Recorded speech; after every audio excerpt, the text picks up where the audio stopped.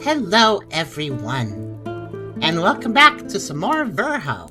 This is going to be part 6 of this ongoing series in this kind of Kingsfieldian type game. We're making quite a bit of progress, and it is possible that we could finish the game today.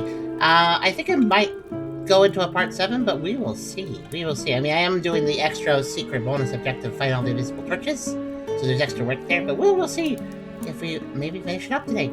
We are coming on towards the end of the game here. We're going to do the last 2 of 3 demonic portal worlds. I did one at the end of last session. Got 2 more to do, and then we got the in-game areas, I think. So, we'll see how it goes. But, before we start, of course, if you like the video, do think about giving a like, maybe subscribing if you'd like to do that, maybe coming over to Twitch if you want to watch this stuff live. Whether you want to lurk or talk, you are welcome to be here in any way, shape, and form. Think about coming by. It is nice to have chatters if you want to chat. But just hanging out is pretty cool, too.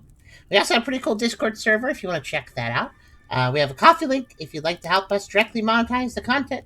And I very much appreciate if you might consider it. It always does help. We had a lot of great help filling the donation bar. A lot of that is due to Cupid Fox. Thank you so much, Cupid.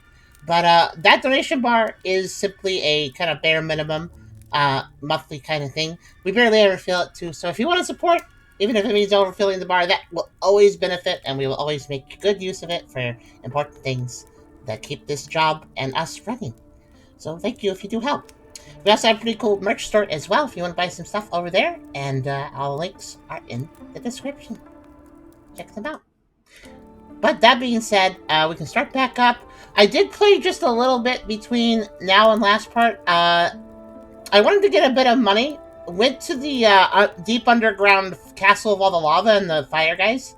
I killed one fire guy, and they dropped a ring. And that prompted me. To suddenly go like, you know what, I should really, like, look up the rings if I can. Figure out what I missed. Because, like, enemies have drops very rarely. I think there's, like, 5 enemies in the game entirely that drop things, from what I understand. I think I've gotten all the drops, mostly, but, there are a few things that, I don't know why I'm in the castle, I forget. Alright, I think, I was getting some money here. But, yeah, I decided to look up a video after randomly getting that ring, and I looked up a video, and it turns out the church near the beginning of the game, remember the church with all the eyeballs on the walls, some of them shoot you? Apparently, there's some really deviously hidden rings in that place. I missed 2. But yeah, the Ring of Ashes here. This is what dropped from the fire enemies in that lava castle. This ring is blackened and cracked and is forged in the heart of dying fire. It carries the faint scent of smoke and burnt earth, a lingering reminder of destruction and rebirth. Flames born from the wearer will sear with greater ferocity, burning flesh and spirit alike. Enhances burn effects inflicted by the wearer.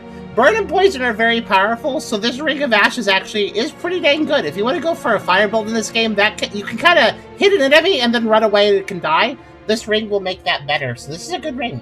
Pick it up. Like I said, red drop from the fire guys. Because I killed a whole bunch of them in the last part, did not get a drop, randomly killed one, just between parts, randomly got this ring, so that's kind of neat. I think you got all the rings. I might. I went back and, yeah, so I'm going to pull up, I'm actually going to get the video.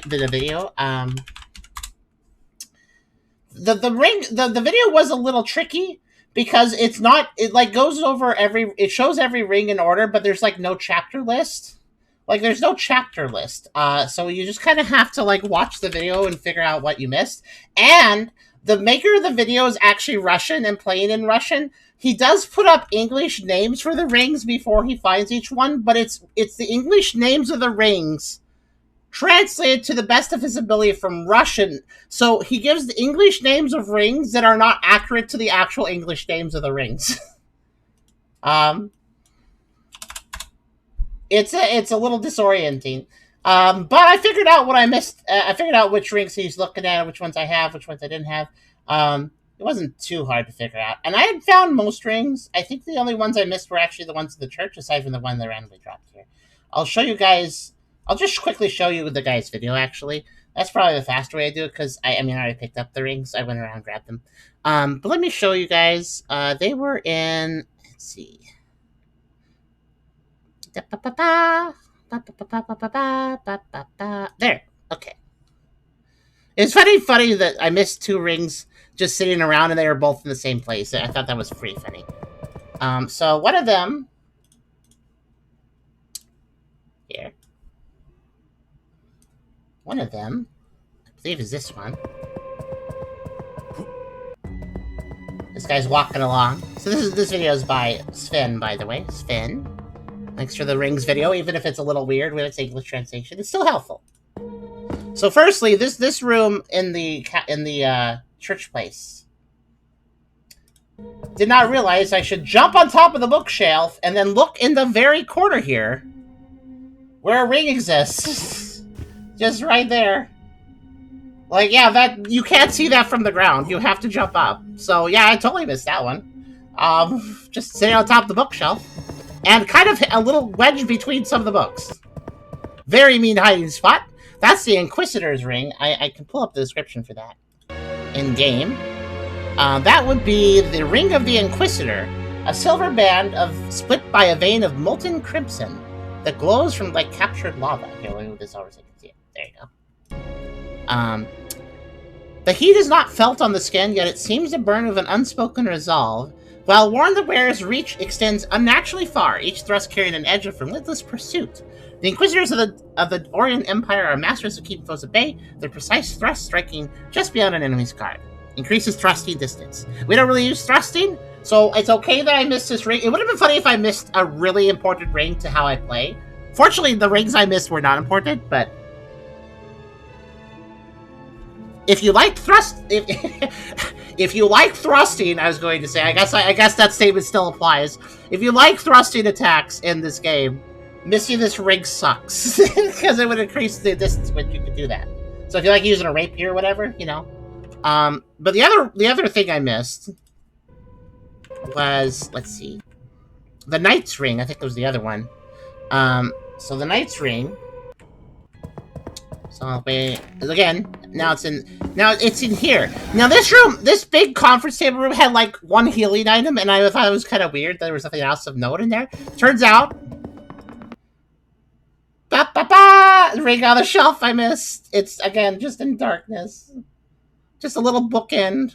I missed that too. So yeah, that is the ring of what's it called again? Knight's Ring, yeah. So the Knight's Ring.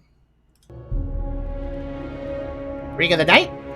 Loyal and steadfast, this ring represents those who refuse to back down in the face of adversity, as the Knights of Old once did, upon blood-soaked fields.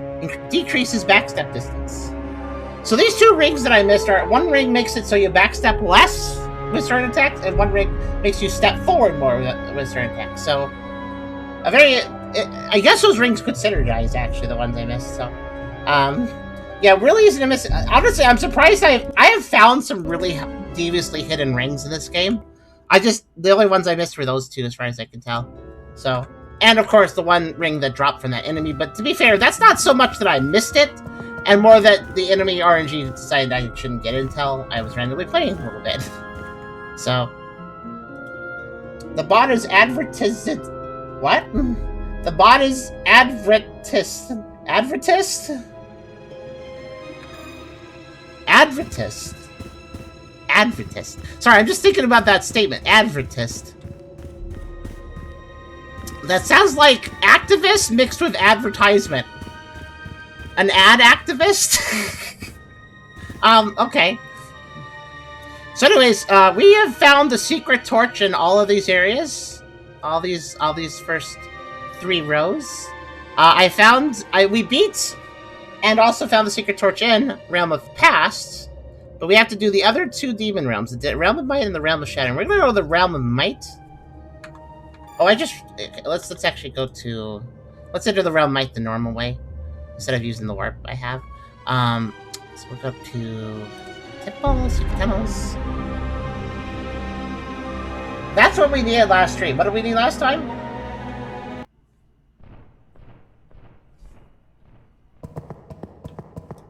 Speaking of advertising, so, hey, moderators that are currently here, I'm curious about something. Can any of you help me out in, like, I don't know, like 2 hours, 20 minutes? Yeah, in 2 hours, 20 minutes, could I just have a mod do another midstream announcement? Like in the middle, 3-hour mark or so. Could I have somebody just do a midstream announcement saying, hey guys, we're still streaming? Because that always helps bring people in. A midstream announcement. I should do them more often. I just kind of remembered.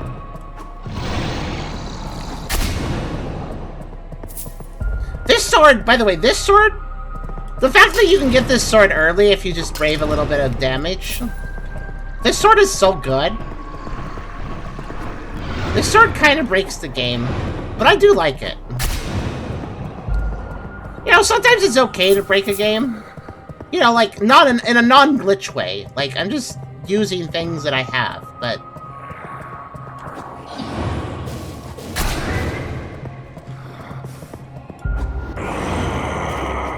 I think I took a wrong turn. Well, that's weird. I did extra damage. Okay.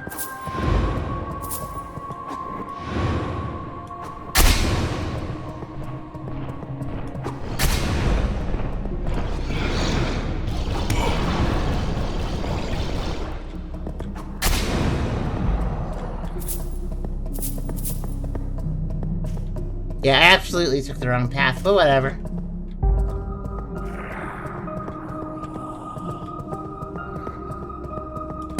Actually, I could just kind of take a shortcut over here.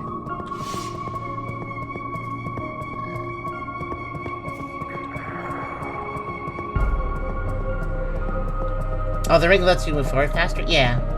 Also, as long as it's not a bot that's allowed to be here. Oh, right. You're talking about... So, Pokemon Community Game is a bot, technically, as well as Nightbot. And I think we have one other one. They're all allowed to be here, though.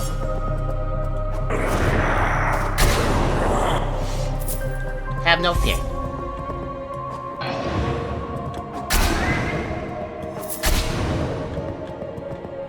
How did I get so lost?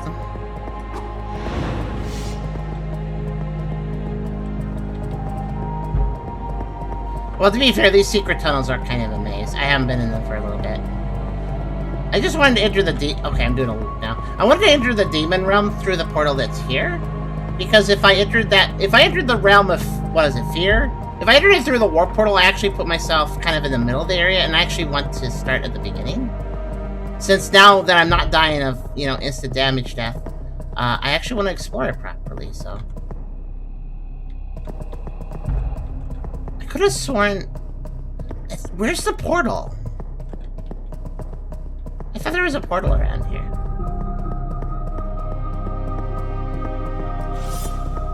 Did you ever play that one version of Terraria that had Osprey and that killer Easter Bunny? I have no idea what you're talking about. Is that like some seasonal update for Terraria? Or are you talking about a game that's not Terraria?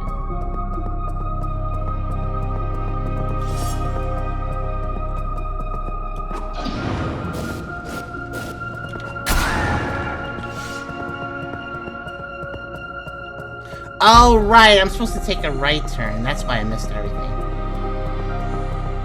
Yeah, anyways, it's fine. I just realized why I was missing the thing. Yeah, here's what I was trying to reach. I was supposed to take the opposite direction from the start. Whoop. Actually, I'll tap. Okay, so Realm of Fear. Now this time I'm going to properly explore it, instead of just frantically grabbing what I can see. So there's these guys. Which I just realized are like the fire... These are like the dark version of the fire enemies. Oh, that guy is still upside down. Sir, I don't think you're supposed to... Whoa, okay. I'm pretty sure he wasn't supposed to be, like, doing that, but alright. Oh yeah, I just realized, I got this dark sword from this realm, and these guys are most likely dark, so I'm not going to do a lot of damage to them with this weapon. Still works, though. Yeah, that guy was kind of, I think the guy thought he was both on the ground and on a wall at the same time, so he kind of got a little confused. All right, we gotta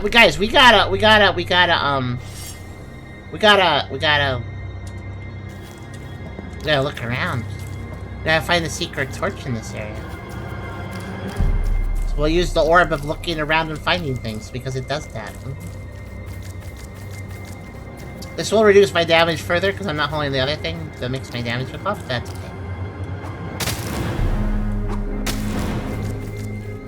Let's look around. Let's find the secret.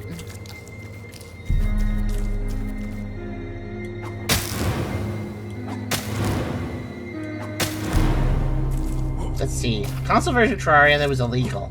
Console version of Terraria that was illegal. Oh, wow. Oh, my gosh. Oh, my. The items are running away. Oh, look at them go. Oh, what? Oh, they're leaving. Oh, no. Jason. Oh, there they go. They're on an adventure. I'm going to let them go. They're having a time. I'll take this one. There we go. Those items had places to be, so I'll just let them go.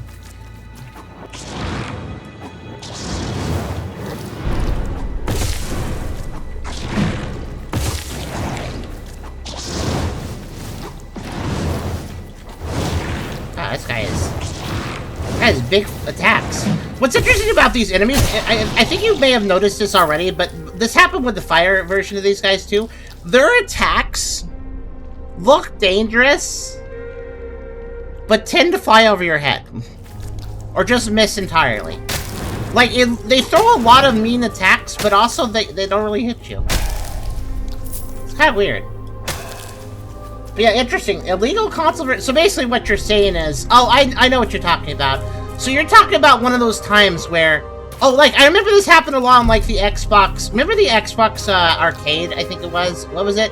Xbox 360 started it, basically, that little indie game program. There were a lot of games on the Xbox 360 little indie game program. There were literally just console clones of PC games. I remember there was a few that were basically Minecraft games on the Xbox 360. Oh.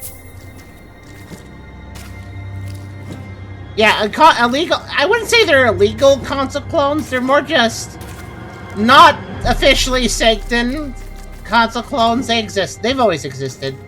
They're kind of... some of them are bad. A lot of them are bad, actually. A lot of them are just trying to cash in on another property and obviously don't have a lot of effort put into them. Sometimes, though, you get a good one. I remember there being a Minecraft clone on the Xbox 360 that had, like, guns and stuff, and actually, people liked it a lot. It was pretty good. Like, it wasn't as good as... Oh, I'm out of magic. Oh, no! That's right! Sorry, I just remembered, when I was farming a little bit, I actually switched up my rings. I have the wrong rings on. So, Ring of Knowledge, Experience Gain... Alright, yeah. I had the... So, the Ring of Blades increases melee damage. Ring of Riches, right. So I need to de-equip the Ring of Knowledge and de-equip the Ring of Riches. Up. Okay. Nope. Okay. We're gonna equip our very good rings that are very useful. Yeah, see what happens if I don't have the endless mana ring on? We don't regen mana. Like, my projectile stops. I lose it. Anyways, yeah, there we go. Ring of Life and Mana are very helpful. I don't actually have that much HP, so having a passive regen all the time, really good.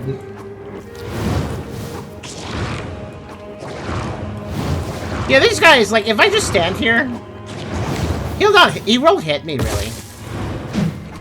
The lunge is the only thing really dangerous he does. Just don't equip the gold ring with the weird writing on it. Here, it's a bad idea. Oh, there are not... Okay, funny thing, Chara, there are no rings that are, like, evil bad rings, but there is a spell that is an evil bad spell like that. That is... Where is it? Sacrifice. A spell that draws power from a great offering. The cost hidden in the reward immense. In all great power demands sacrifice. The greater the power, the greater the sacrifice. If you use this spell, I guess something, maybe something else gets a lot of power, but I don't know, because when you use it, you die. So, like, it just kills you. It just takes out all your HP. So, yeah. I actually wonder if there's some way to use sacrifice in a way that doesn't kill you, and then it does something amazing. I don't know. Maybe there's some way to use it. Like, maybe there's some hidden way to use it without dying. I haven't thought of a way, though. Maybe you just need a ton of HP and you can survive it or something. I don't know.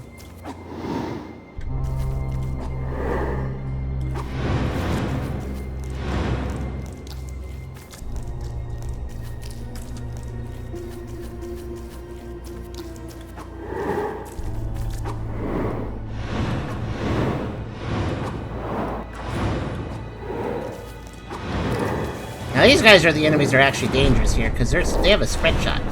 They're a version of those enemies from the swamp that fly. But this is a much more dangerous version, because their shots are kind of go all over the place.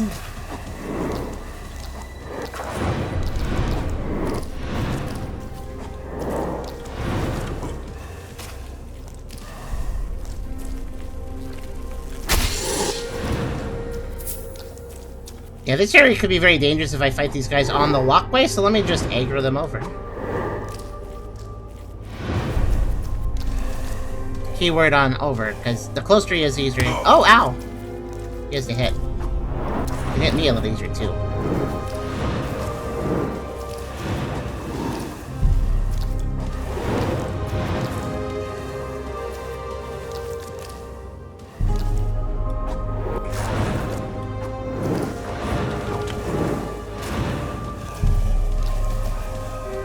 Does anybody like bullet hells? I feel like I'm playing one a little bit with this guy. Tara says, the best example is the Ultimate games that have a spell that kills everybody. It makes the game unwinnable. By the way, I was actually just reading the chat as that thing flew at me. I was using my peripheral vision to know when to attack it.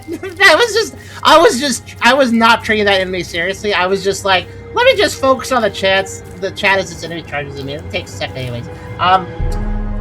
Yeah, the ultimate spells that have dudes that, yeah, like every single ultimate game has that spell, right? And you could just use it to lose your game, basically. Well, if you didn't know, the Doomsday spell in Ultimate, basically what it does is the only people it leaves alive is you. That's like it. And Lord British, because he's like an invincible god person.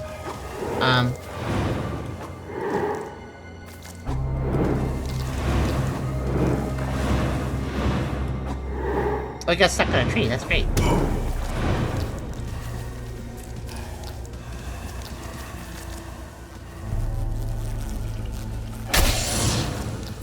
If you're wondering why I'm killing them up close, it's because if they drop an item from a really far distance, it's probably going to drop down there. This is instant death. That's like instant death water. It doesn't look that bad, but it's bad. Sniping is fun, but difficult sometimes. Did I get him? Nope, missed. Nope, missed. Nope, not quite. Nope, that's a tentacle. There we go.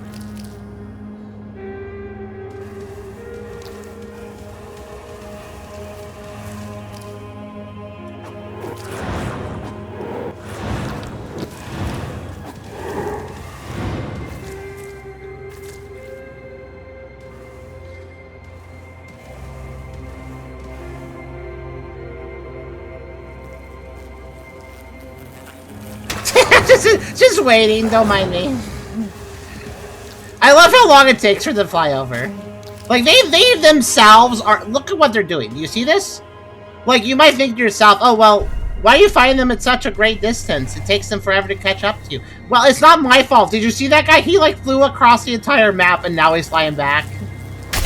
Like, you could say, oh, why are you making them fly so far? You're kind of mean. Well, they're making themselves have to fly so far. It's their fault. They're the ones going across the freaking map and then deciding they should fly back. Like... I'm not gonna deal with their poor planning, like...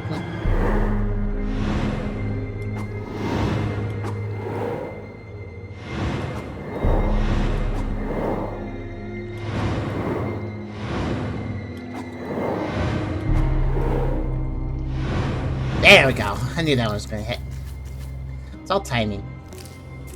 Why are they coming? Out of mana? No, they alternate between attacking with magic and then charging, and they kind of do it randomly. If they enter a charge, they will not stop the charge until they hit me or until I hit them.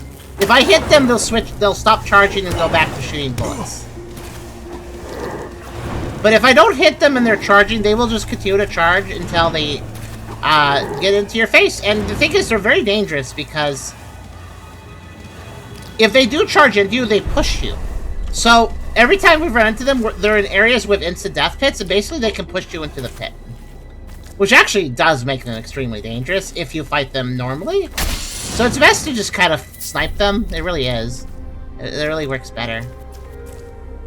Okay, I think I've cleared the area. So now we can kind of relax. Oh, by the way, there is something I haven't shown. Well, I mean, I have shown, but... Oh, hi there. I did not realize... Oh, you actually came along. Hello. How you doing? This place kind of sucks, isn't it? You made it. In one piece. The dark portal dropped me right in the middle of those demons. This place... It's draining us, feeding the realm's power. We need to find whatever's feeding it our strength and destroy it. If we don't move quickly, we won't leave this place alive. He's a bro. He's nice. Don't worry about my wounds. I've faced worse odds. Please don't die. I know it's a Souls-like, but... Now go. You've been helpful. I think. Oh, whoa. Oh! Oh, you're gonna... This is different. Why are you slightly angled? He's like tilting a little bit. Bro's tilted, guys. Oh, hey. Well, this is not... I did not expect him to follow me along. Okay, cool. Oh no, he's following me, meaning that he could die if I'm not careful, I bet. Alright, you don't fall... Please don't fall in the death water while we cross. But yeah, there's some sort of demon language. There's a few of these tablets around the game. I can't translate these. Apparently, people in the Verho community have translated these. It's a cipher, I think. I don't know what they say, though. You have to go to the community for that one. You know, I wonder if I can accidentally hurt him. I'm not going to try. But, it's a thought. If you want to figure out the cipher on your own, take a screenshot. You can try studying it. I'll let you take a screenshot for 10, 9, 8, 7, 6, 5, 4, 3, 2, 1, 0 seconds. I wonder if he can get stuck in the environment. Well, I killed all the... I'm glad I killed all... Now I'm extra glad I killed all the fly enemies, because I don't want him being knocked off into the water from them. That would suck. Now all he has to worry about is pathfinding himself into the depths of the environment. Which I hope he doesn't do. Actually, no, there is one other threat here. Where are they? I think... I want to say that there's also, some more of those guys that throw their projectiles around here. He seems to be pathfinding okay. I hope I can't act... I hope I don't just walk past him and push him into the death water. That would... I don't know. I don't know how fragile he is and how easy it is to mess him up.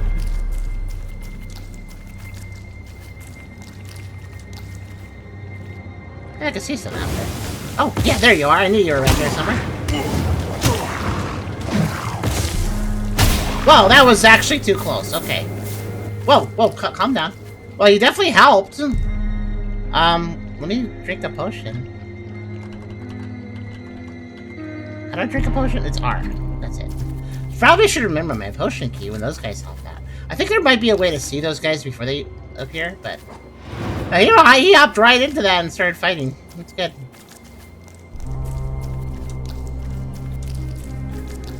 Now remember, we're looking for a secret in every zone of the game, so there's one here somewhere.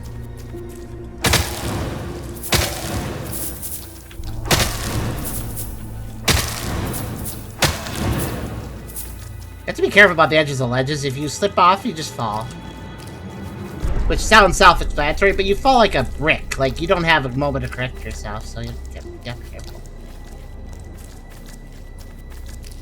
So, normally with the enemies, I would back off and fight them at a distance a little bit, but with I guess we're calling him Steve. Why are we calling him? Where is he going? Alright, well, anyways, I don't know why we're calling him Steve all of a sudden, but... he has a name. I forgot what it was, though. I guess Steve is fine. The other thing you can learn Atlas has the One Ring, which just gives +1 all stats. Oh yeah, I need to maybe come back to Atlas.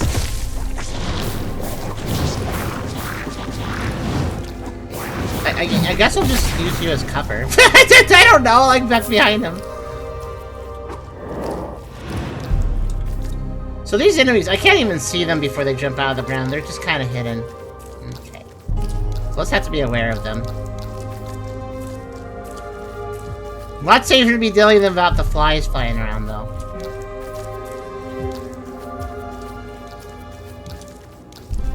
There's going to be one here, I think.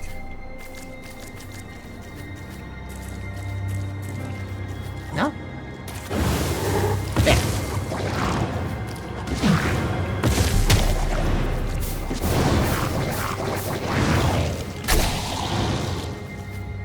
Yeah, I like the fact that he joined me as a companion, but he's like literally slightly tilted. I don't think he's supposed to be slightly tilted. That's fine, though. He's still cool. I don't know how that even happened. Was he T-posing, really? Oh, wow, I found it! I found it! It's just next to this tree. Cool, I don't have to keep looking so hard now. I do want to use the orb to search walls, though, because there might be a hidden wall. It finds other secrets. Okay. For a split second, he was T-posing. Really, take a clip of it. I'll take a look at it. Okay, let's see.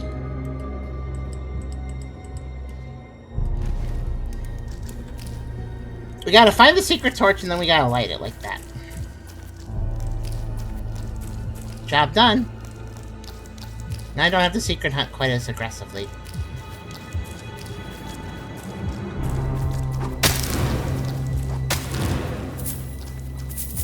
Now I just gotta kind of search walls.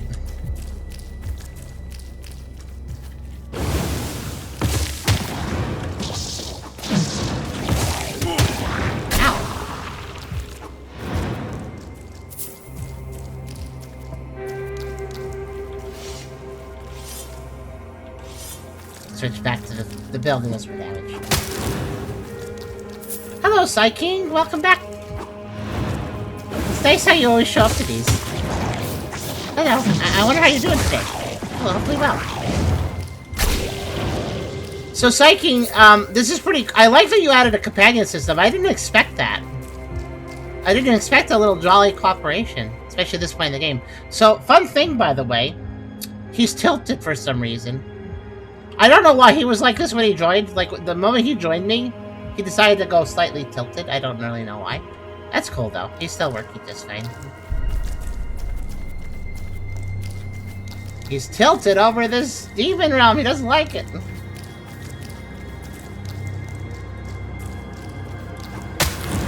He's showing the gravity can't push him around. He's going to just slightly be against it.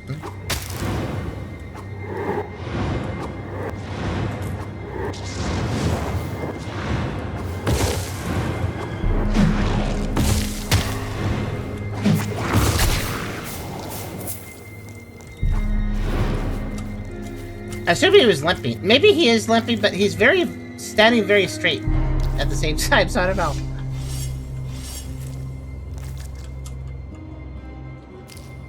I'm pretty sure he's tilted. I mean, maybe I'm tilted. I don't know. Either one of us is tilted. That's all I can say.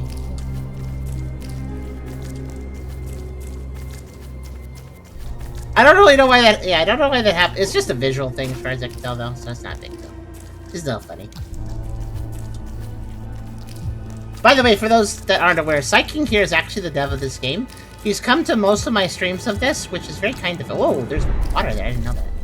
I thought that corner was safe. But yeah, he's come to most of the streams.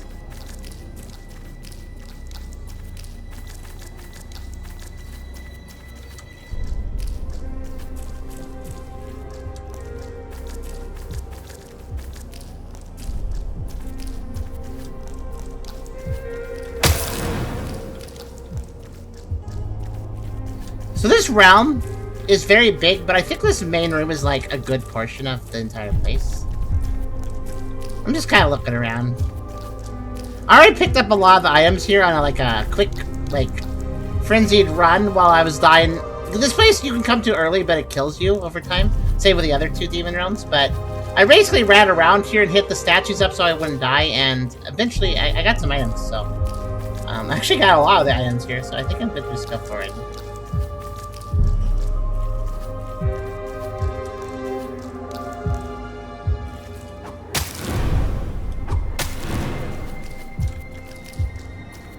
I am gonna keep shining this orb on walls, though. You never know.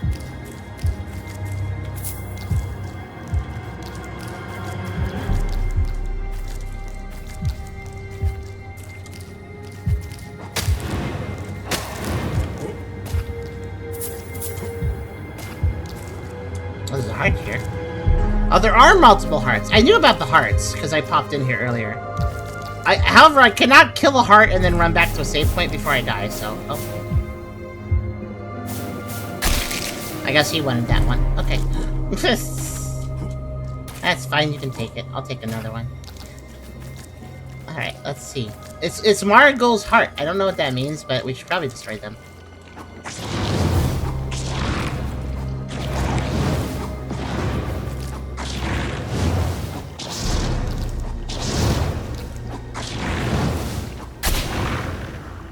He just watched. He's like, well, bro, I'm melee, so I'm just gonna wait. Like, he's all this silly and I don't know what to do. Fair enough, man. You'll meet the owner pretty soon, I imagine. The sword model you are holding is from one of my canceled games. Oh, really? What game was that? Was it a major weapon for the game?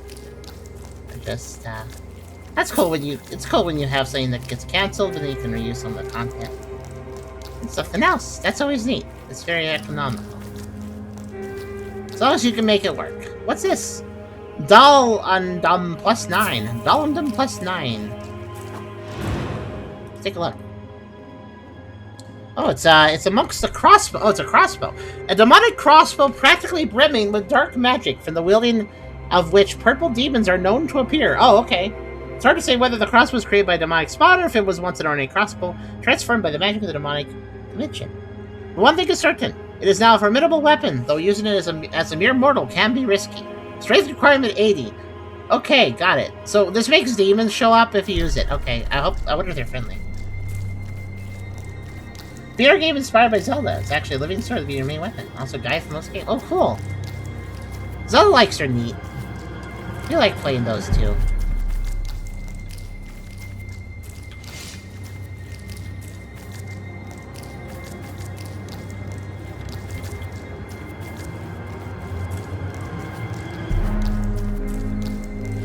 Shame it got canceled, but that's the way the cookie crumbles sometimes.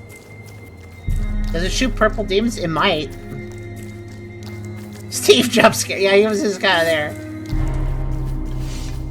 He just following behind, just jump scaring. Hey, that makes me. You guys know the Sherlock Holmes game? Speaking of which, you remind me of the Sherlock Holmes game by saying that. There's a particular 3D adventure Sherlock Holmes game where you play as Sherlock. And you followed around by Watson all the time, and he follows you around.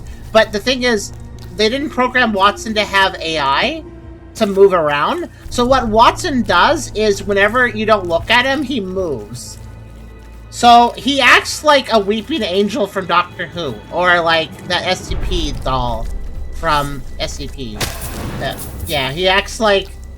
He's very jump scary. The game, the designers didn't mean to make him a jump scare, but he's very unsettling. Yeah. There's actually a really funny video if you look it up. Like if you just look up like Sherlock Holmes Watson jump scare, you'll find an old video showing it off. It is very funny. Hi again, Melon. By the way, are these guys supposed to, like, always miss if you stand still? Because they sure do that.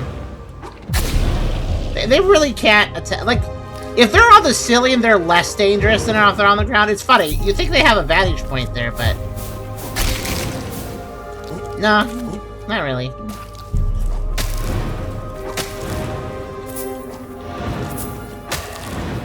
Like, I think there might be a very specific place where, like, a very specific distance if I stand at, that they will hit me, but... Yeah, it's kind of hard for them to actually hit me. Like, literally, I'm just gonna stand here, you'll see. The only danger is when they can lunge. And I guess if they lunge and then use their attack at, like, point-blank range, they'll hit me, but... Like, it's not even a joke. It's not like, ha, I can just stand still, but in reality, I can't. No, I can just stand still. I can basically always stand still. Like, it's kind of funny. I don't mind that they're bad. I don't mind if they're bad. I think it's funny. I guess if I was up, I wonder if I got up close to them, though. Would they actually hit me with a mortar? I feel like it would just go over my head, even if I was trying to melee them. I guess that attack is most dangerous if you're in their face. So if you jumped up to them when they were throwing it, that might be dangerous. Let's see. Yeah, that hurt a little bit. But I think I got hurt because I touched them.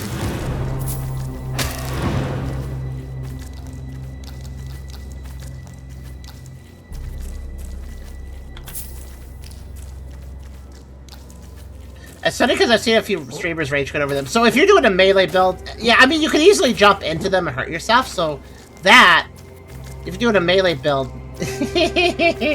that could be problematic. And also, if you do jump at the wrong time and then all three of those attacks hit you, that's gonna hurt. Like, if you stand, basically, if you get hit point blank with a shotgun blast they do, that's not gonna be good for you.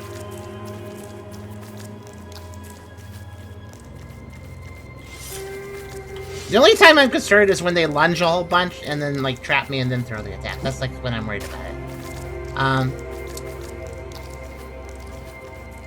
Oh my gosh, can I do something?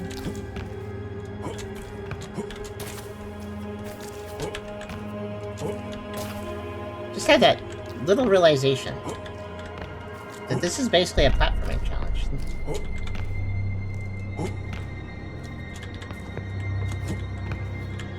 There. I can do it. I'm impressed because these are like floating objects, so you think that you wouldn't be able to stand on them. Like, they move around, so you would think, oh, you can't stand on this. No, you can. I just had that realization that any of these trees, I could probably climb them. Does that help me in any way?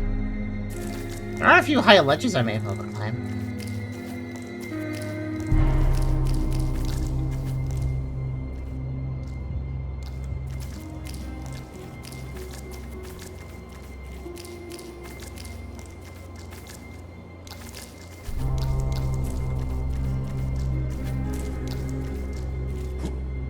But yeah, I do understand why those guys are dangerous. They basically do kind of shot... Like, it's a mortar attack, but also kind of a shotgun. If you stand next to it, it's basically a shotgun. Because it does, you know, start ground... It starts on their level and then arcs, so... yeah.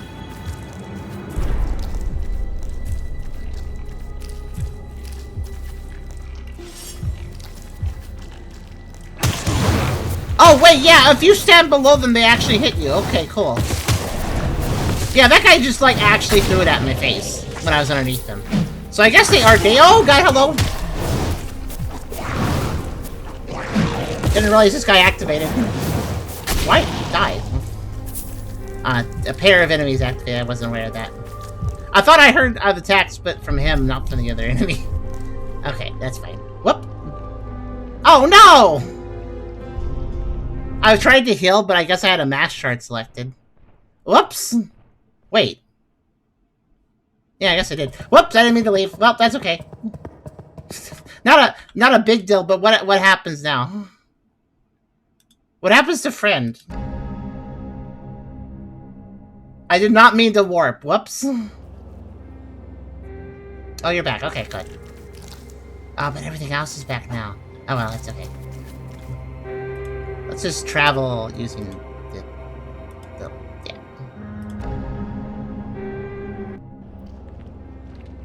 But like, by leaving, I've respawned every enemy. So I'm like, ah, no.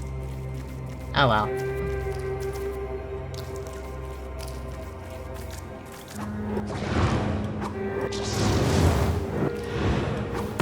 Because of the nature of this area, that's really annoying because I'm gonna be walking around again.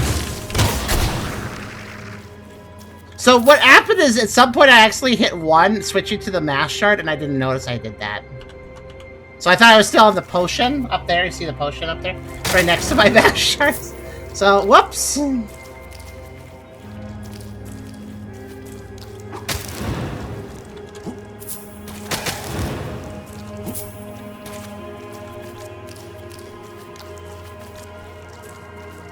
I was worried I was abandoning Steve in his time of need, but I guess he's okay.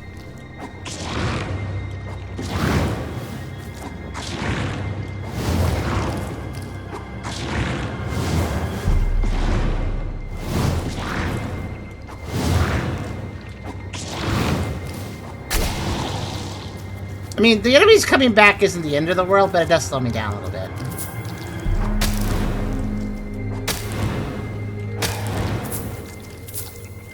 And now I'm a little confused where I've been, because I kind of use enemy deaths to know where I've been.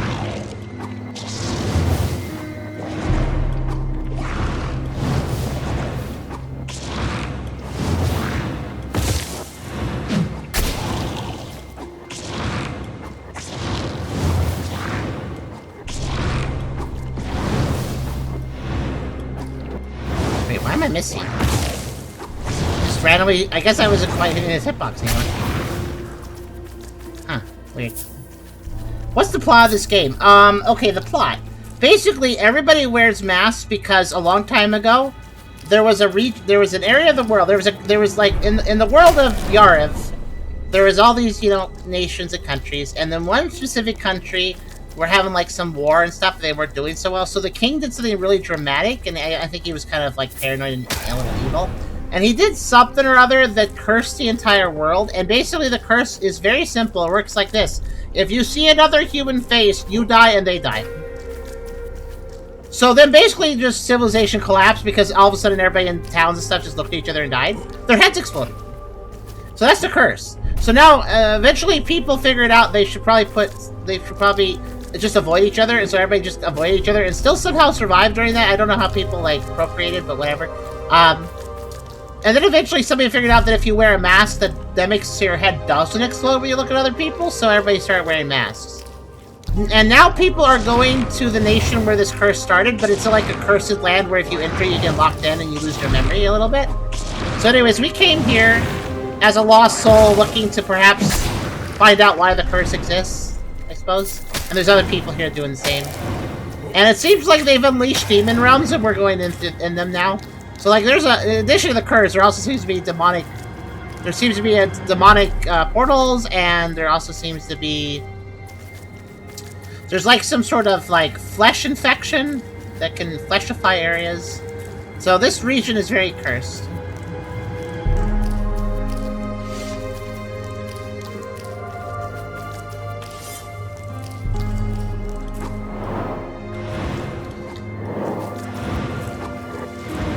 Also, Psyche, for some reason, this companion is now named Steve, according to Nomadic.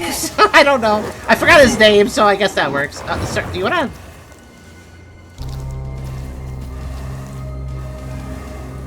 I'm gonna make sure I'm on the potion button before I hit an R now. Good work. I like how he attacked afterwards. You know, I'll bring him a few friends to play with. One.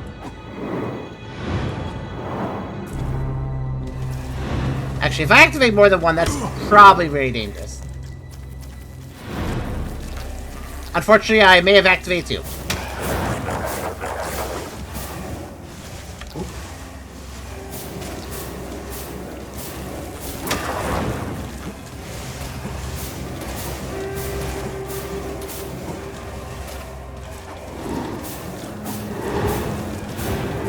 Oh no, I shot a third one! I shot a third one. Okay. This is getting interesting now. That was an accident. I hit it while trying to hit the other one. Now things are getting exciting. Can you keep track of 3 enemies attacking you? Maybe.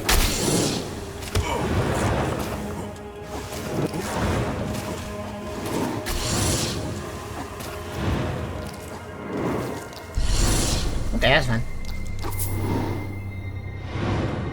That one actually got missed. Go.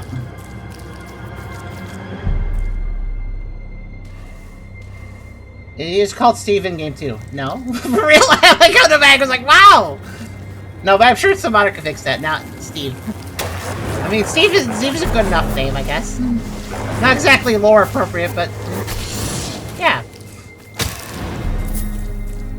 Okay, so anyways, now that I've re-killed this room, partially.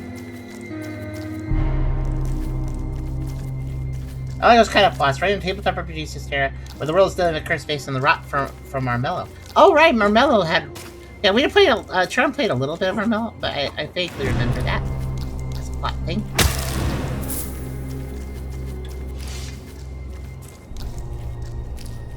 That's pretty cool.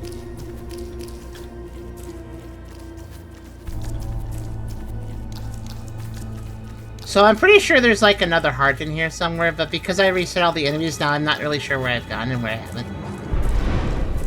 So bear with me as I refight things while trying to find what I missed. It's making a physical board game? Oh, that's neat.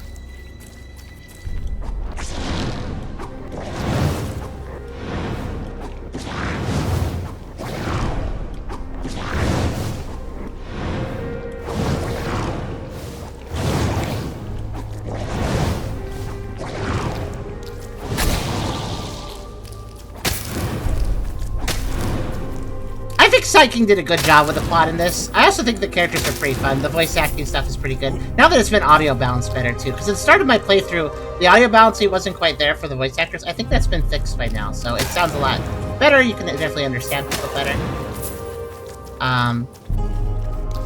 The voice acting talents, there's some professionals and some amateurs, and you can definitely tell, but everybody's doing a real good job. Everybody's like putting their all into it, so it's a good performance all the same. I don't think I've run into a single voice actor in this that... I mean, I've run into some... There's obviously some amateur voice actors, I can tell. But I don't think I've run into a single voice actor while playing this game that makes me go, like, this guy isn't even trying to read his lines correctly. Like, everybody seems like they're doing a good line read. Some are better at voice acting than others, but everybody's, like, putting their emotions into their performance and stuff, and it's good. It's convincing, it works.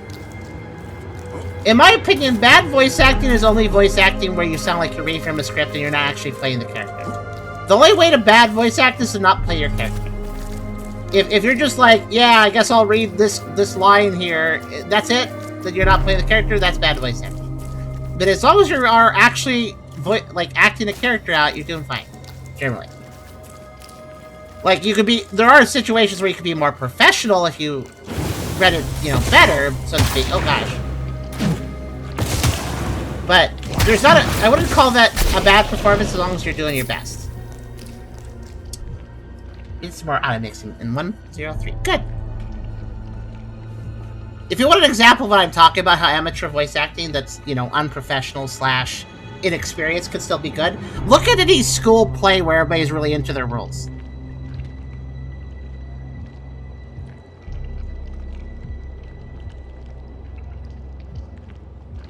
Those are good examples of like performances you could invest in, even if everybody's like kind of a beginner level on doing voice acting or acting.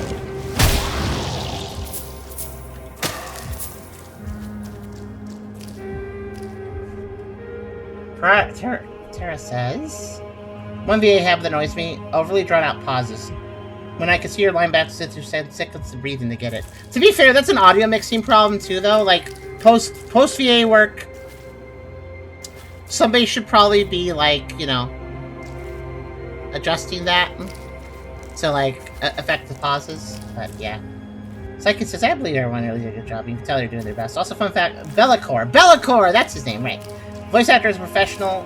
Made roles in a few animes and voice actors in Genshin Impact. Yeah, I remember you mentioning. I think you said there's like 2 or 3 professional, like actual, like proper professional voice actors on the EA work. I'm a little lost. Hey there, Melon. What's up? Melon seems confused.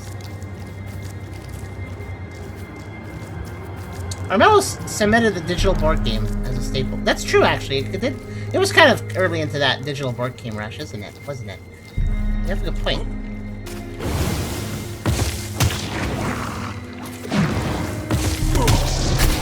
Man, it's very easy to run into those guys if you're trying to melee them. I see why I'm starting to see, as I kind of melee them a bit more, I'm starting to see why Psyche said these guys annoyed a lot of playtesters.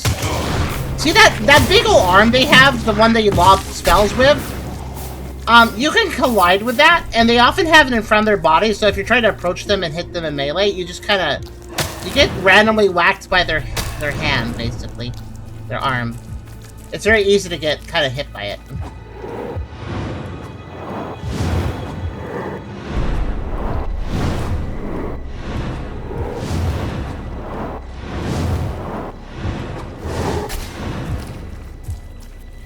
I just realized this is quite a trap, because there's a guy left, guy right, and then... Uh-oh. Wait for it. There it is. Wah! I knew that was going to happen. Wait for it, there's going to be another right in it. Oh, I'm going to do it again. Oh, hello. But you did, like, no damage. Okay. I thought my friend was hitting him a whole bunch, but it turns out he wasn't really. Okay. I think he was not. I think he was hitting a wall. I do like how when an enemy, like, lunges or wants to charge or whatever, like, if there's walls in their way or whatever, they just go right through them. I think it's a little weird, but it's like, on a programming level, that's a solution to, like, that's actually a decent solution to, what if they glitch out if they hit a wall or something? Well, just make it so they don't care. And then all of a sudden you don't have a bug. Well, I mean, it looks a little odd, but... Oh, another arcane scroll. Oh, yeah, well, I'm glad I bought some extra money then. Bought some extra money. Got some extra money. I bought money the other day. I have a lot more now. Actually, I did buy money the other day. Actually, in Era has a shopkeeper there you can buy money. Only now and then, though. That's how you'll be fixed 1,000%. Probably thing most people complain about. The thing is, though, I don't think that's an easy fix, though, because, like, if an enemy charges you, and there's a wall in the way, they might glitch into it, or glitch into it, worst case scenario, even if you try to prevent them from doing that. And then get stuck on the other side, maybe. Though I guess you could just make it so they don't do that. The thing is, like, I see why people would complain about that, but I also don't know how you'd fix it. At least not easily. I've kind of just gotten used to it, and anytime I find an enemy that I know, like, tries to do, like, some sort of a approach attack, I'm just aware of their position and know if they can go through a wall. Like, I've just learned to work with it, really. Life extract also got my HP up. Just in time. That sounds dangerous, whatever happened to my left. I can feel my strength returning. I'll try to distract and weaken the demon to create openings for you to strike. Okay, hold on. It's time to end this. Okay, once and for all. Alright, cool. Just hold on a second. Alright, so we're ready to take out a demon, I guess. Let me just look for items. Okay, nothing here.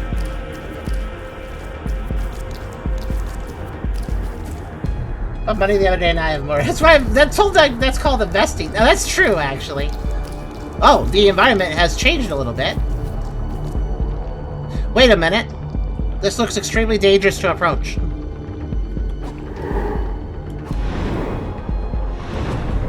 Aw, oh, dang, it doesn't fall to just random range attacks. Okay. Okay, you make an opening, and then I will... Oh, they filled in the area so I can fight it properly. Okay, so this became the arena. I see. This looks very dangerous. Oh, I see. I understand. I understand the assignment. Okay, back up. We're fine. The weaknesses are on the links. I just noticed a little red spot. Man, this would be very dangerous to approach in melee range.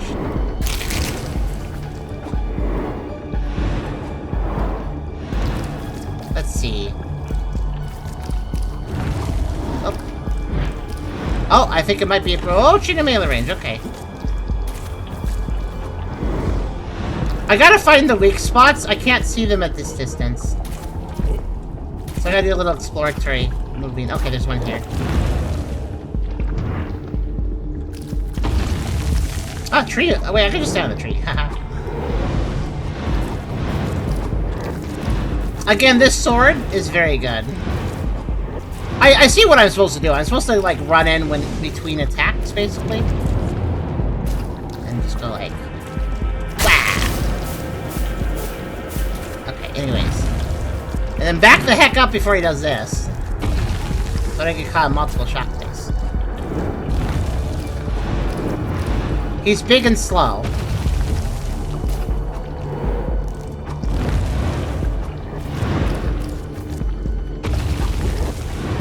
There's probably 2 phases to this.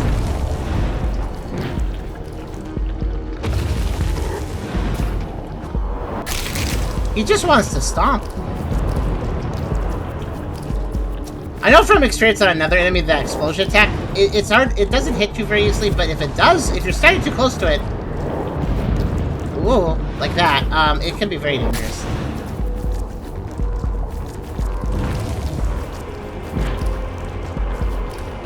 I will keep my distance, but I'll stay close enough to make it fair. Like, I'll stay close enough that he can actually hit me if I mess up. That attack is definitely the most dangerous one if you... What? I didn't expect that one. Oh, whoa. Okay. I think I'm supposed to climb up to hit more. Oh, he fell down because I hit enough spots. Okay, I see. Now you can climb up his legs. That seems very dangerous.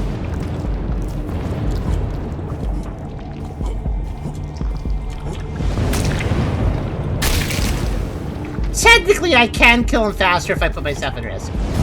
Because this sword does a projectile and melee attack, so I can only hit with one at a distance, but I can hit with both if I approach.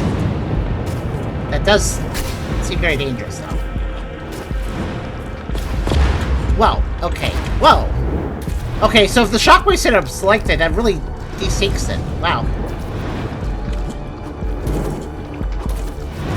This is definitely... I mean, there are other range attacks I could be using in this fight, so this fight... It's not like I'm not meant to use range. This is definitely an enemy that you'd be best using range on. Oh no, I walked into that explosion. Whoops. I jumped into it.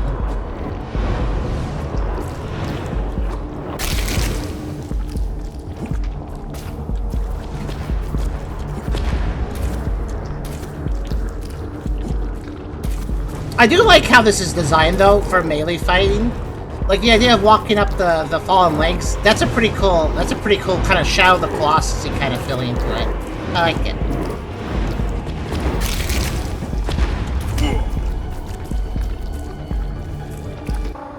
Oh, I was wondering, like, where's the next spot?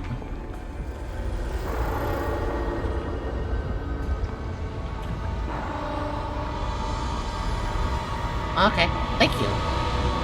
We could have just hit him behind a tree or something. Okay, that's kind of a big boss. It's time to end this. Once and for all.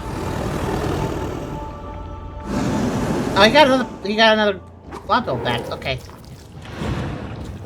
Wow. Wait, hold on. Before I end this once and for all, how you doing? Okay, anyways, I want to see if he would. I just want to talk. Go figure.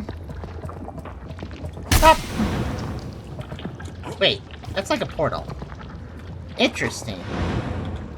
Enter the cellular organism. The tentacles. Oh.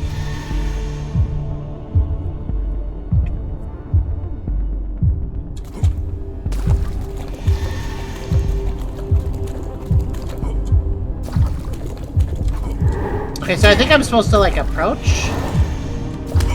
Ow. Honestly... Oh, no, I'm bleeding now? Okay, this is actually kind of dangerous. Kind of wondering to myself if I could...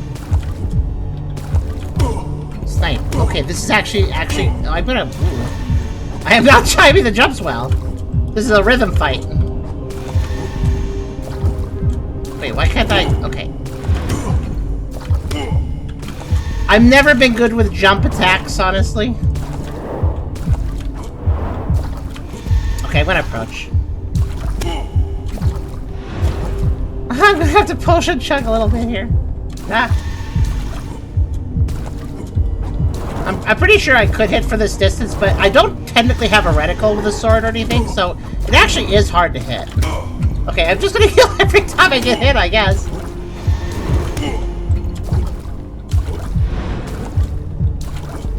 Wait, does the wave get smaller the closer I get? Oh, it actually gets less dangerous. Okay. If I approach. I think. Pretty sure I could hit at any distance with this sword. It's just hard to aim. Yep.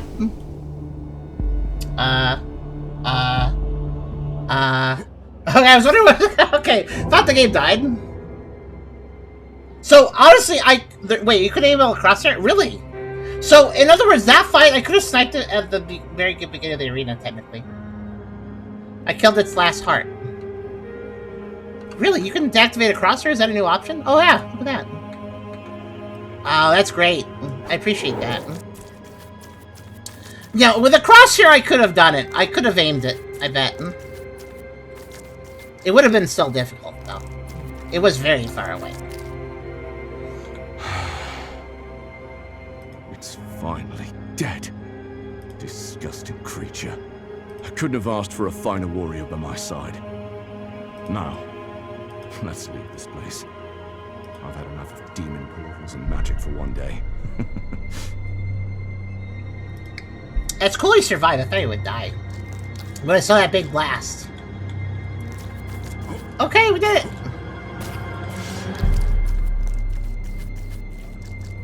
Oh, all the tentacles that were previously writhing are now... not writhing. Well, those ones are, but... one's not here, aren't?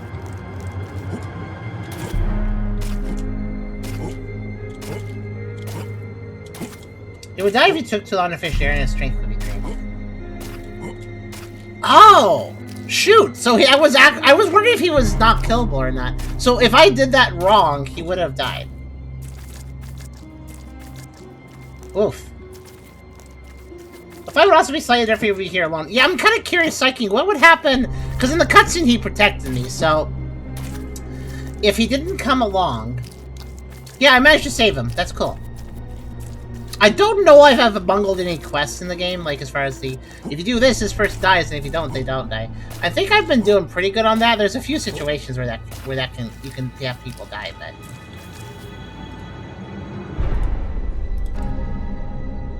and we already found the secret torch, so we did that too.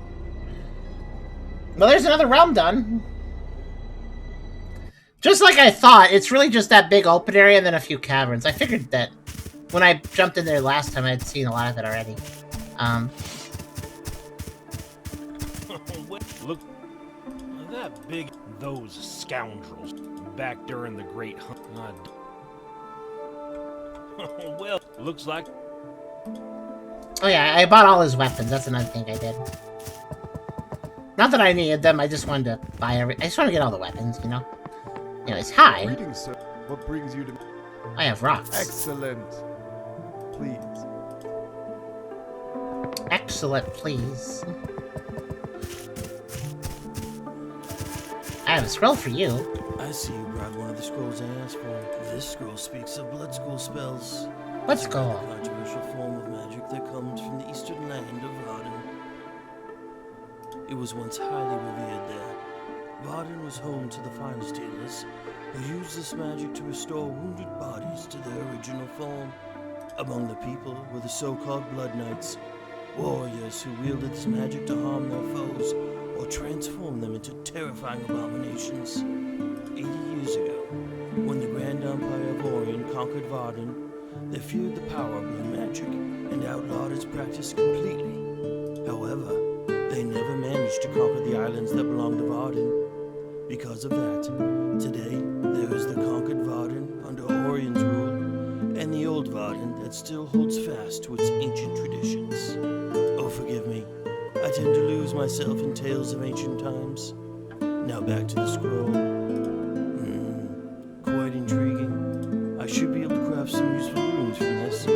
Come back soon. Yay! Barry, the Afghan. So I guess the Maddox thing is he's just gonna name everybody with normal ass names. Welcome, friend. Interested in... Alright, what did he sell me? Okay, he's giving me... well, Bloody Blade! Okay, once cast, Weapons shrouded in crimson aura, each strike painted the air of blood. Blood is never wasted. Every drop fills a relentless cycle of life and death. Okay, so I was wondering when I'd get the blood weapon enchantment. That wasn't available for the longest time. Oh, by the way, another thing, I don't know if I showed this. I think I showed off last time. He finally has all the money. I think I showed that before. He doesn't really have anything for me, but he's very happy. Welcome, Small. What? Welcome, Small. Welcome.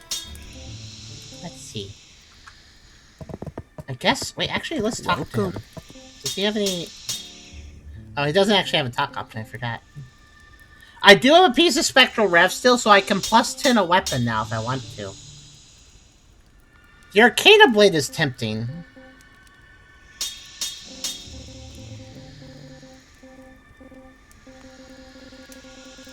So what also is tempting is... What was that crazy weapon we got? The Great Rune Sword.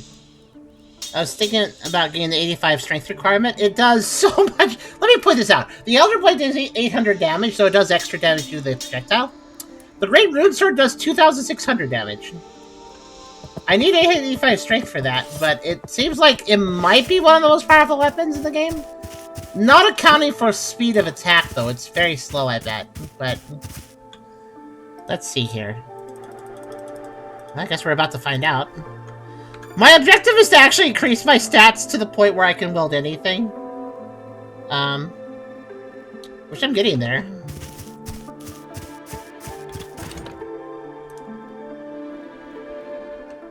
I think 85 strength is enough to wield most things.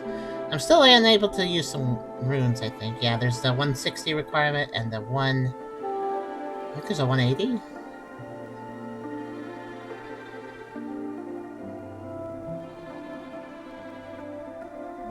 Guess maybe not. But yeah, the 160 though, like, wow. Whispering Winds. Winds that deal damage over time when the afflicted enemy dies. A whisper scattered on nearby foes, inflict the same lingering torment, yet the gust passes only once. Duration 30 seconds. So for 30 seconds, I have a homing spell that attacks things. I guess that's worth a high-end requirement. Hi there, Chrisos. Hello. How was your stream?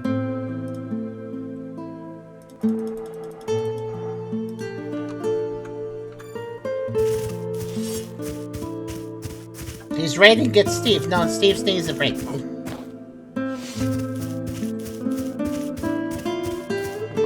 Nomadic's having a good time renaming all the characters into random-ass names. Oh, here's Steve, by the way. That's your calling him. I've made it back. That neck position looks uncomfortable. The demon is finally gone. I couldn't have done it alone.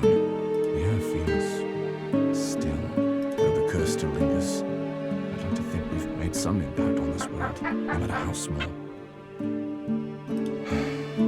Hello, Robo. Thanks for following. At the very least, I was finally able to avenge my father. Tell Bellicor the true fate of his father? Oh, jeez. I didn't expect a choice all of a sudden.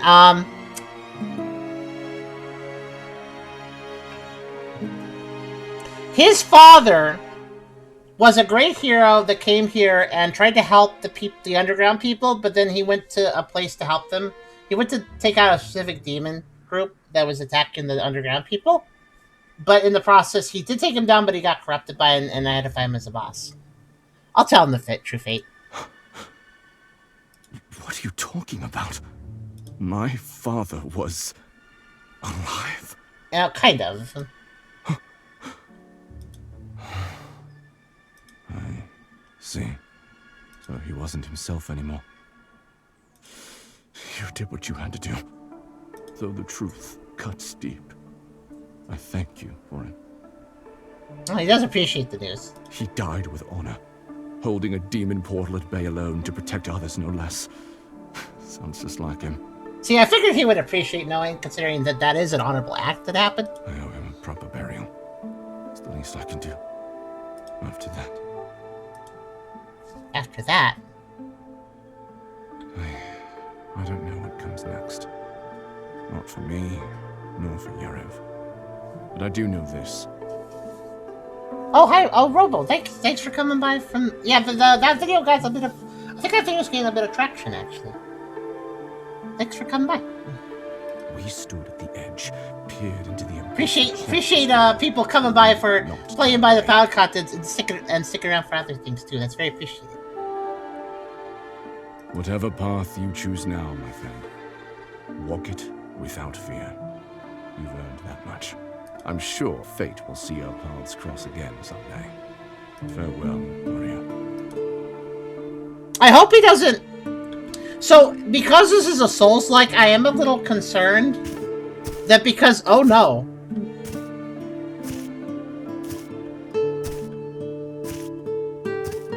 He's secretly an owl.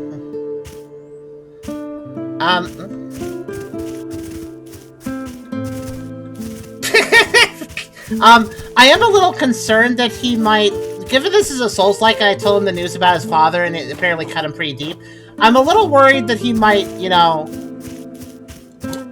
bury his father and then go die. I hope not, but... He shouldn't have done that. Well, he sure does it. Wow. Also, let me check saying. Sell your gotta work soon, says Robo 1CQ puppy / whatever your OC is. I am a putyana. Sometimes I'm a yana. Let's see here. I'm actually checking. Just chilling. Chris House was chilling. Okay. Did you have like a piano stream? You'll learn later. I'm gonna commit to that decision, I think. I bet there's an achievement. Let me check achievements. Oh, I'm missing 28 achievements right now, by the way, even if I may be near the end of the game. I think that's because every time there's a choice...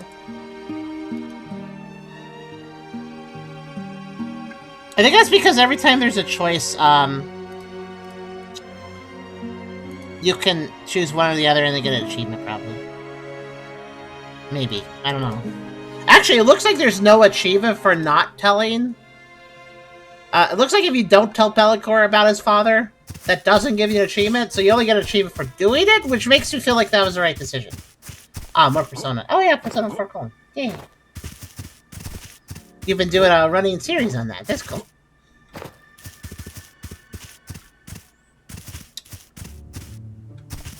Also, there are so many achievements I am missing. Holy crap.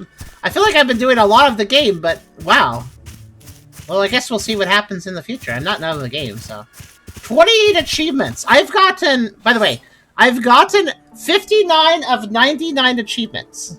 Oh, okay, then in that case... Wait, 59? Wait, maybe it's kind of that. I guess that means I'm missing...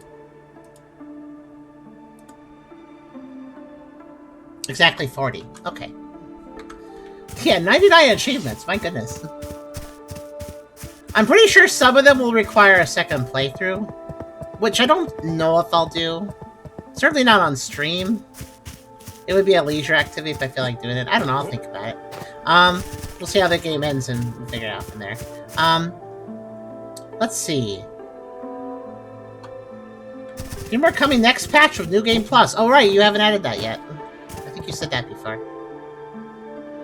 Okay, so...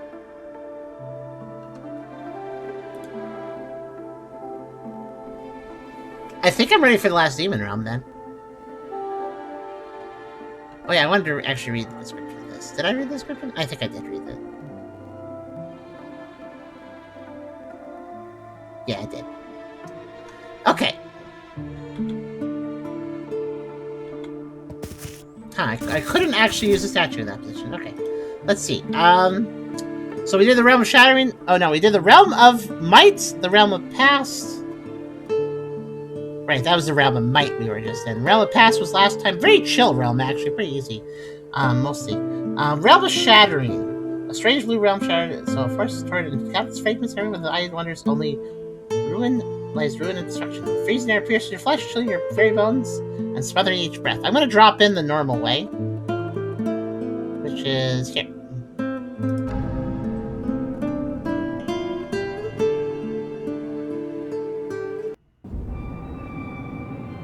Up, up, up, up, up. Hey. So this is... I saved this realm for last because it's the most complex one. Because it's made up of... Look at this. It's made up of multiple islands, and they're connected by portals. Those things there. So this place will be fun. By the way, Psyche, when did you add the crosshair out of curiosity? Was that a patch?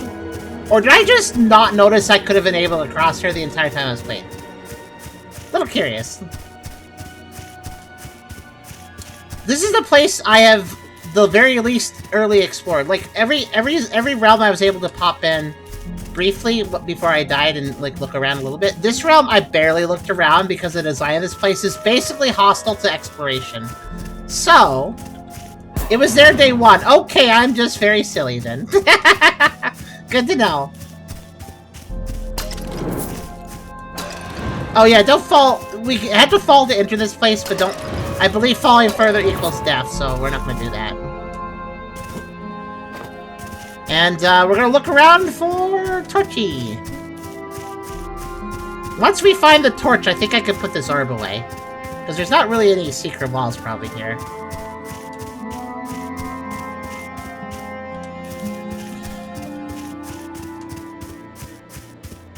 I don't remember the crosshair even spoke about putting tape on the screen because the crosshair wasn't there. Well, I mean, the crosshair was in the options, apparently. And I just never noticed, I guess. I never really paid attention to this menu, I guess. Or, you know, I probably looked at the menu at the very beginning of the game, but didn't acknowledge that I would be using range so much, so I didn't really think about the crosshair option at all at the time. And then later, well, it became important, but then I forgot that was in the menu by then.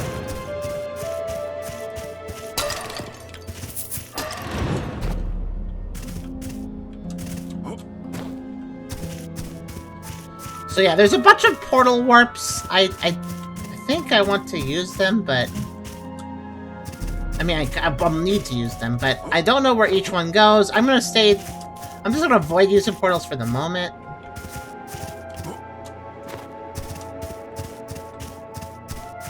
Oh.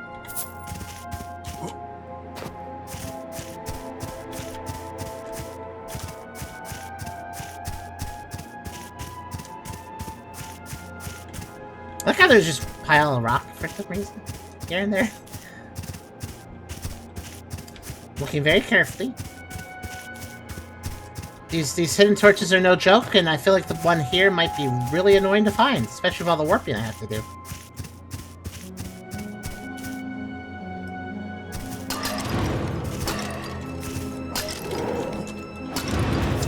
Yeah, the crosshair is appreciated, though. Very nice. Also makes me feel a little more justified at doing this range build.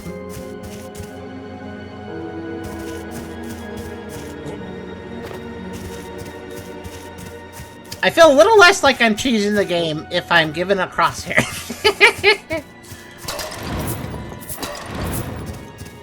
The starting area is actually pretty relaxed. There's not really any enemies going after me. This would be such a mean place to put it. Okay, let's see.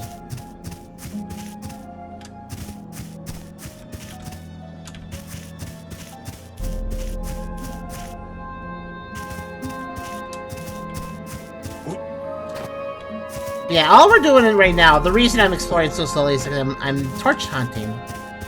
It's probably through a warp, but I don't know that for a fact, so... You know, I can make that jump. I should probably do that.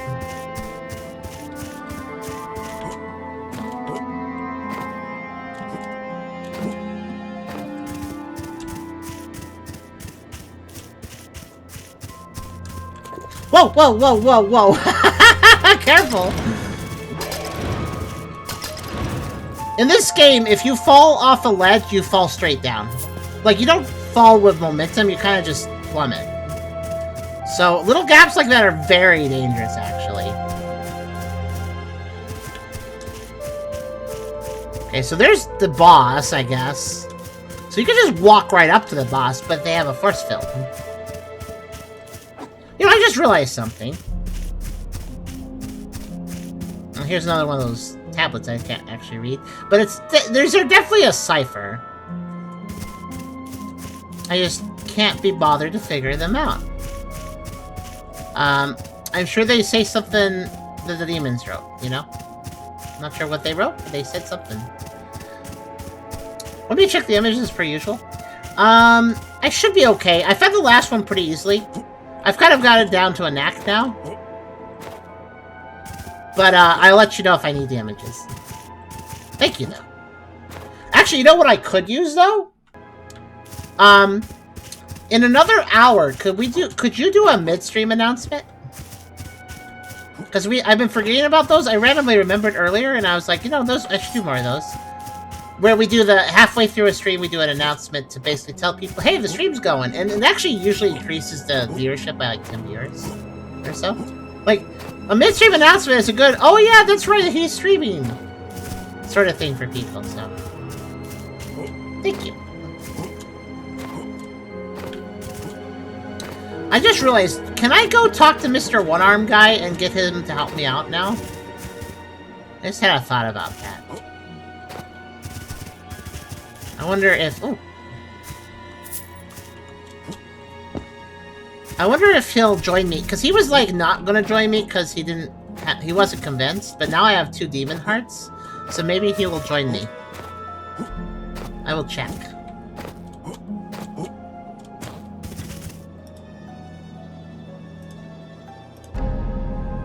Probably not all 3, but I'm just gonna double check. He didn't want to help me after the first one, but... Oh, another thing I should check. The one guy said he's gonna bury his father, right? He probably actually did that. I should go check the area. I should go check the area where his father was. See what happened. Because if I remember correctly, his father is just laying there after I defeated him in the boss battle. Hi. You're really thinking of going through the You're out of it. I've seen... You're sick. You better... There's no... You do better. There's got... If you really want... He sure talks a lot. You better... You know, this, that, this, that, you better.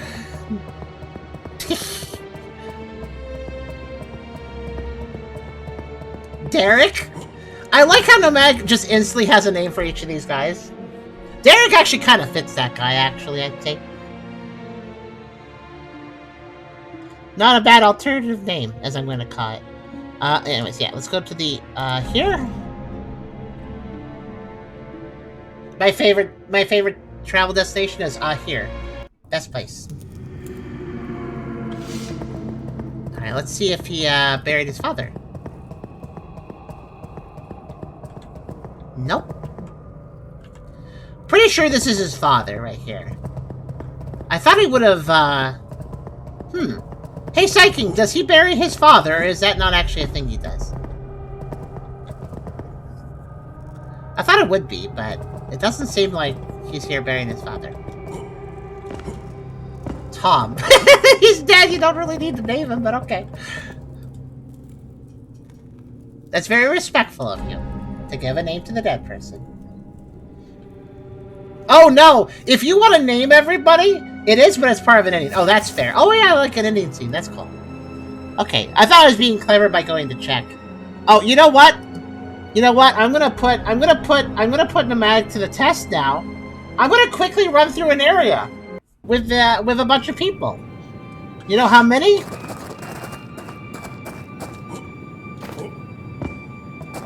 Hello. Hello, hello, hello. Oh, there's more over here, actually. Do. There's a guy here. There's a guy here. There's a guy here.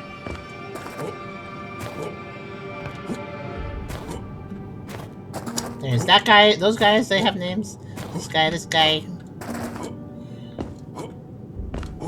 There's this guy here.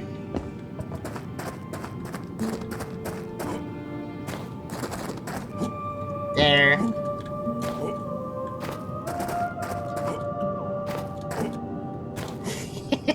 Nomadic is so insistent on naming everybody. I'm just gonna. There's a guy here. Here.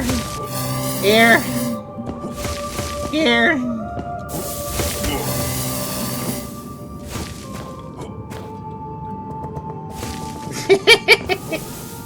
Everyone enjoy a nap, don't mind any excess shallow and the fact they don't have head here.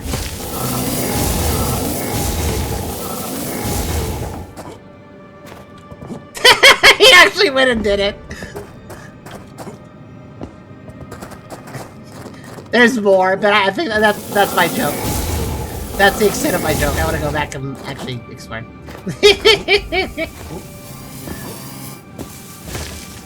I was just like, oh, you want to name every single person I come across? Well, let me just do this then.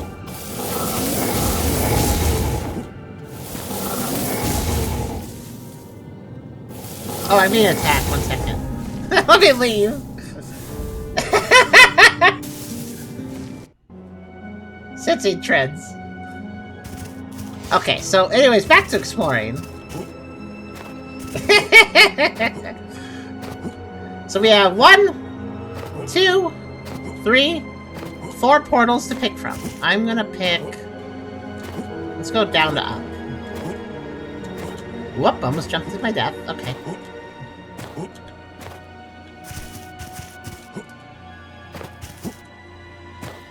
Actually, take that back. I think there's... I can't reach that one, no. That jump is impossible. Sorry, 4 portals. I'll name them all. He took the challenge. Alright, let's enter this one on the left. Bottom left. Sorry, remember, bottom left. Okay.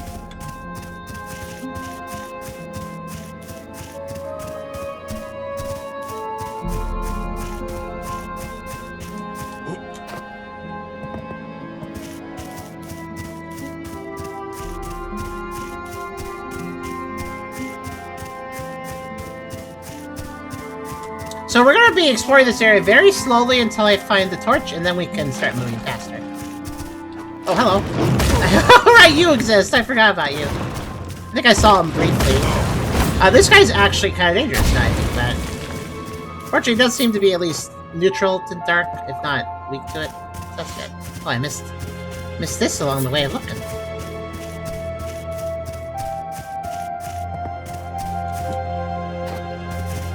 Oh, I missed this along the way of looking. Apparently, if I'm looking for a torch, I'm missing the other stuff.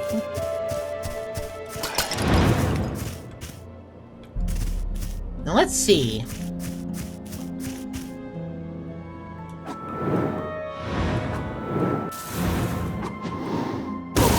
That's just a basic multi-card. I totally just ate crap there. What the heck? I should have probably dodged that.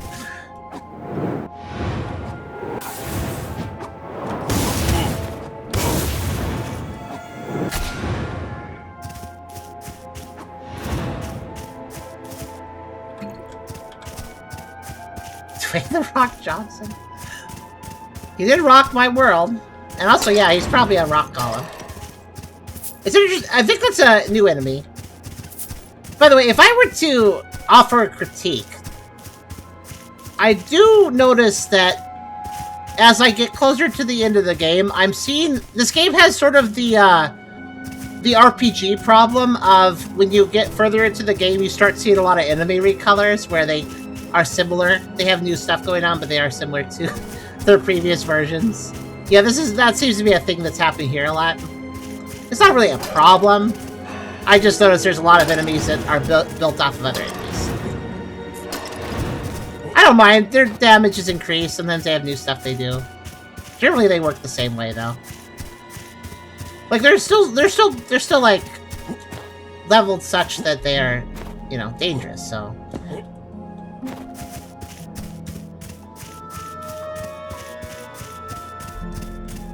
But for instance, the realm we were previously in, its enemies were the flying guys and the guys that lob mortars, and technically those enemies are both enemies we've encountered before. So that previous realm technically had no unique enemies. It did have a unique boss, but technically had no unique enemies, for instance. It's not really a problem, but it is like a critique I would offer, like maybe... if a patch could give a unique, at least one unique enemy for each area, that probably would help each area stand out a little bit. Most areas do have unique enemies, so this is not a problem in most cases. But just to give a little extra flavor. Hello, Crimson! Uh-oh. Oh, that's why there's rock piles, because sometimes the rocks come to life and I need to be tricky and not know which ones will do that.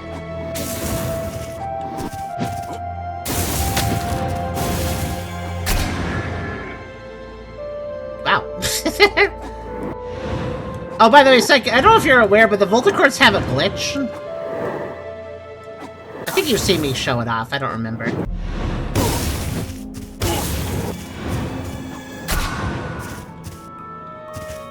And that glitch is just this. Oh.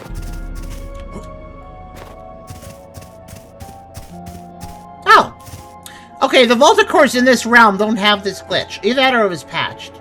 But their husks would still hurt you after the fact. Maybe you fixed that. They do that in the lower city.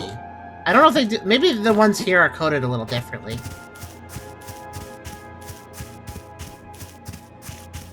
There are some reuse, though. I'm trying not to reuse enemies more than like 2 times. I've noticed that in Psychic. Whenever I don't mind the reuse too much, partially because if I remember correctly, I think you've only ever reused an enemy, like, recolored, redesigned, but basically same AI. I think that's only ever happened twice for each enemy type, like you say. I don't think I remember any times where it's happened 3 times. Which, yeah, that makes it much more tolerable. If I was fighting, like, 4 variations of the flying guys, I'd be like, okay, I'm a little tired of this now. But, yeah, that's fair. I also have it consistent, like, there you see Volticore in Laurel City, then Laurel City because they're next to the portal. Yeah, it makes sense. I don't mind the Volticore being here because it makes sense. Like, the Volticore were in the city, the portal to here is in the city, ergo the Volticore came from here, ergo the Volticore are here.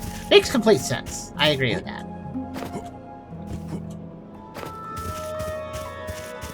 If something can happen here, it's not a random glitch, not saying it happened. Oh, that's weird. I thought it happened. Oh, I thought it happened with every single Volticore shell.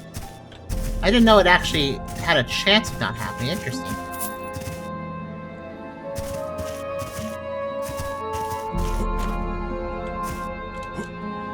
I think every time I've, like, stepped on a shell in the past, they always hurt me. So it's surprising to see it not hurting me now. I noticed that persistent damage is kind of a problem. Ooh. It's kind of a problem with some enemies. Like the spinning guys, the spinning flesh spike guys that go mwahahaha. Like the very first one you fight, its spike does damage after you kill it, because the spike sticks around. Ring of Gravity and Solar Wrath. Okay, let's see what we got here. Both sound interesting.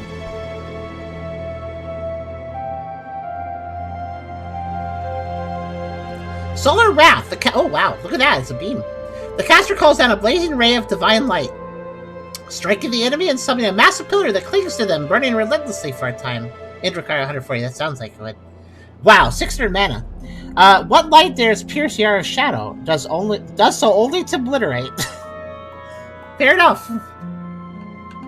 Kind of looks like an orbital beam.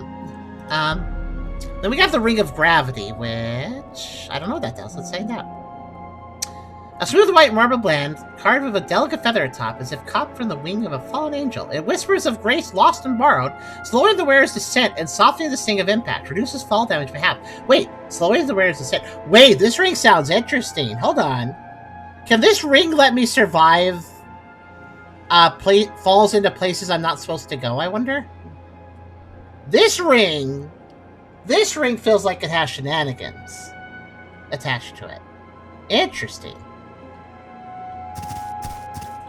I mean, I'm pretty sure this game has just straight-up death planes where that ring would not protect you, but, I do wonder if it might help me survive drops I'm not supposed to do.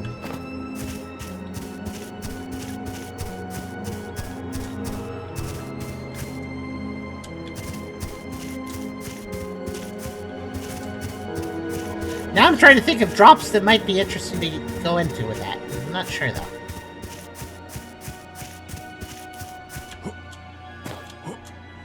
I just suddenly realized that you could have put an item here on one of these stumps, and I wouldn't be missing it. I don't know. I guess I'll keep an eye out. Beep, beep, beep, beep.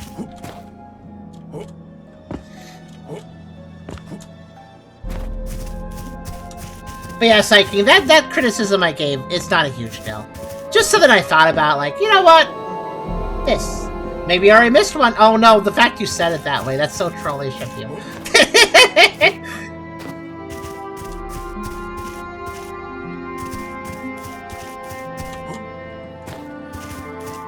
But what's annoying about me noticing this is that it's not just this realm. The previous realm I was in also had trees like this, so...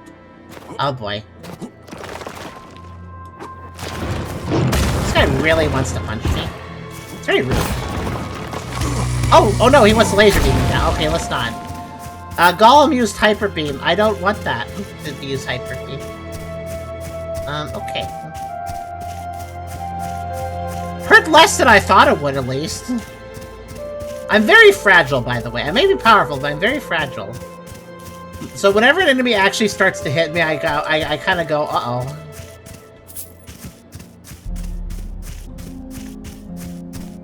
That's why I engage at a distance whenever possible.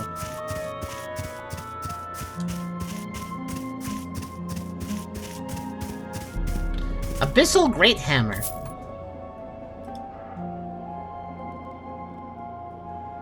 Oh, let's see. Large demonic hammer found in one of the demonic dimensions. Oh, it's called. It may call magic, yet there's also Saiyan Dark within it. I was gonna say. Strength requirement 120. Oh, okay. And here I thought I was all cool because I got enough for the Elder Greatsword. Turns out 85 is not the last strength requirement I need. I need 120 now. For that one. Wow. It's as... Oh, wait. It's plus 9. Oh, yeah, but I should try out the Great Rune Sword. I kind of forgot about that. Let's, Okay.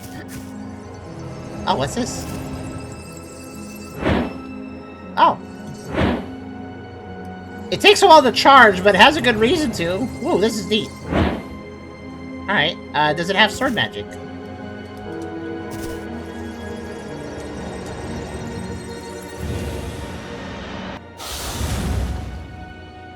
Oh yeah, it does! That doesn't have infinite range, but that's pretty good. Okay.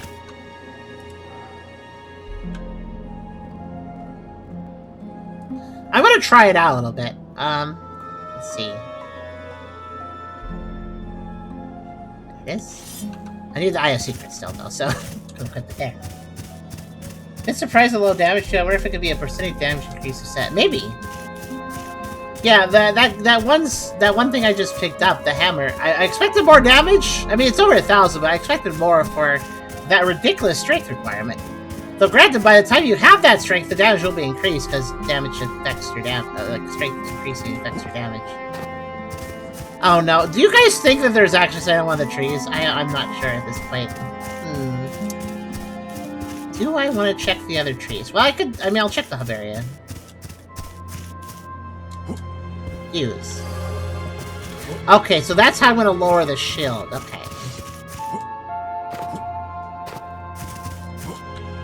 It's also change elemental damage and particles depending on your selected spell. Oh, really? Oh, I was wondering why it chose ice. Okay, so if I... Yep. I guess even identify as technically an element?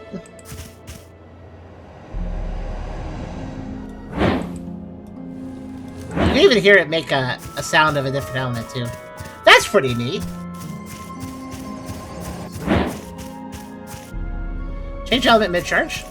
Look at that.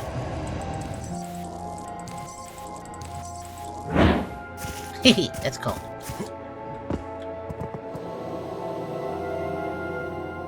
Hey, do these teleports count as... I just realized that. I wonder if that respawns enemies. The only problem using this weapon is that I have 1/4 of my screen blocked now. Oh no, it doesn't respawn enemies.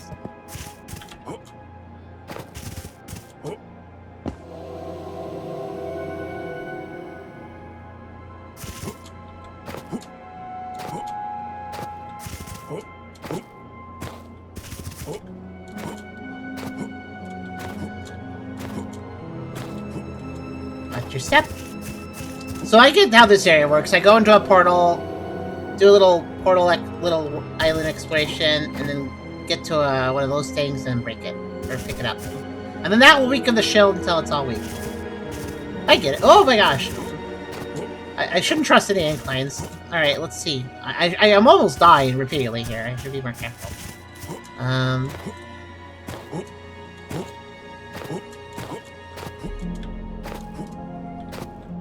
Oh, the pots came back. That's weird.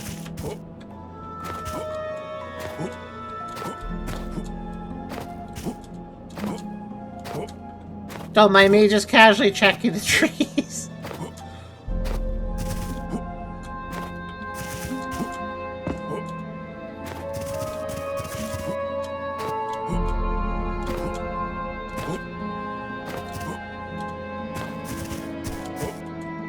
Okay, I don't think any of the trees here do anything. Okay.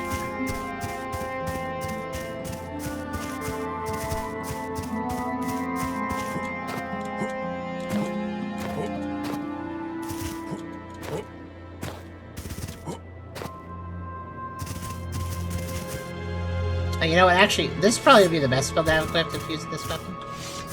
Okay, let's go. In this area, at least.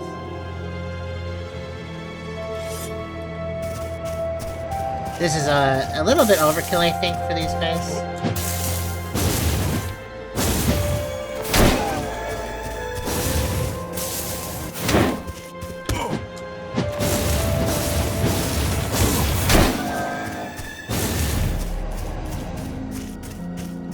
The rock column, this would be very effective on the rock column. That is a lot of damage. I did 27 damage, 2,700 damage to the husk guy. Comparatively, if I hit with this attack, it does 827. Admittedly, though, DPS is better with this, though. Oh, I guess... Oh, there it's doing it again. Okay, yeah, I guess you're right. Like, that's really good single-hit damage, but I have more... I probably have more DPS with this weapon. And keep in mind, I do 800 damage with the projectile, but if I also hit with the melee at the same time, it's like double that, so... Yeah. Very cool, though. If you need to do a single really critically bad hit, that's a good weapon.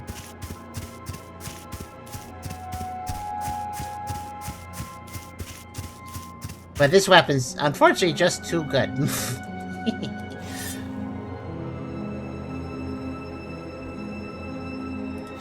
There we go.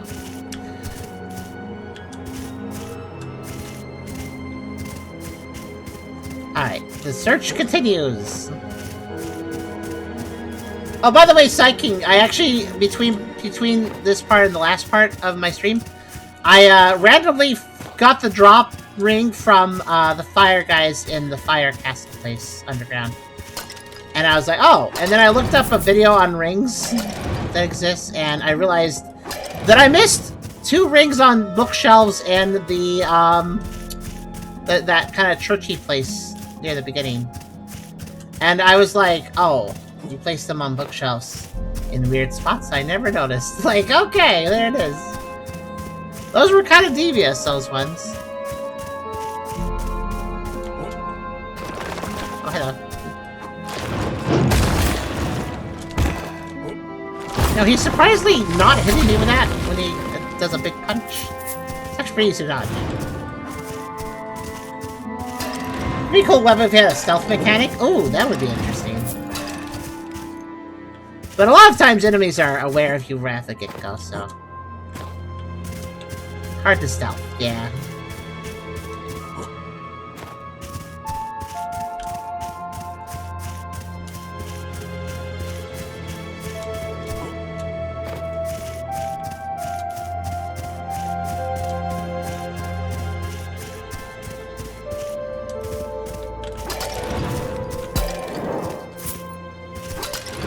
Now the question is, where is this torch?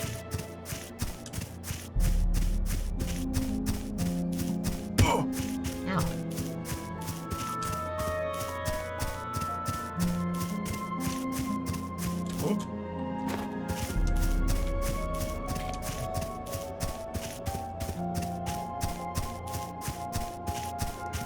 I don't need a guide yet. I still haven't explored the entire place, so...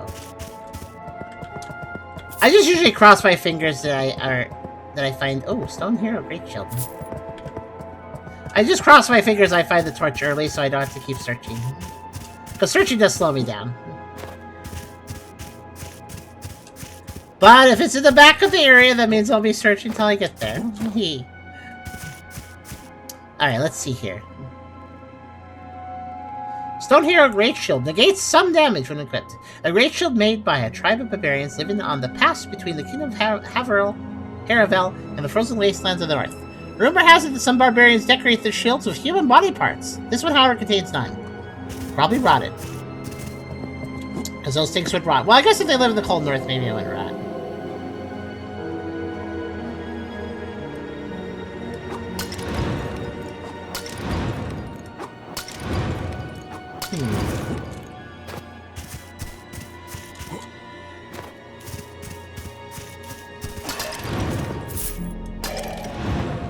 Funny thing is, I don't really remember where it is in that area.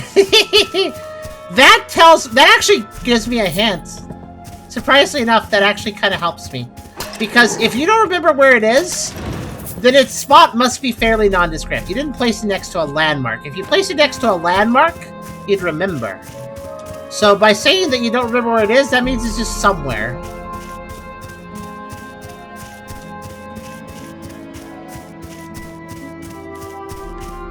See, saying you don't know when you're the dev actually is it's actually a hint. Hello. Oh, it's you. It's the guy who was crazy, and then I saved you because somebody told me I could shoot. I almost killed this guy in the boss fight I had of him, but then somebody pointed out that I could just attack the object that was making him crazy, and then I attacked that instead. Oh wait, no, that's not this guy. This is the demon guy. This is the guy that... No, my bad. This is not that guy. This is the guy that was a human that got possessed by a demon, like those other demon possessions that we've seen. Like the guys walk around that are demon possessed. Except for this demon got cut off from their hive mind after doing that. So the two personalities kind of just hung out, and yeah, they're kind of neat, actually. We made a mistake. This place didn't kill us. Instead, it made us stronger. Basically, this guy got possessed by a demon, that demon then got independent thinking, so they're kind of interesting. We can't end our own existence. But you... Funny thing is, sure, voice actor the NPC you confused it for. That is funny, actually. You must be here to slay the archdemon. And we can help you. Oh, I got another companion. Neat. And in exchange, you'll kill us. I guess so, if you want that. If you can defeat the archdemon, then you could finally put us out of our misery. Please. Huh. Yeah, he hates existing. Well, that's a hard decision. Again, you make these choices difficult. What do you guys think? I mean, he's not going to have a good time if I say no. I feel like it's the right thing to do, actually. He's kind of an aberration, to be fair. Kind of an existence is pain sort of person.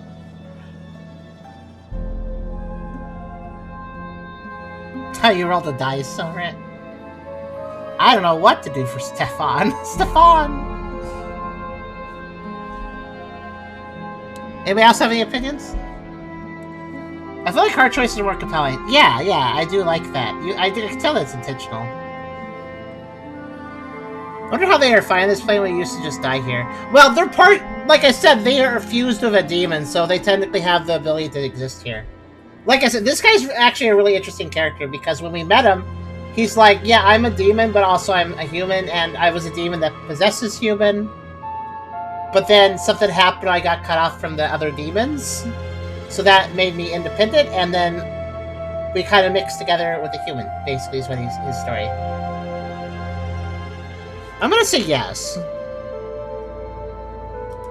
Thank you. Lead the way. What he doesn't feel comfortable existing. Are you tilted? This is now just a question I have for them. I feel like he is also tilted, but it could just be the ground. The ground is not flat here. Alright.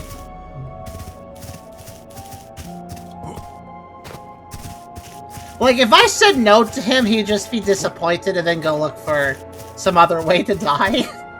So, I may as well just help him. It's not like it's exactly going to save him or something.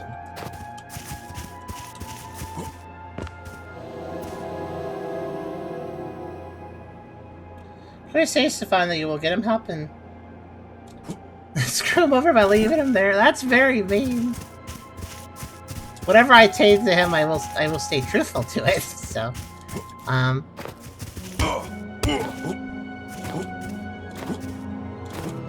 yeah, that's true though. You could have him as a companion and not defeat him afterwards. It is an option. That is very mean. That's like the meanest thing, probably. Because that's you betraying him. Okay, let's go on this portal.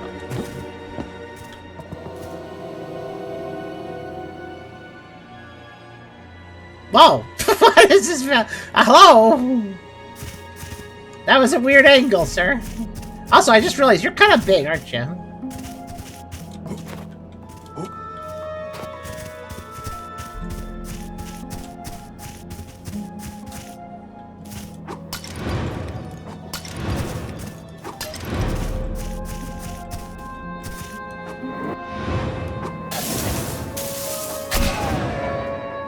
I like how I just pieced off the ledge.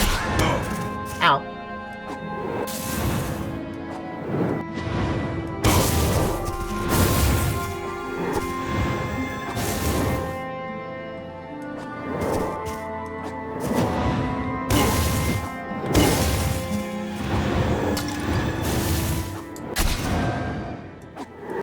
Even with a crosser, it's definitely hard to anticipate the movement sometimes. Not possible though. I'm smart. Ow. Okay, I thought he was sliding. Oh, by the way, earlier apparently the other guy that was following us, somebody apparently said he T-posed. I hope that was caught in the clip because I didn't see it. Like very briefly, the previous companion apparently T-posed. I didn't see it myself. Oh, there's a planet here. I didn't even notice that. It's like a moon. Planet moon? Right down. I'd say not complete your task of making the falls the best city because they're wasting their time, so they can find this spark of life. Maybe at the end of this little journey with them, they'll be like, you know what, actually, maybe existing's good. Never mind. I don't know.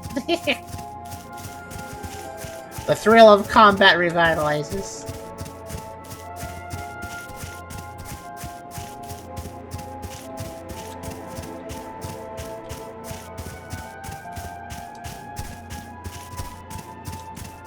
By the way, Psychic, I will never forgive you for that, the area in the forest in the pit. Gosh, I spent so much time looking for that torch.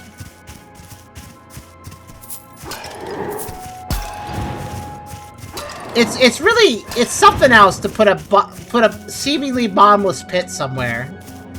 With the darkness shadow gradient of, yeah, this is just a pit, don't go in here. But it turns out to be a secretly just a veneer, and you can fall right through it to an area. So mean. Okay, I just want to see. Oh, he spins. I'm letting him. Do you want to? Okay, you're killing him kind of slowly. I'm gonna just. I wanted to see what his attacks were. It seems like they're not that exciting, actually. Okay.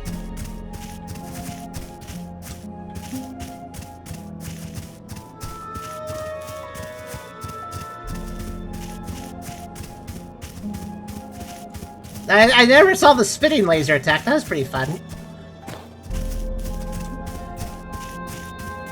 Oh, I do appreciate the rock golem, by the way. My earlier criticism, by the way. I do want to say I appreciate the rock golem guy, because I'm pretty sure he's only shown up here so far. So he is a new enemy, for sure. And he's very aggressive at getting the melee range. which makes him actually a threat.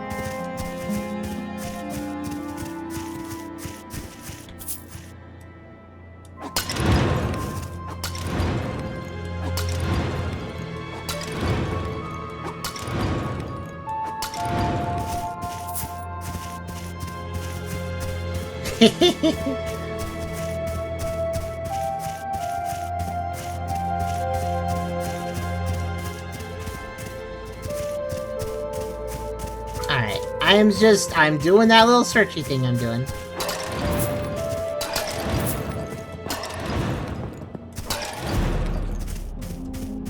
Whee!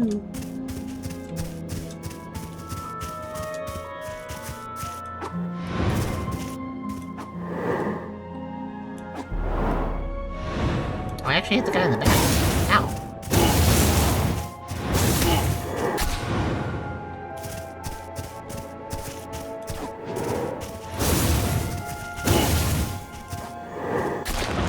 Oh, hi! Didn't need to activate you. How you doing? I actually didn't realize you were an enemy, but it kind of makes sense.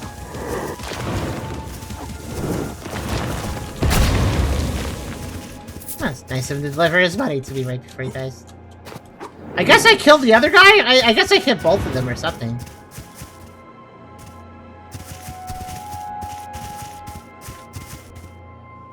Your legs are weird. Just look at his walking animation for a second. I was like, what's his legs doing?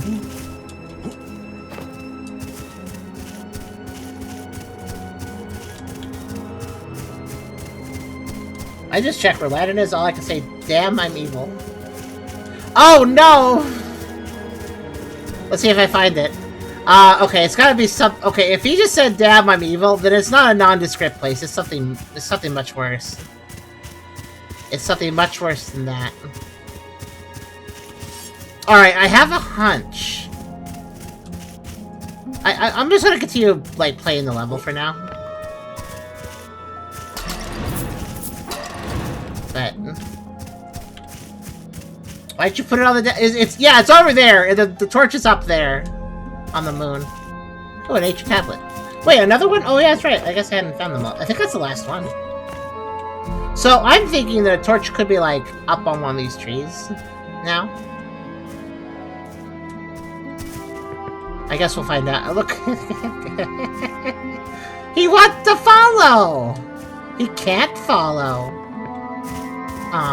Oh no! I know where one could be! I think these tentacles can be stood on, but I'm not going to test that. Oh no.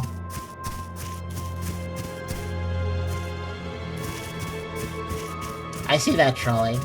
I see that trolling. He's already lied to you once, Snowman. He's already lied to you once. I trust nothing.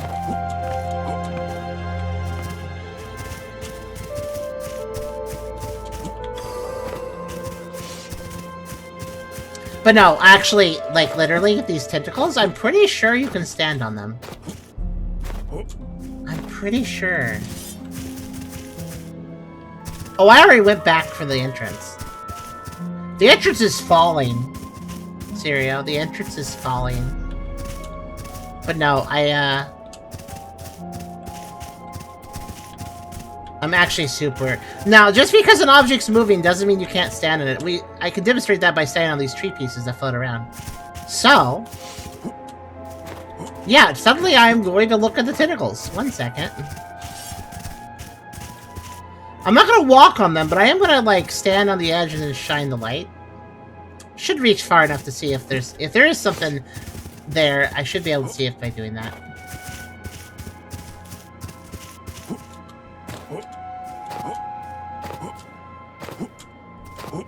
I'm pretty sure I can stand on the tentacles, but I don't want to test it unless I actually find something first.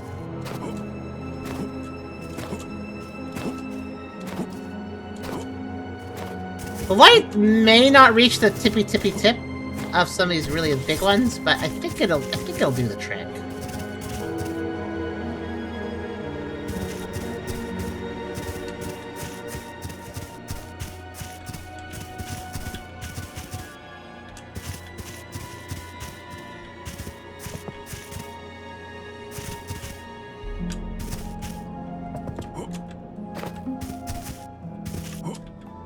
There's something here. It's not the torch, but there is something like... There is something here. Also, hello, wolf and friends. I found some invisible object, it's not the one I'm looking for. Let's go back. I found the most evil place somewhere. It's completely obvious if you know, but if you miss a search everywhere except there. Yeah, like the pit in the forest, where I searched the entire forest like 3 times! Looking for that thing and never finding it. These tentacles, I don't have to worry, because you can't actually go over there. It's dangerous death. I'm pretty sure. No! Can you platform? I'm not testing that just yet. I'll test it later, though. I don't think you can platform around the sides, but... Because there's invisible walls there. Boss arena reasons. Okay, so I'm gonna backtrack. Do the enemies respawn?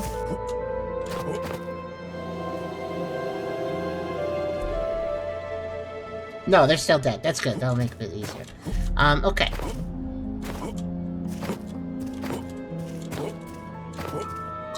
Did you look on top of the trees? I didn't look on top of all the trees.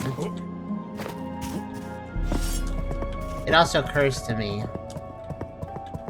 The top of the ruins could also be viable. But did you really, could you... I don't want to climb every tree. It's gonna hurt a little bit. It's gonna... Alright, let's see. But yeah, the ruins. I kind of slipped my mind. I could check those too. I mean, I don't know how to get on top of some of these, but I could at very least... Actually, wait a minute! There is no viable reason why a torch has to be reachable physically. Since you just need to light it with, like, a spell or something. Technically, you can do it at range. So, a torch could be out of... A torch could easily be out of reach. I don't think I've run into a single torch that was out of reach. Like, physical reach. Even though it's somewhere in weird places. But, technically speaking, it doesn't have to be in reach.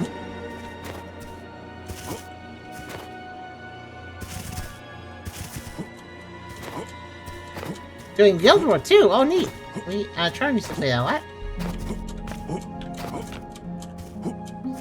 Psyche is saying, did you check the trees just so I climb every tree like I'm some sort of cat? Ah.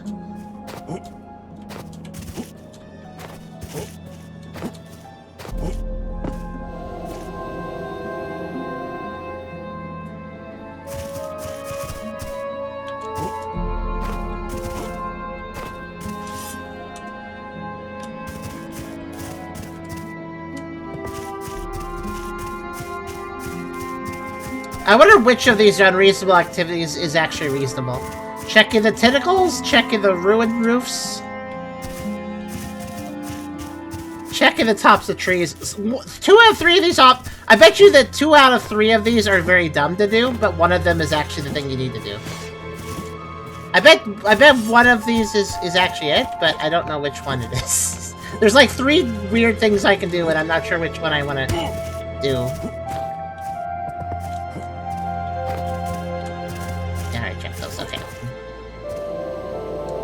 Did you check the void? No. As in, not no as in no I haven't, but no as in no, stop.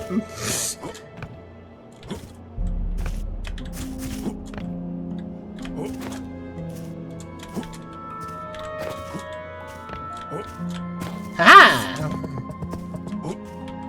Do not doubt me.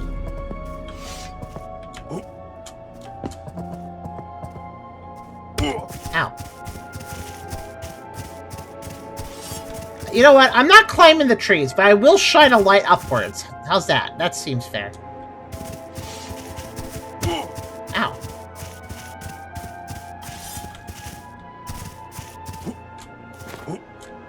We'll check the trees that way. Jeez, what have you done? What have you done in this area? I'll check this hub area at the end. I don't like that emote creepy. It is a little creepy, I agree.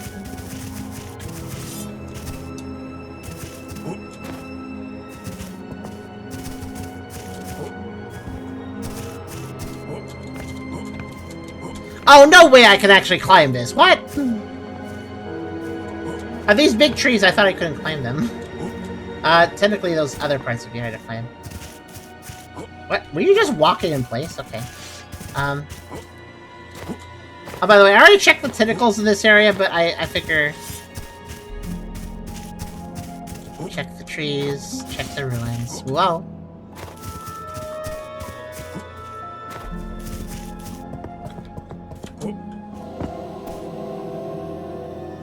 Imagine the torch is invisible to the torch. What does that mean? The torch is invisible to itself. Sounds like some sort of, like, logic puzzle.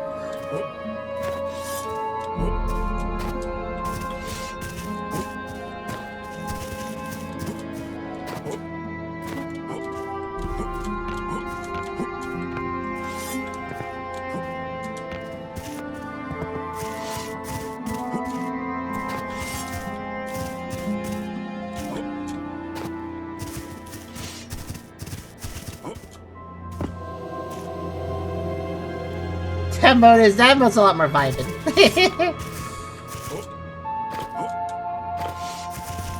The things you're making me do. Let's see. I am fully aware. By the way, I've checked the tentacles in this section. I'm just re-exploring because I had 2 thoughts before I was in here. So I'm checking those thoughts.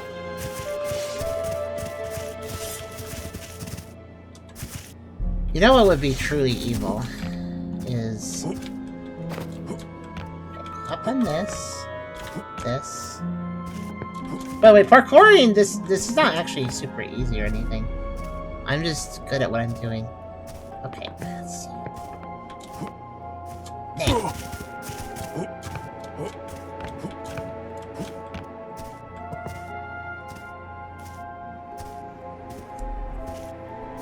Note that if it's rotating, I don't rotate with it, so I have to reposition as it moves. Okay. Give me a second, I'm actually waiting. Waiting for... Oh, is it stopping? Oh, it's going to turn the other way. Okay. I thought I was doing a full spin. Right, we're gonna wait until that branch is even with that, or as even as it's gonna be.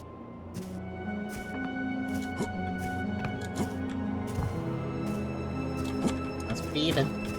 Ah, nope.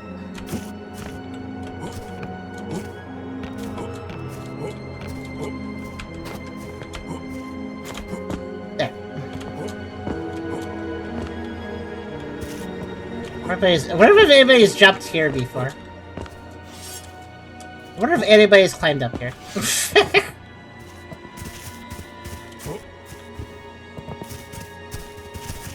Thanks, Vossen. I mean, the developers said they didn't remember where they put it, then they looked it up, and then they said they were evil. So, I am obviously being very suspicious now. Oh no, I've now forgotten which portals I've actually got into. I just realized. That's fine. No biggie.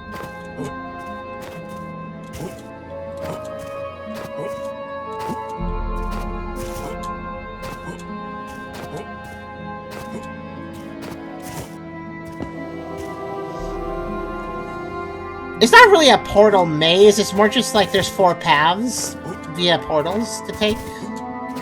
That being said, since all the portals have the same color or crystal, it's easy to get them mixed up.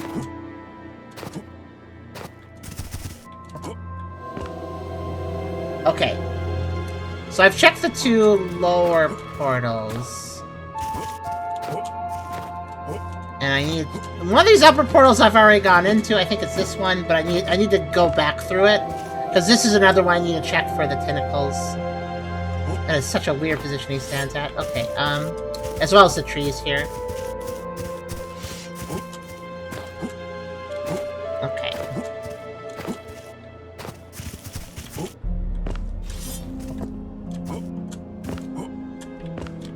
And the ruins, for that matter. Which I think I might be able to climb. Let's see.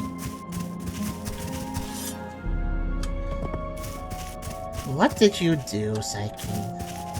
What did you do? Wait, that one's moving. Okay. I thought it was weird. Wait.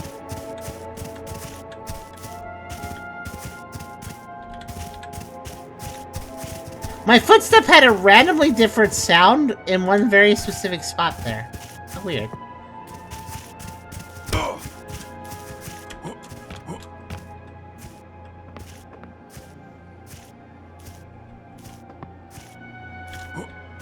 I don't think I can reach that. It's too high up.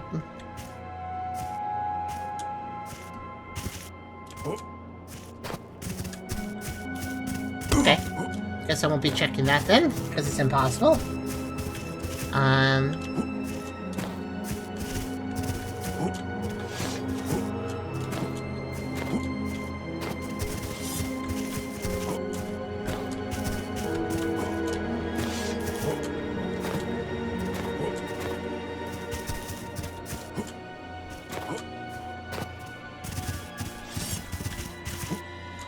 Like I said, I'm not gonna... I technically can climb each of these tree segments, but I'm not gonna climb the top of them, because that's silly. I will shine my light on them, though.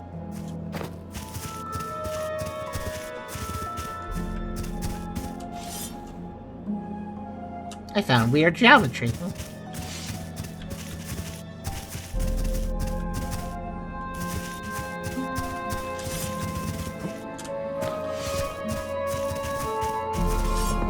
Definitely climb this ruin. And I've learned I can climb these trees in the right angle. There, the big ones. At least a little bit. Hey, Bolt. The game is going well, though we're looking for the secret torches that exist across every area in the world. And apparently the one here is, mean? To put it simply. So we are looking extra hard. I haven't found it yet. I was starting to get the impression it might be mean. I haven't fully explored the area, but since I've explored more and more of the areas, I started to get worried. Like, I wonder if it's hidden somewhere. Like, the longer it takes for me to find something, the more I'm like, is this hidden in a bad, mean way? And yeah, apparently it is, because the dev said... You gotta love when a dev like, I don't know, I remember, let me check. Oh, haha, that's evil. That's the worst thing a dev could say when checking information for you. Alright, let's see. A moving platform that slowly floats out of reach if you spend too much time there, so you have to reach for the next time, else it floats out of reach. Why did you say in that serial immediately make me think of, what was that? Okay, guys, there used to be this... Help me remember, you unlocked a memory. There's an old game. I think it was like on the Xbox 360 or something. It was some game that was like a time-based platformer. It was a platformer with an allegorical story where you rewound time. And the story was basically like you were trying to save a princess, but at the end it turned out actually the princess was trying to run away from you. Anyways, there was like extra items in that game. Extra like rewards you could get in the puzzle levels. And one of them required literally just waiting like 50 minutes for a very slow moving platform to move in a position where you could use it. And like it literally moves so slow you could barely tell it's moving unless you just like literally gave it forever. Anyways, you reminded me of that. It was a very popular puzzle platformer way back in the day. Does anybody remember what it is? Does anybody remember what I'm talking about? So Psychic says, I think a lot of people would find it without looking at other people be a nightmare. I believe your second case. Oh no. Yeah, because I'm the sort of person that looks in unusual ways, which makes it easier to find unusual results, but also if it's... There are certain types of results that are going to be really hard for me to figure out, basically. I know what you're talking about, for God's name. Yeah, dear. It was, I don't remember what that game was. It was very popular for a time. A lot of people talking about it. It got a lot of coverage. There, okay.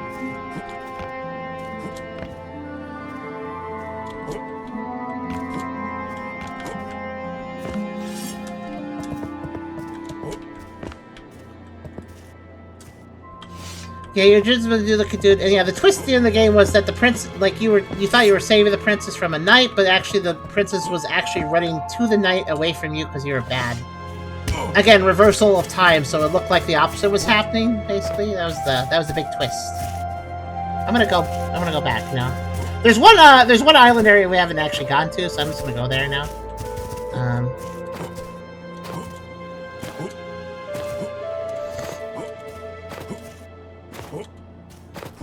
It was a single... I just remembered. I know that the name of that game I'm talking about, it was a single word. It was a single word that's on the tip of my brain, I'd say. What was it?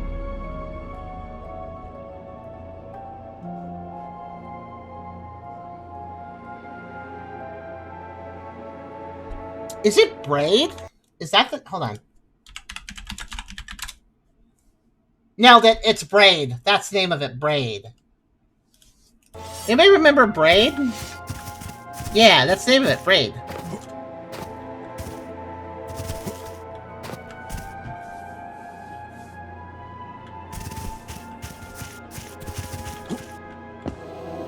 Alright, last area that I haven't actually gone down. Let's see.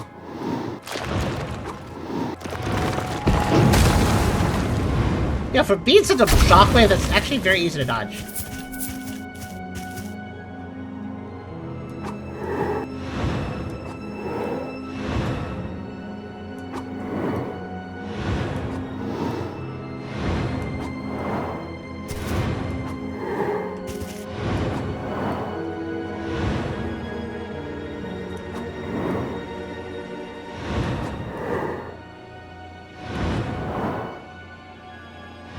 There we go. Whoa! The further they travel, the faster they go. Okay, that should... I think it's just those two. Actually, no, that looks like one. Is that not one? I guess it's not one. Okay. Alright, back to searching.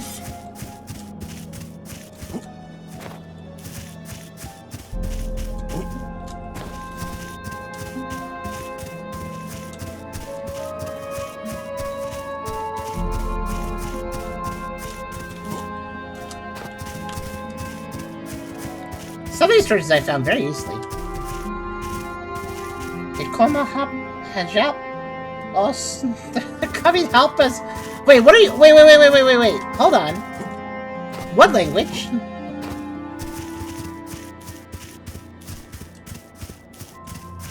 I'm curious now. It looks familiar. They're coming. They come. That seems a German. But I don't know. It does seem German. Dramatic. Not German. I was gonna say that's why I was like suspicious. Like I don't think it is. Serial would know. He's actually German. Well, what is that then?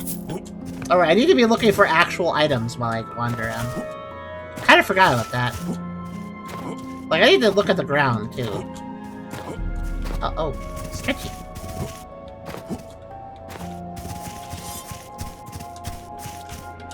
Close. There's a number of European languages that kind of share some words and phonetics, so it's easy to mix up a few if you don't personally know the languages. Denmark! A game called Guts and Black Part. Dimbole Era of Solitude. So, are you Danish? I was trying to remember the word for it. Are you Danish? That's cool though.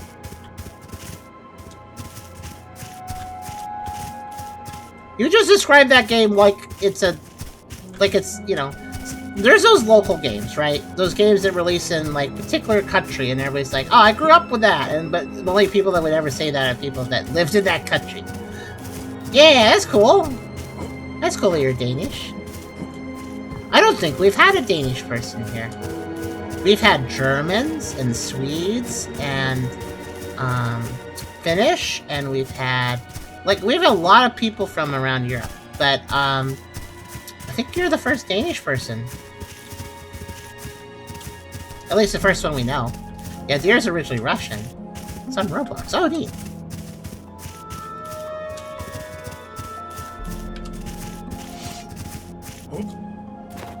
We even have a few Japanese viewers, actually.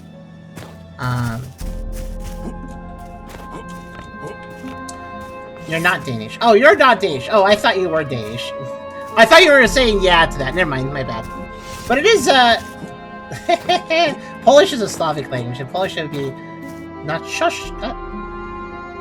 Pomskina. I have no idea how to pronounce that. So, apologies.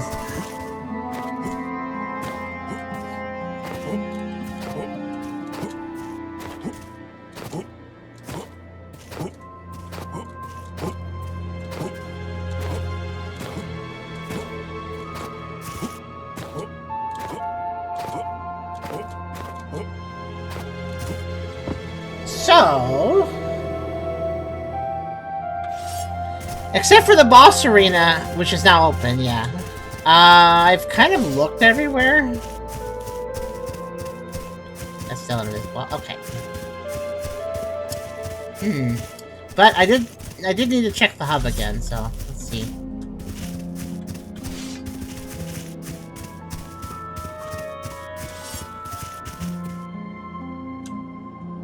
I'm gonna save. So I'm gonna do something stupid.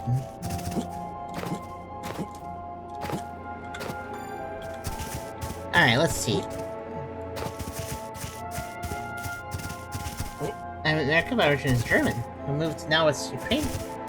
It's now Ukraine in the US. Oh, you've had quite a travel history then for your family.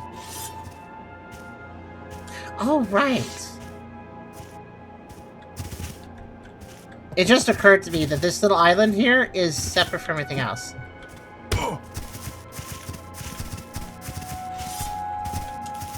Yeah, there are, one thing there may be islands like this one where you have to, like, actually jump to it. Just had that thought.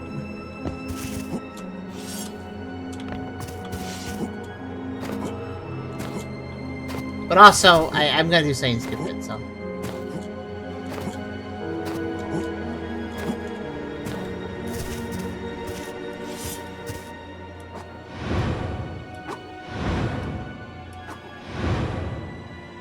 What's that? Looks like flesh dimension material. Huh. Is your leg okay? You're kind of moving weird. No, like, seriously, that texture doesn't blend. What the heck is up with that? I attacked it and nothing happened. What's that about?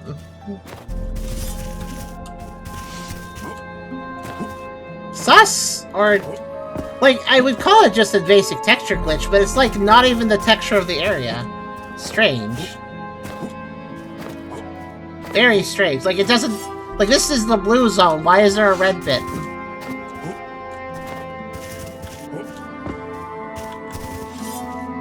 I'm getting some... so yeah, apparently,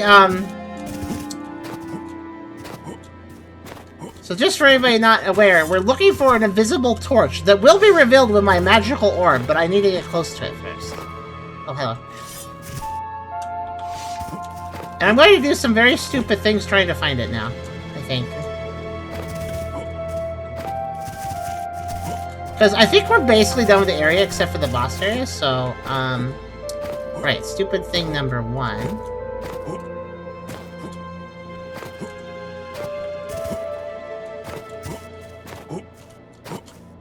Let's see, where was it?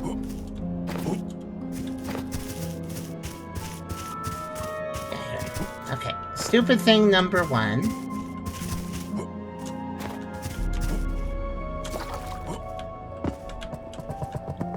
Wait, why did I...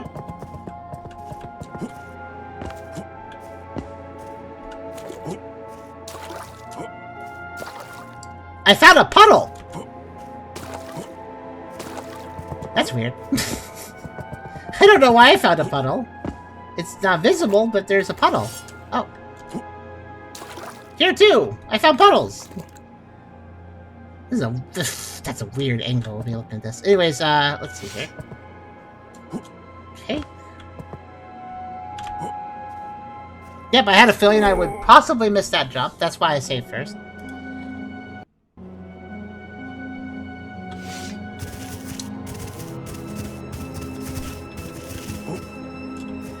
Oh no, you can't stand on the tentacles. That was wrong. So actually, no, the tentacles are not part of this. I mean, I could go fight the boss, I guess. Let's do it. It could be in the boss arena.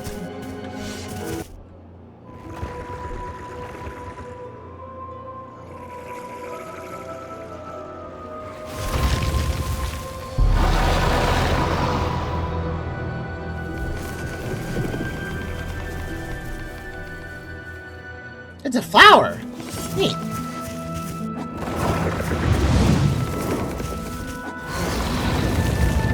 Whoa. I like how if I don't approach the enemy, he doesn't care. Siran, Archdemon of Shatter. Interesting.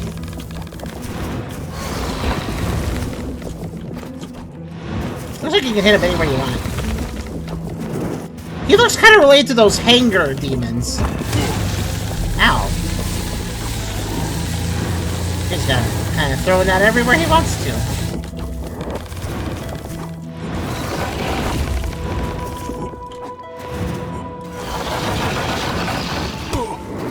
Oh, explosion. Did not know you could do that. I assume hitting him in the... well, head? Does more damage, but I'm not sure. Well, I'm surprised I dodged all that. Okay.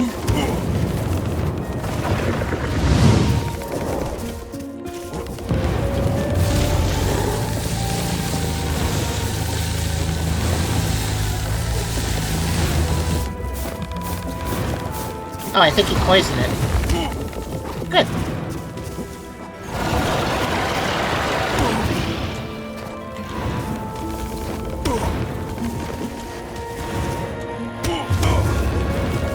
Oh wow, that did a lot of damage. Thank you, potions.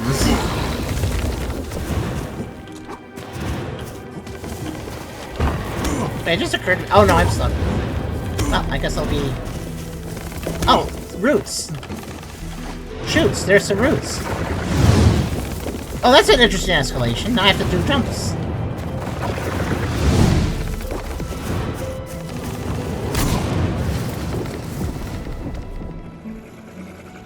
Zaren's Redemption. I got Zaren's Redemption, and I defeated Siren.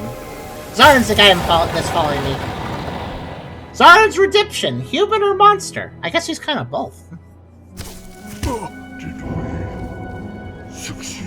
I don't know. I took immediate damage as soon as you asked that question. What the heck? I took some extra damage there afterwards. What if any of that killed me?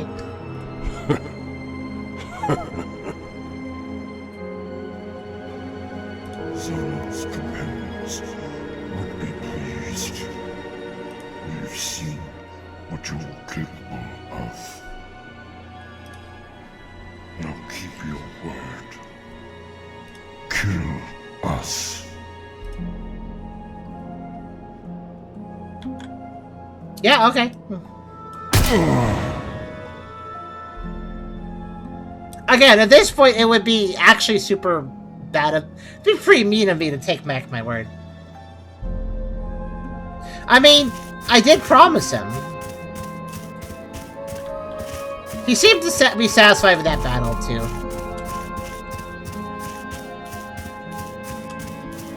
I actually think it would, at this point, it would have actually been mean not to hit him.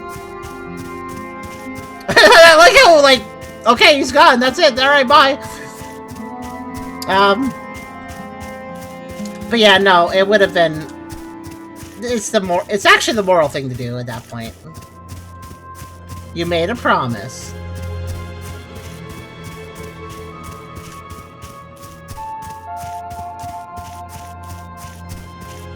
It's too bad that he wanted that, though. He seemed kind of cool. If you didn't... well, Psyche said that you could not hit him, but... he'd get upset, obviously.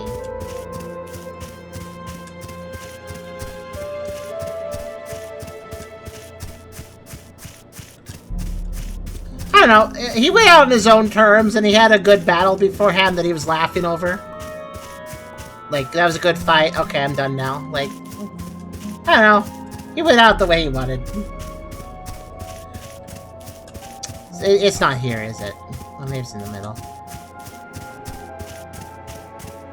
No. Could be up here.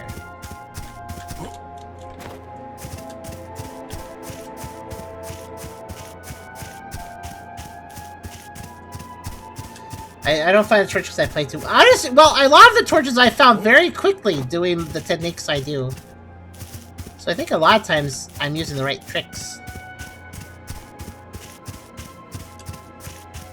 Okay. Yeah, I don't know where it is, and I've looked everywhere. Alright, Krisaz, I will need you to help me out. Let's look it up. And, or the dev can help. I need a hint.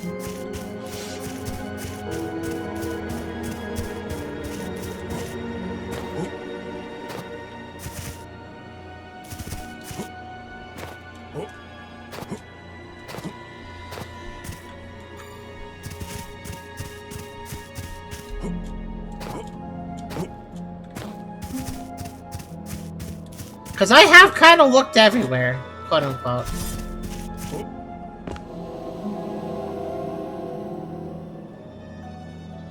Craftsman? What? Oh, you mean Sahar?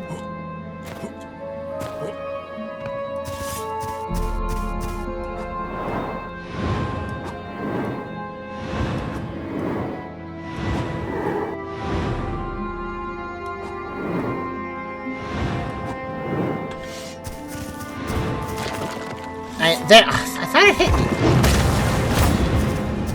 I was right about where he was. It's weird how easily dodgeable that attack is. I'm gonna go back through these areas and just kill everything. Hi Mondo, welcome to being awake. We just beat the final demon realm of the 3. I didn't even know he had a projectile. He's never done that before, he's always charged me. Huh. Okay, yeah, we're trying to find a secret hidden torch right now. The only thing I can think of is that there's some random little island I could have jumped to that I didn't think of jumping to. Yeah, the torches. So we found the torch. So we just did before you showed up, we did the second to last demon realm. Found the torch pretty easily there. Not too much trouble. Now we're in the last demon realm. We just beat the boss, but before I leave, I need to find this last torch, which apparently, according to the dev, is in an evil place. And a drop down. So I was right. There's some island situation where I have to drop into an island.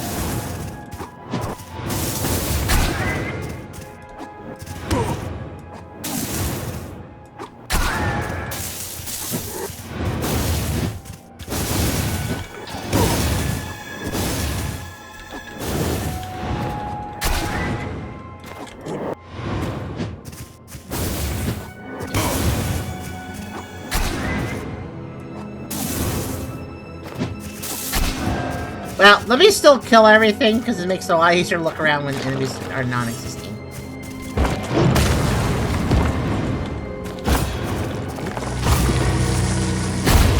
I do like the spinny laser they can do, that's pretty neat. Yeah, there's just some island to drop down, something probably a little obscure, I have to look down at the right time.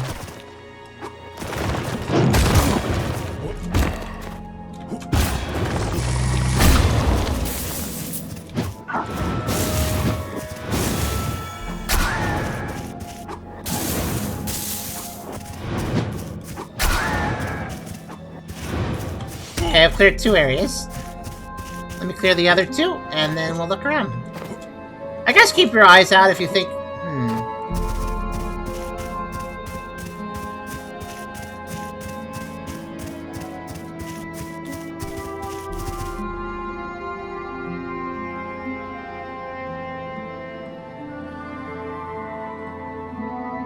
That's way too far to get to, though. That feels more like a decoration island. Yeah, I saw that too. That island is definitely not one I've explored. But I'm also, like, not logistically sure how I get to it. Remember, I can't jump on the tentacles. You know, so if I can barely reach a tentacle, that doesn't help me. It still died.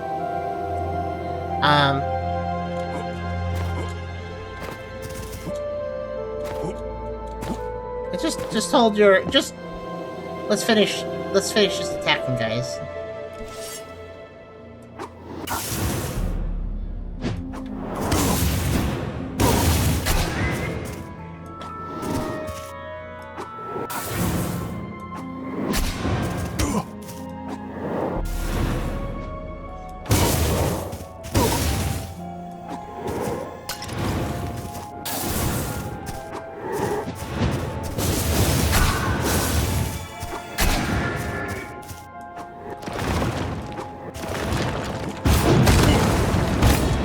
Oh, he actually hit me. Dash. Careful. All I can say is you can reach an item. What? It does look really suspicious.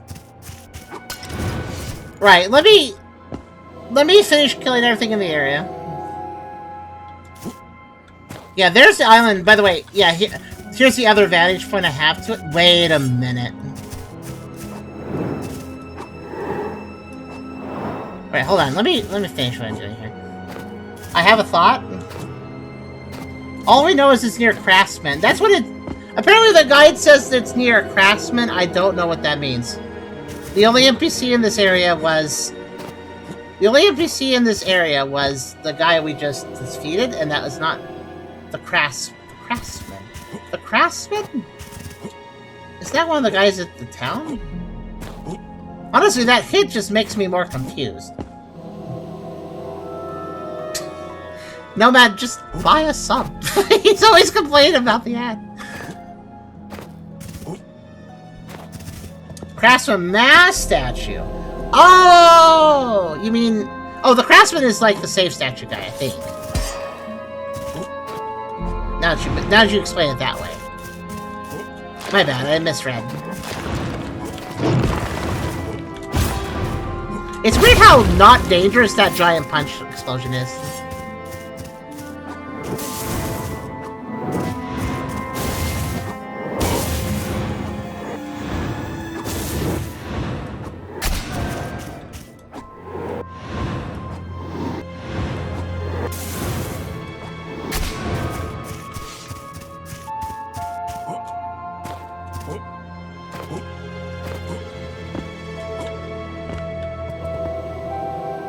Alright, I think I understand. Again, it's easier to investigate when I'm not being... when there's not enemies around, so... Take care of them first. Oh, turn, that's surprising. Whoa, what happened there? The guy immediately summoned back his cones. Normally it takes him a second, but he just did it instantly. That was weird. Oh, he did it again! That guy kind of did it again with one of them. Specifically one of them. That's very strange. Alright, given the hints I've been given, I think I have a hunch as to what to do. Also, thank you, Chris Apps. We'll see who shows up.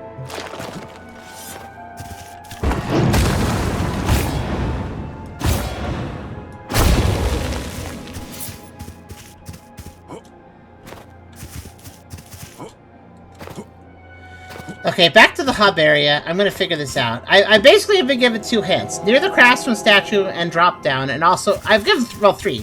Near the Craftsman statue, drop down, and I can get to that island I've been looking at. That's too far away. So when I combine all those hints together, I think I understand.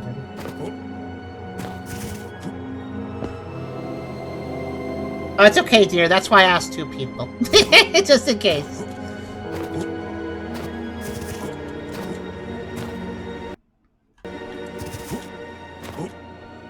Just checking the time.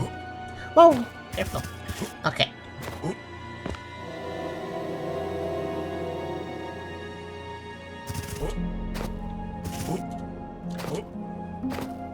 So obviously you can see the different places you can warp between. Like there. Like I've been there. You can just see it from the hub area. But I bet you I haven't been accounting for a warp. There's a warp here somewhere that I just haven't noticed doesn't connect anything else. I think that's how to get to the other island. Now, as far as the drop down and near the Craftsman statue, I think...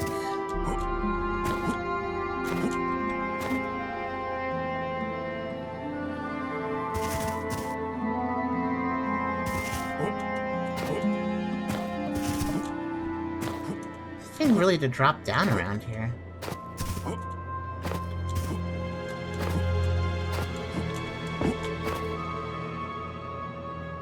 We obviously have a very suspicious island. Again, like I said, there's no... The island in particular, which I can't remember which one it is from this angle. It's this one here, I think. I believe it's this guy.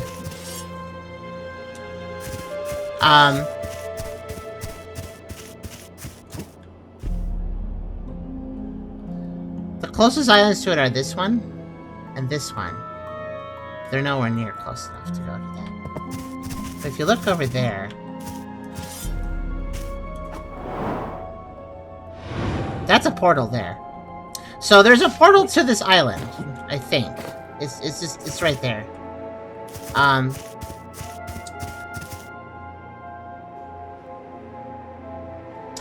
Oh, wait a minute. Oh, wait, I've done this before. Technically, he spoiled something I've done before.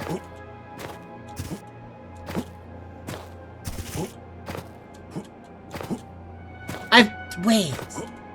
Was that before I was hunting for the torches? Right, because I was in a death area, so I couldn't do much there. Oh, right. I forgot about that.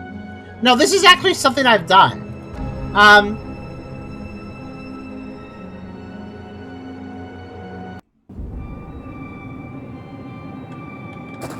Wrong statue. Yeah, so when you entering this realm is usually done through here, but that's right. There is a second crevice that you could enter, and it's over here. It's actually even in the loading screen picture, which I appreciate that actually. Psyche, good work. That's a good hint, actually. The fact it's literally in the picture. Look, or not this one. See it? You can see it right there. Yeah, this little crack here.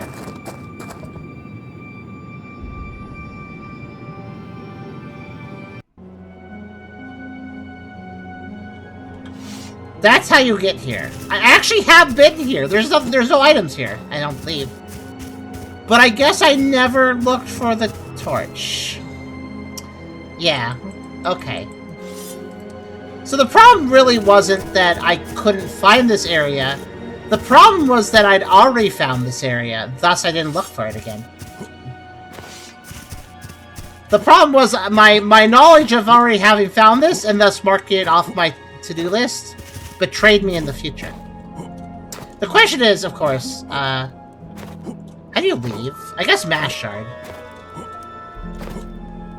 Right? Mass Shard?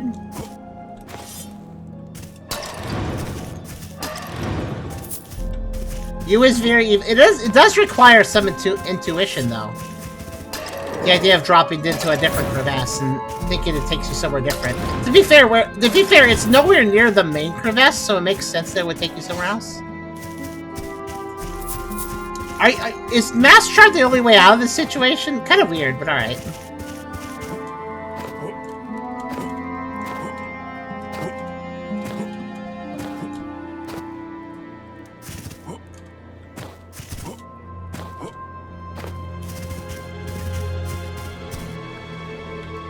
So be it. It is lit. That's what matters.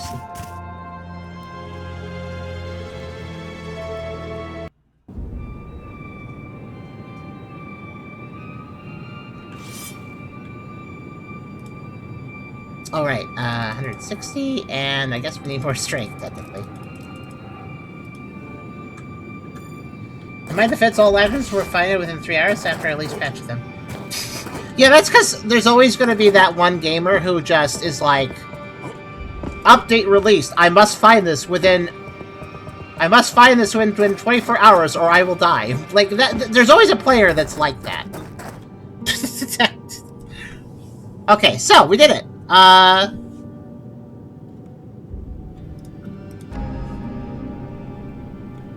also have a scroll trinity, but before that, there's 10 of them, they work together. See, if you get a little team together, it's way faster, too. Because everybody can... Like, you go here, I go there, blah, blah, blah, blah, and it's way faster. I am not so proud to say that I have found all these torches on my own. I have found a lot of them on my own, but I have needed a few hints. In my defense, this one, I should have found that one a lot sooner, but... I just didn't think to double-check an area I went to. Are those... I know what those are. Saw a mage once, had a heart just like that. He was the greatest mage the continent has ever seen. The Archmage of Moiga, and the only man known to have closed a rift and lived to tell the tale. If you really have 3 of them, I won't lie. You're starting to scare me. But I guess you were telling the truth. Wow, 2 or 1 would have convinced you despite that?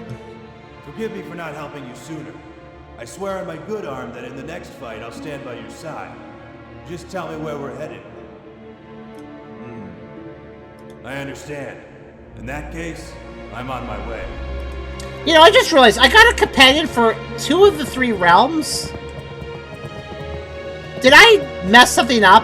Should I have had a companion in the other realm that I went to? Because I didn't. I only had the realm of the past or whatever. I didn't get a companion. Oh, maybe it was the guy who decided to die after he learned about his brother being dead. Maybe that guy, if he hadn't died, maybe he would have been there. Was that? Is that Laren? Am I guessing correctly? So if I had not let him see his dead brother, he would have lived. Actually, yeah, I guess I kind of felt that quest line, but at the same time, he was searching for his brother. That's his whole point. So if I had deleted his brother's corpse, he would never have found his brother ever. And I feel like that's mean too. Like that's kind of bad too. There was no really good decision with that one.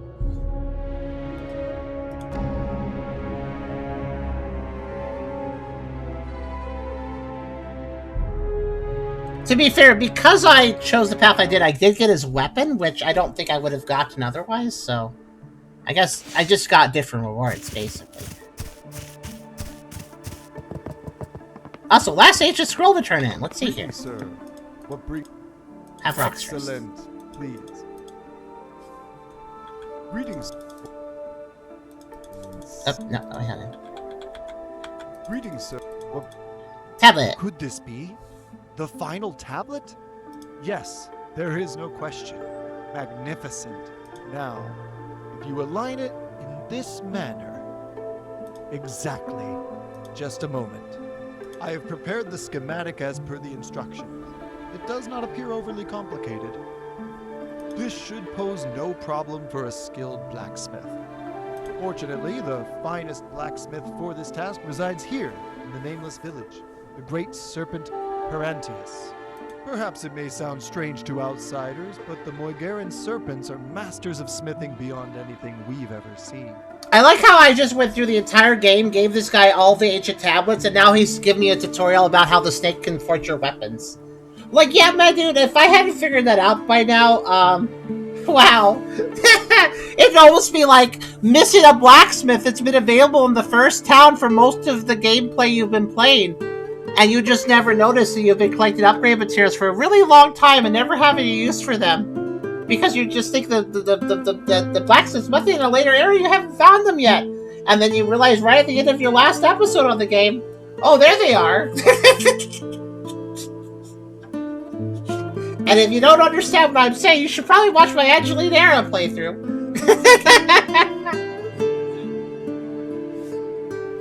A truly fascinating species indeed. But let us set that aside. Retrieve the key and return to me. While you're gone, I will study the tablets and try to uncover the location of this elusive gate of the 5 masks. Gate of 5 masks. Yeah, because the ironic thing is, I did do that. Nice playing games again. You don't know X things, so you're just playing brute force through it. Yeah! I just didn't upgrade any of my weapons in Angelina. To be fair, in that game, it's less of a damage buff and more just it gets an extra effect, which is not required to win, but yeah, I've been kind of... This? I just missed that for the longest time. You require my skills once more.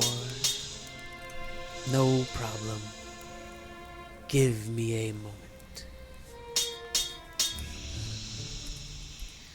Finished. It seems to be some kind of key.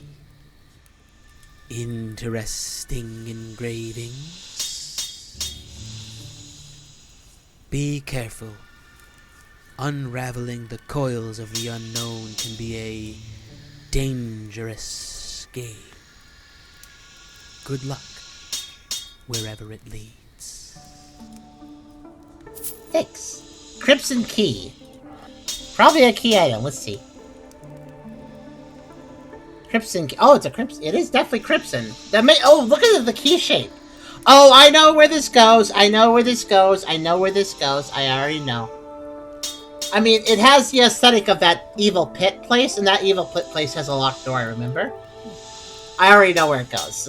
A key forged according to the description upon ancient tablets deciphered by Volindius. Not only the door it was meant to open remains to be found. Volindius mentioned something about 5 masks. Yep. Crimson key unlocks a crimson. Hello, Crimson. They are locked. They have showed up again. Yeah, I know exactly where to go for that, so,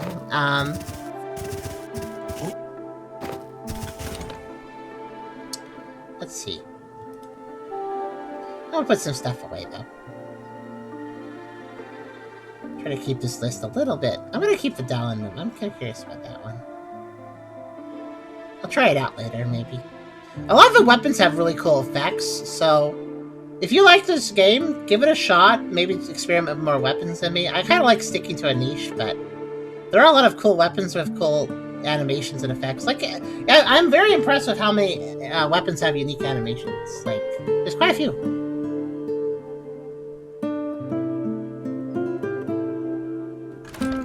Okay.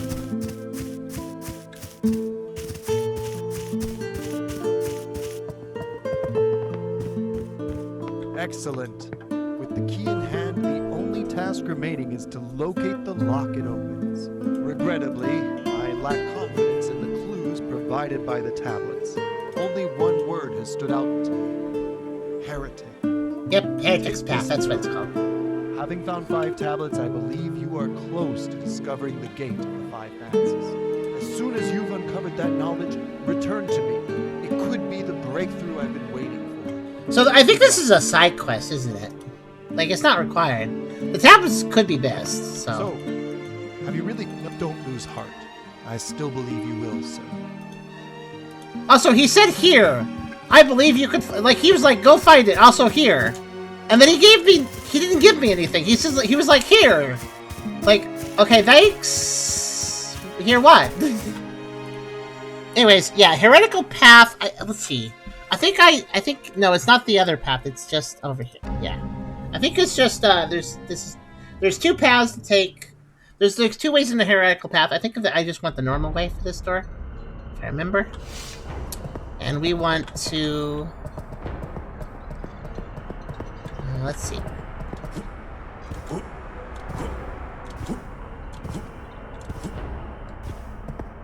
The door is right there.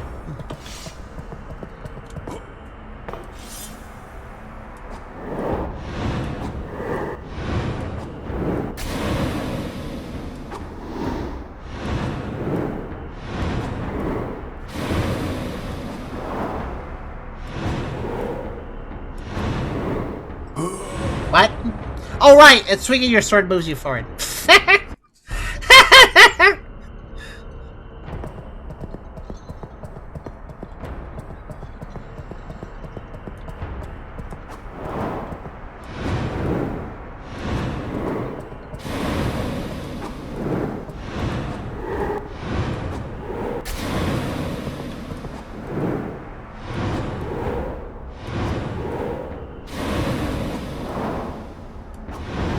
I don't know if that's actually an enemy, actually.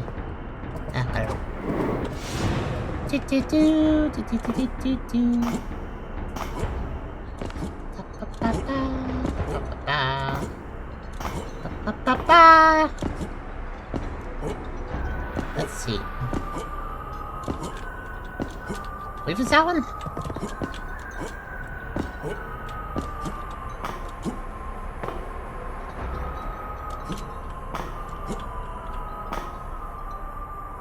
No, that's the normal way. That's the door. Okay. So my mage is trying to remember how to get there.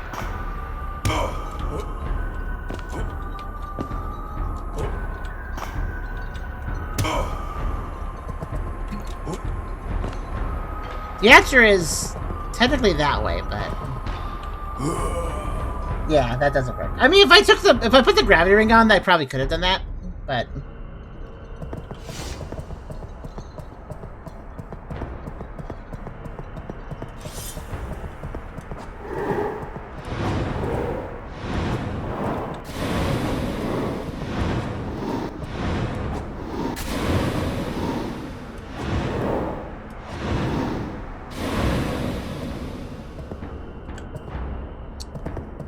Oh, right, it's right here. It's right at the beginning, I just kind of forgot.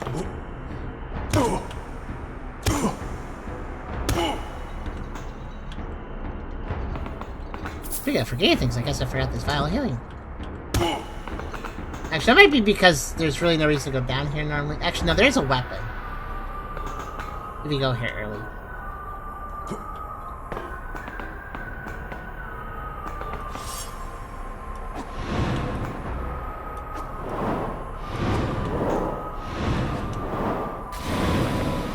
I had no reason to do that, but I wanted to. So, I did it.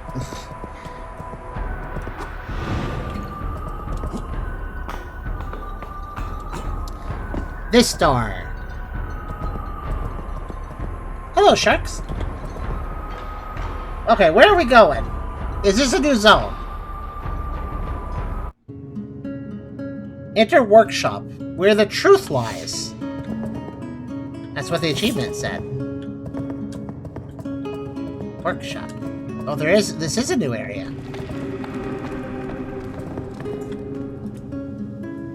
Oh yeah, look at that! We are in... Where are we? Let's see. Maker's Workshop. A mysterious workshop concealed within the heretical path. None can say what secrets lie within its walls. Alright, time for another torch. I was worried this side quest would exist in the heretical's path. But no. And also, with that, we suddenly have only one slot open on the travel list, which is probably the end game. So, I was wondering if the end game consisted of 2 areas? No, it looks like 1. Hello, who are you? Welcome, stranger. You stand at a crossroad where few have dared tread. I am the guardian of this place, the shepherd of knowledge absolute. Call me what you will. I have worn countless names. One more is of no consequence. Oh, well, look at this! Nomadic! This guy is directly encouraging you to name him. What do you know? He's like, you know what? We see this guy sees Nomadic in the chat and is like, alright, Nomadic, name me what you want. Should you choose to enter this place, I will not stand in your way. After all, you have come so far. However, if you truly desire entry, know this. You will not be permitted to leave. Derek. Ever. Oh, if I enter, I can't leave ever. If your will remains unchanged, you are welcome to proceed.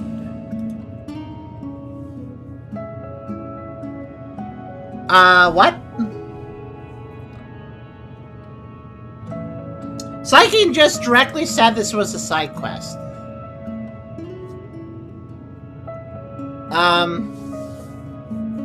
This guy said I can't leave when I enter. Can't tell if intimidating me or actually point of no return. Can't tell if point of no return or... You know what? Hold on. There's only really one proper response to this situation. It's not a point of no return. Okay. It kind of sounded like one, so wasn't sure. As you wish. I was about to back up my save file, but if you say so.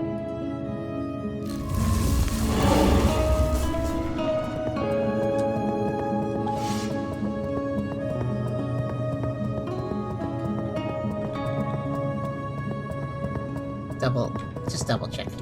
Alright. I do have mask, yeah. I bet they don't work here, I guess.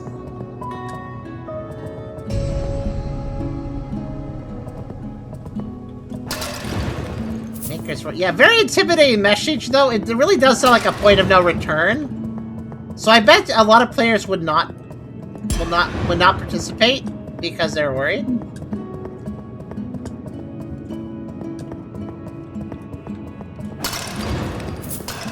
Like, maybe it's more thematic for the guy to say what he did, but I kind of feel like I would change it to be like, once you enter, you cannot leave until you find what you seek. Or something like that, you know? Make it really serious, but also make it clear that it's not a point of no return, because it kind of sounds like one. Make yourself comfortable. Time stretches before us. Centuries, perhaps millennia. Fear not. Provision of sustenance and all necessities befitting mankind shall be ensured. Yeah, Ymir, I feel like it's more you can't ban the cycles is complete if I was told about the context of the cycle. The thing is, though, this game doesn't make it clear. It's not like this game has a quest list and like, oh, this is obviously a side quest. This, like, if I didn't have the developer telling me what's going on here, I would assume, walking into this workshop, that I would... You know how some games can have, like, multiple endings? So some games could be like, alright, you can take this main path to an ending, but there's also, like, this optional path where if you go this way, you're going to take another ending. So I would have assumed I was just on an alternate ending path, having found these special items, and if I went forward, I'd be locked into the ending. So I'd back out at that point, because I would think that, oh no, I can't go down this way, this is what an ending route, I'm not quite done. Like, yeah, just one extra line to make it clear that, like, that's not what's going on. That would be nice. Because I definitely would say that without extra information, I would actually have just turned around and left. Because until I felt like I would have just done the main quest stuff and tried to go as far with that as I could before, you know, coming back. What's this? 15 years after my mistake. It'll be explained if we keep going, probably. But, like, locking yourself in to see what that means is itself intimidating. The spell worked. I returned. And I remember everything. I remember. You'll understand why I was essentially needed to reset. I'm sure there is a lore reason. I just feel like there's a better way to convey this to the player. I don't know. So badly wish I could forget. The spell was supposed to transfer my mind into the body of a newborn. Weird spell, but okay. But there were none in the last 15 years. Because of that, the spell placed me in the body of some poor soul. Someone who survived the apocalypse, only to have his mind erased, replaced by the one who caused it. This guy! I was trying to, like, transfer my consciousness into the body of a newborn. Which I'd totally be okay of doing, just replacing the newborn's existence. That's fine. Unfortunately, I replaced the existence of somebody who's actually grown up. I feel way bad about that. But not the newborn. I don't care about the newborn. What? Okay. All I managed to discover is that the demon was telling the truth. These are really people that don't think, oh god. They die. Two demons telling the truth. Two people they die. Such powerful magic should not exist, even in the hands of an archdemon. There must be something behind this. Some principle. Some rule.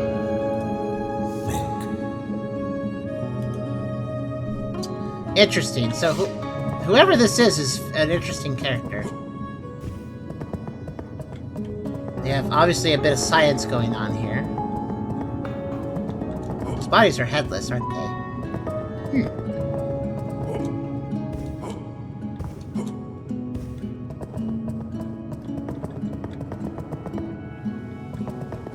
Tons of masks. 282 years after my mistake. I wonder who the note writer is. Hi, Vossen. The face. The face is the answer. I was right to doubt the demon's words. Wait, Craftsman's Workshop, wasn't the Craftsman the guy who... Wait, isn't that the guy who was like there was an Age of Darkness where after the curse happened, everybody was dying, because if you looked at the face of another person, you died. So everybody was dying, and so everybody, like, became, you know, reclusive. Everybody left became reclusive to survive. But then the Craftsman, I think it was the Craftsman that showed up and was like, hey guys, I figured out masks. Wear these and you won't die. And then, like, that, yeah. I wonder why nobody tried a mask before that, but fair enough. So this is the guy who invented masks that were in the workshop of. People do not die when they meet. They die when they reveal their face. A simple mask. A simple mask solves the problem. Now it seems so obvious. If only they weren't all anti-maskers, they would have figured this out sooner. Why did I not think of it before I ran out of time? I mean, I understand why... I should have been able to. I do understand why after, you know, people facing each other died, why nobody else would try an experiment of, what if I put a mask on and face you? Like, I understand why everybody would be scared to try that, but don't masks exist for some professions anyways? So, like, wouldn't there be incidentally somebody wearing a mask at some point that would have figured that out? I feel like that would have happened, but I don't know. Oh, but wait! Sirius just said, maybe all the people actually died and artificially recreated everyone? There seems to be some human factor. There are people in it. Okay, you know what? The lore specifically stated at the beginning of the game that during the Age of Darkness, you know, after the curse started and the curse affected the whole world, the entire world, and if anybody looked at anybody else, they died. So the remaining people went into isolation for like 300 years. Now, I don't need to tell you this, probably, but if everybody is isolating themselves from everyone else for 300 years, how did anybody live? Nobody's procreating? There's no, and as this guy said, there's no newborn babies to transfer his mind into. Yeah, like, obviously there wouldn't be, because nobody could get together to make a baby happen. So, the lore specifically said at the beginning of the game that nobody knows why humanity survived that 300 years of darkness. But then after that, like, the mask thing was discovered and people were able to kind of make it work. So, the lore itself was like, huh, weird how everybody survived that 300 years without actually making any contact with each other, but you know. Maybe we're getting... I did think that was kind of weird. I didn't think too hard on it. I was like, oh, they're... I don't know, maybe just kind of being hand-waved a little bit. But no, maybe there's a lore reason why that seemed weird. No. Now is not the time. Yeah, this guy was apparently alive for 208 years. I don't know if that's natural, though. I cannot help them anymore. But I can help my children. They will build a new world. I have to believe that. Yeah, So actually, everybody did die from the curse, is what I'm learning.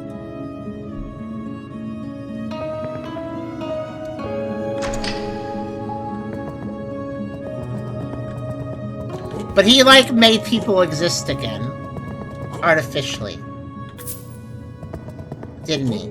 Oh, this is the lore place for sure. I don't even know if this is an actual area I have to fight in. It may just be... there's still a torch, though. It's gotta be. Make yourself comfortable. By the way, this... I feel like this guy's voice actor is different from the known voice actor, so I think it's a different person. He's probably just one of the creations, then.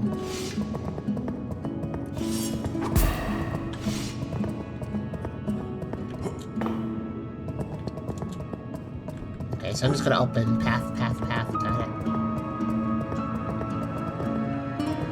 Oh, it's, you! Hi! Masked one? Hello. She's an abomination. She used to be the princess of a kingdom, but then she got stuffed in a flesh sarcophagus and turned into a monster, but she's nice. I was dreaming. I didn't expect her to be here. What brings you to this place? As for me, I felt it pulling on me back at the shore. Have you met the Guardian? He is most kind. He has offered me a home here. He even knew my name. I'm surrounded by those that look like me, yet they do not move nor speak like I. The Guardian says it is because I'm special, that I'm here for a reason. I was kind of joking, or maybe it's the same person, but he's in a different body. It could be. I was joking there, but I'm wondering if that's what the guy actually meant by you can't leave. I'm still trying to figure out why we can't leave, so to speak. By the way, the door didn't lock behind us. I think we can leave, but I'm confused. Also, why was this workshop? Maybe it does make sense.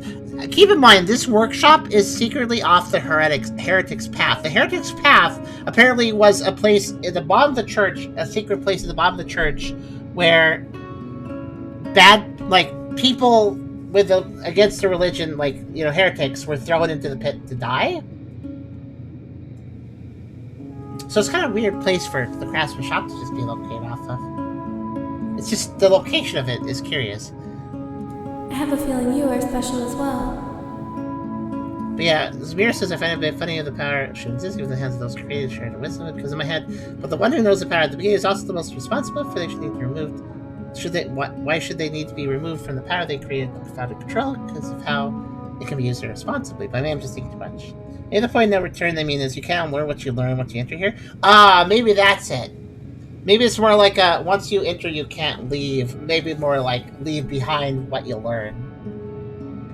The epiphany. For the first time since I've awoken, I feel hopeful. You should stay with us here. This place is safe, the Guardian assures me. Come to think of it, the Guardian almost reminds me of... No, it's nothing. Take care, Masked One. And remember, the old world is not dead, only misplaced. Huh. Masked One? Oh, they'll just repeat. The Guardian? Okay.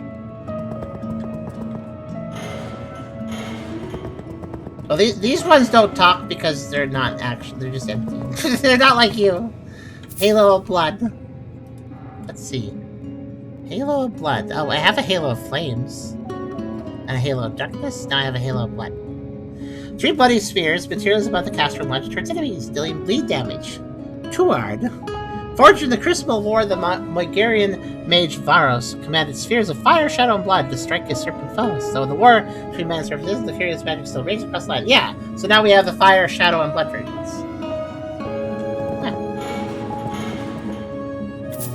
Spectral Rev still.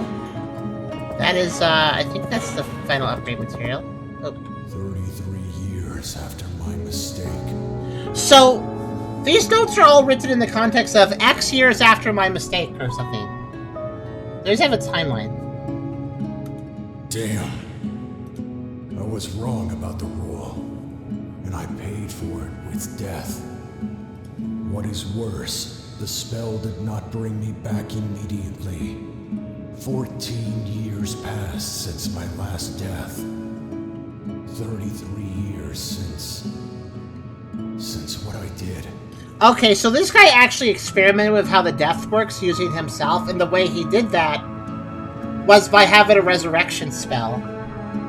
So if he died, he'd come back. But it doesn't seem like it's very quick sometimes. It's been 33 years since the last child was born. If I do not solve this soon, our species will go extinct. I must do something. I am running out of time. Okay, so... 33. So 33 years after my mistake, 33 years since the last child was born. So the last child was probably born before the curse happened. So when he says 33 years after my mistake, he is being the curse. He caused the curse, and... Wait, who caused the curse? Was it the king or the magician? There was, like, a paranoid king, and then he, like, killed everybody, and his best friend was, like, a powerful mage, and then he tried to kill the mage, but then the mage went crazy, and then I think that's what caused the curse? Like, he did it? So he must be the mage, I guess, as well? The craftsman is the mage? And as he said, he made a mistake. So I'm guessing condemning all humanity to a curse that kills everyone maybe sobered him up a little bit from his own insanity.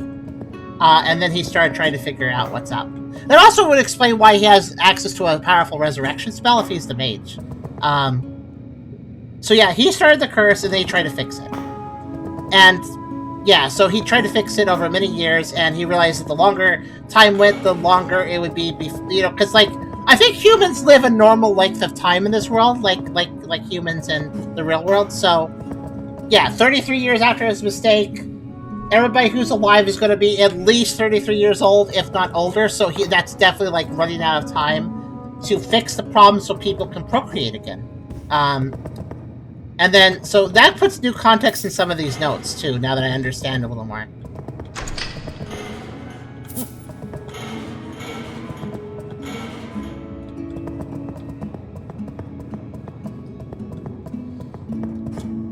So 33 years, and then this note here was... 15 years after my mistake. So this was the first note, so to speak, because 15 years. This was shortly after his mistake, technically shortly. The spell worked. I returned. And I remember everything. So I guess he set something up so he wouldn't die. He did die, though. But it took him 15 years to come back. Oh, I wish. And then it took him, like, 18 more years to come back after the other time. My soul. The spell was supposed to drink, but there were none. And the last, because of that, the spell placed me in all I managed to discover is that such powerful magic... Also, the demon was telling the truth. So the demon told him because he probably was the one that brought the demon around. Again, makes sense. So 15 years ago, then 33 years ago. And this note over here jumps all the way to, way super long. And this is... So after 33 years passed, then he hit the point of despair because everybody was either dead or so old that they wouldn't be able to procreate even if he fixed it right then. 200. The face is the answer. And it took him 282 years to figure out the whole face thing. It took him 282 years to figure out what actually caused the curse. I was right. People do not die when they meet. They died. But, to be fair, he got lied to by the demon. As he says here. I was right to doubt the demon's words. Because the demon said people die when they meet. That's technically not true. It's not the meeting, it's the looking. People do not die. I can't... They will... And then, so far into the future, it's like, well, I'm the only one around and everybody else is dead. But I figured out the problem. And it's like, so, that's really sad and ironic. 282 years later, everybody's dead. Oh, wait, I know how to save everyone. Now. 200 plus years after it mattered.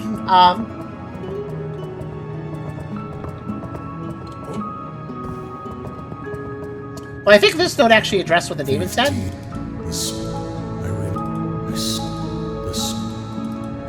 All I managed to discover is that the demon was telling the truth. When two people meet, they die. No, the demon I think the demon specifically told him, when two people meet, they die.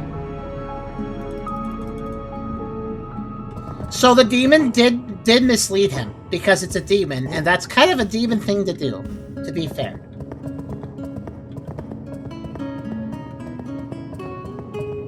Technically, the demon both lied and told the truth. If you want to be pedantic, facing each other, if you're looking at somebody physically in the same environment as you basically you met up with them. You have met up with them in that situation. But it's like saying that,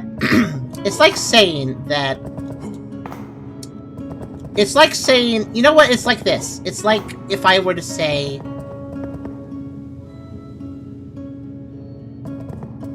let's see, I'm trying to think of another phrase I could use, a misleading phrase to explain it. It's like if I said,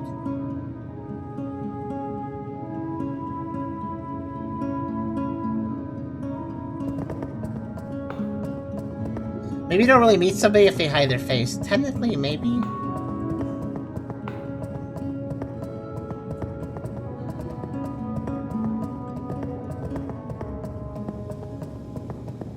It's like saying that if you... It's like saying that... I'm not very good at this sort of thing. I'm not very good at coming up with misleading statements, apparently. I guess that's not necessarily a bad thing.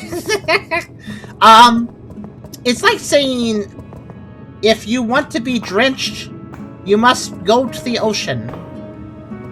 And that's not untrue, but it implies that you can't do anything else. It's only the ocean. But actually, you could, rainfall, a lake, a river, those would also work. A pond. But no, you must go to the ocean to be drenched with water. And that's not technically an untrue statement by itself, but it is a misleading statement. You know what I'm saying? I think that makes sense.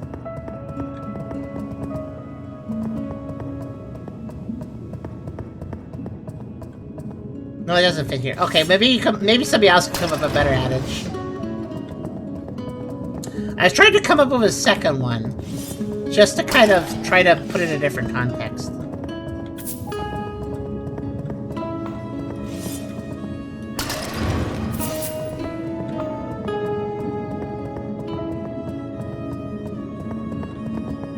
Okay, here's my notes. Let's see.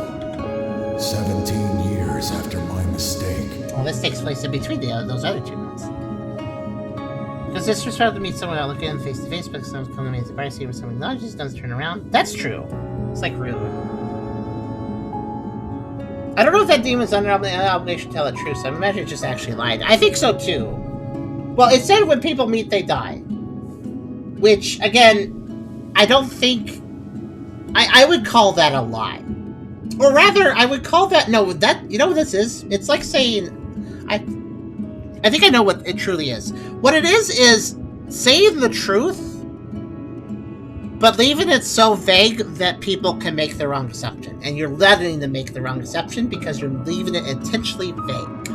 So you're not lying, but you are providing enough information so people get the right idea.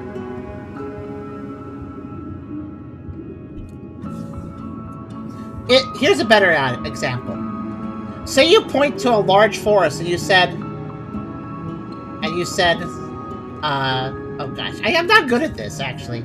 Let's see here. Zero says, what you said is say where you do X, Y will get the result. There are other ways to get Y. What you said is Y always has a consequence of X. In this case, when you say X and Y. But Y does not always happen when X happens, but in most cases. Yeah.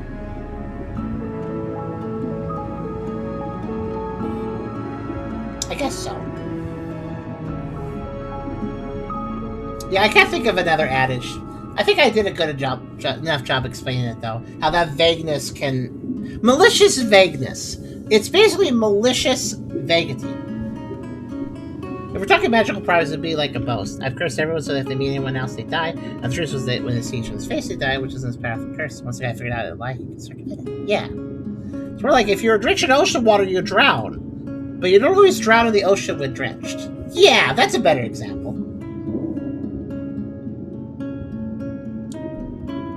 Before I start risking things, I have prepared an emergency plan. Or rather, an emergency body. I will not kill more innocent people. This shell will be compatible with my mind. All it took was a bit of blood magic, though the entire procedure had to be carried out remotely. I cannot risk the curse affecting the vessel and killing me too. Now that the vessel is ready, I can begin studying the curse. Oh, I see. So he made host bodies, but just in case the curse still affected him and the host body, he had to do it from a distance, which was probably a little bit annoying. Oh, that's it. That's why there's a bunch of bodies here. Unfinished bodies. You notice how they don't have heads? So he grew bodies without heads, right? But then he grew the heads later when he wasn't around to see him. So basically, he grew them without heads so that... Because he knows about the head exploding bit. Because the curse actually makes people's heads explode. So he just grew these things without heads to make it safer, basically. I think. Oh, you know what? I just figured out something, too, with these flesh bodies being grown. I just figured out something. So the demons, we've been finding a lot of demons around the game. They're like one of the major evil faction stuff. Well, the main one, besides there's a few, like, smaller factions of, like, mutated creatures and stuff, but there's the demons, which obviously involved the curse, came out because of the curse, and because of people dealing in their magic. But there's also the flesh. Remember the flesh virus? The flesh abominations and stuff that also existed? And we were noticing how there's like all these flesh things, and they were pretty obviously separate for the demons. It's the craftsman. He caused them.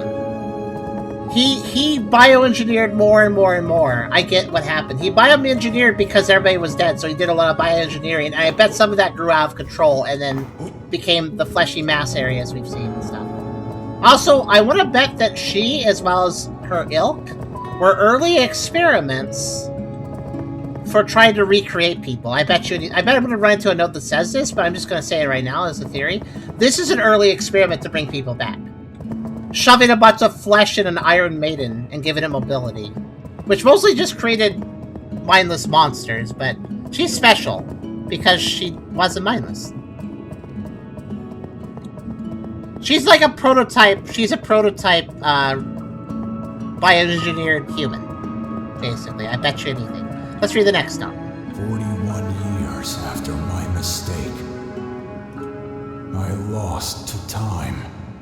There are no people left young enough for repopulation. Even if I solve the mystery of the curse, it will not change anything. The current generation is the last, and I will remain the last man in a dead world. Yep. 41 years, the condemnation point. Is it okay if I jump in here, or they'll kill me? Wait a minute! I was told that I can't leave. What if I use the sacrifice spell? I can swap it. Oh, these are bodies. I didn't realize these are a bunch of beat bodies. These are a bunch of prototype, or like these are a bunch of like grown bodies. I wonder why they're just discarded. Okay, the alternative is that these bodies are not the bodies he was growing. I think they are, but they also could just be bodies of dead people. But that wouldn't really explain why they seem so fleshless.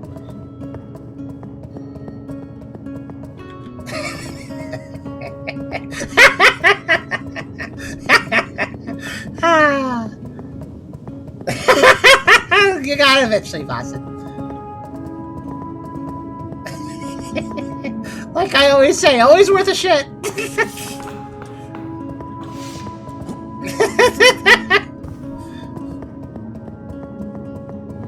Blasted for autocorrect is such a... Autocorrect is actually more trouble than it's worth, we find.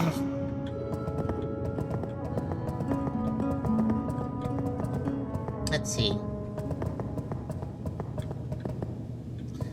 What's interesting... Before, you shall never leave this place. You have made your decision. Okay. So, when you say I can't leave... If you go any further, you will leave me no choice. So I guess he's gonna kill me if I go further. Alright, I'll stay. It's probably just gonna be an unceremonious backstab and I'm dead. And then I'd have to re-talk to everybody and pick everything back up. I'm not gonna worry about that. So what's weird is that the only reason I can't leave is because he's gonna kill me if I do.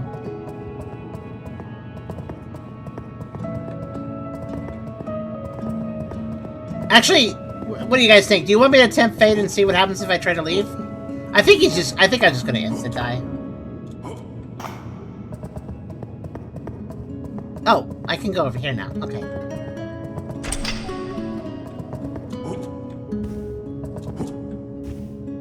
Another Spectre rest still?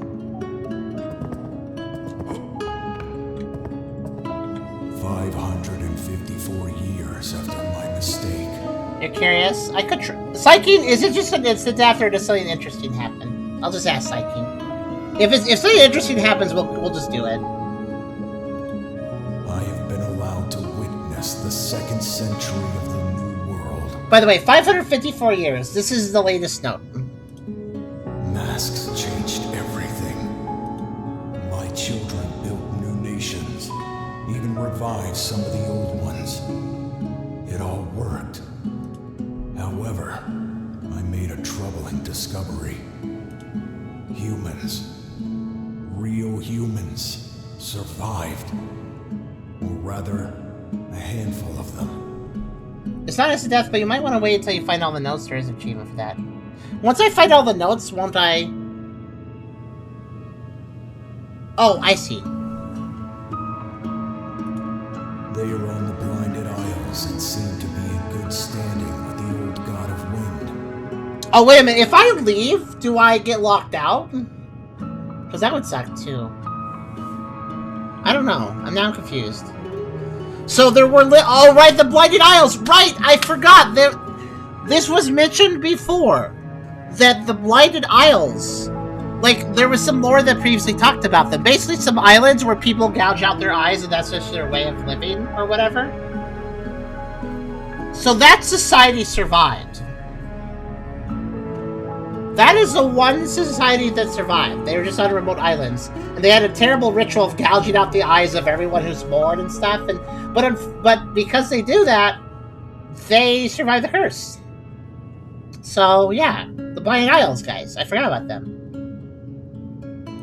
I thought the curse severed all ties with the gods. If they have contact with them, why do not I? Why do not I? Maybe it is my punishment for destroying their world. I fear that one day there may be a conflict between the old humans and my children. But for now, there is another matter I must handle. I have seen enough of the world's rebirth. I am Verho, formerly the Archmage of Yariv. That's so. I brought this world to the brink of collapse. Now I set out to take the final step toward rebuilding it. I will banish Selakaf from my world. Must be the main demon. And end this half-millennium nightmare. He's very old. But yeah, I guess I'll just not see what happens, because I'm a little confused. I do wonder why he wants to kill me if I try to leave. Or maybe something else he wants to do. Not sure. Oh, that body's different. So wait, Psychic, I'm a little confused. Once I read all the notes and complete the area, won't I be allowed to leave anyways? But yeah, sure, I'll wait. I guess I'm still confused, but...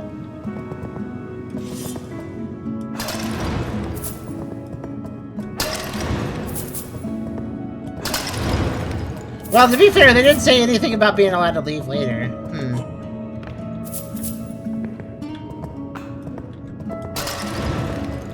Ah, there you are. I was wondering where you were. Yeah. Okay. What if you are the Archmage? I guess it's possible, but also... how?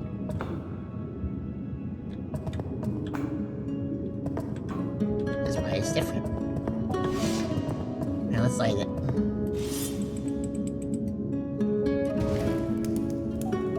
I think it's the second to last one.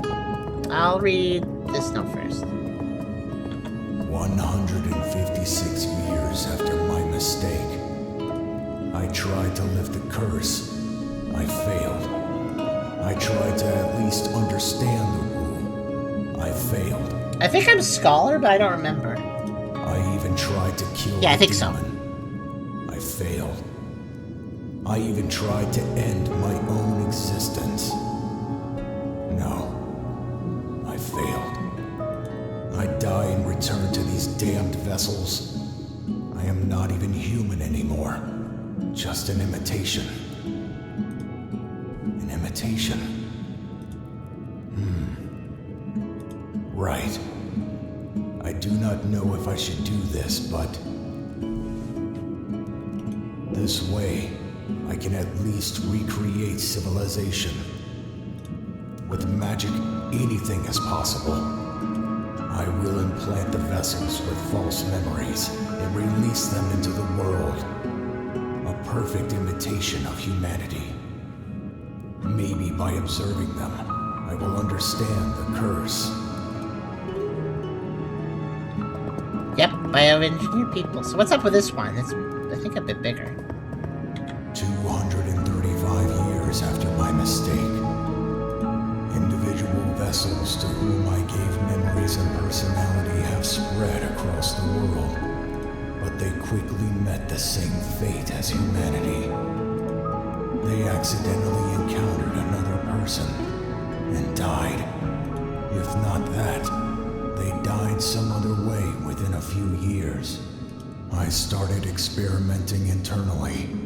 I do not know the rule, but I feel I am close to discovering it. Oh, there it is. Read all the notes in the workshop. I was gonna say, like, I think that's the last note, but no. And then the achievement eventually popped. It took a little bit. Make yourself comfortable. Fear not. Provision of sustenance. Oh, by the way, he says provision of sustenance befitting your kind will be provided. Befitting your kind. I wonder what makes him. Maybe he's not even bioengineer. Maybe he's like maybe he's a robot. I don't know. So now what?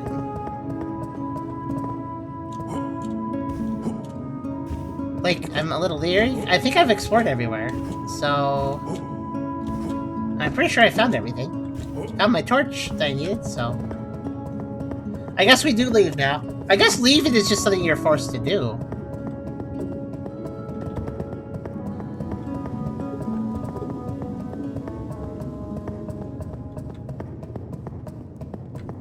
Just double check I lit the torch, just in case. Alright, what you gonna do? You chose to disregard my warnings. Perhaps such defiance served you well on your journey. But here it will not be tolerated. Huh? We Whoa! I actually didn't expect to fight him. Workshop Guardian, alright then.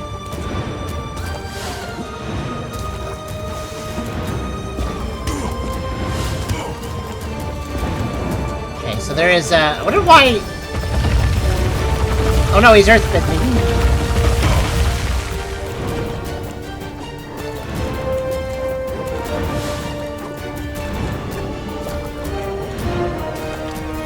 It's kind of cool, actually. He's posing really interestingly. He's got the 5 masks also. He's using them for different spells. Oh, I see some old attacks from other enemies we fought.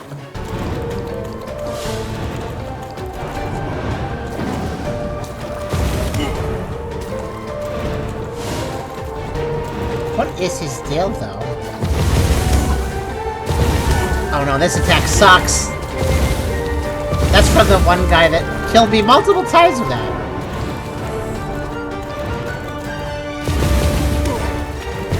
Wait, why are there daggers over there? Should I be concerned?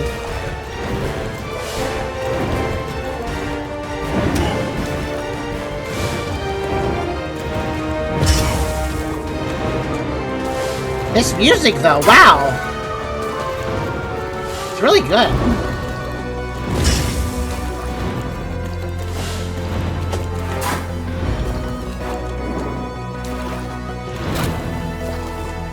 What did you just place down there? I'm staying away from that.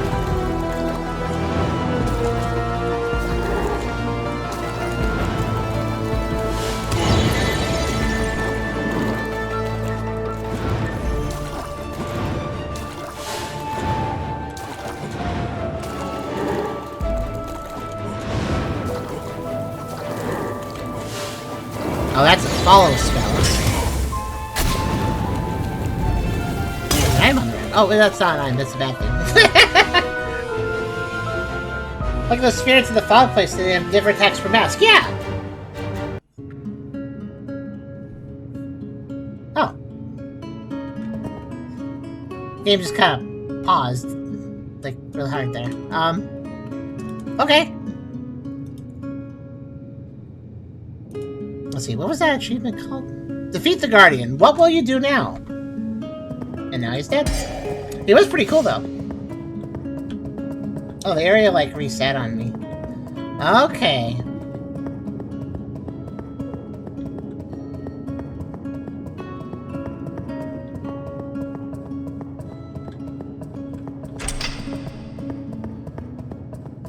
I do wonder who the Guardian was. Weird that the switch is reset. That's very odd. Actually, I want to talk to her again. Does she have anything new to say after that? Why? Why commit this cruelty? I mean, he attacked. He started it? We were guests. Leave me be. I'm sorry, I needed to leave. I cannot bear to look upon you any longer. Okay, so if I wanted to keep you happy, I needed to quit playing the game and just stay in this room. Got it. Well, that seems a little unfair. Alright, bye.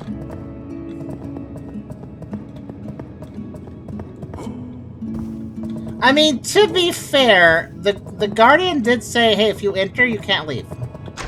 So I guess he did give me a straight up heads up, but like he didn't just surprise me with now you can't leave Mwahaha or something.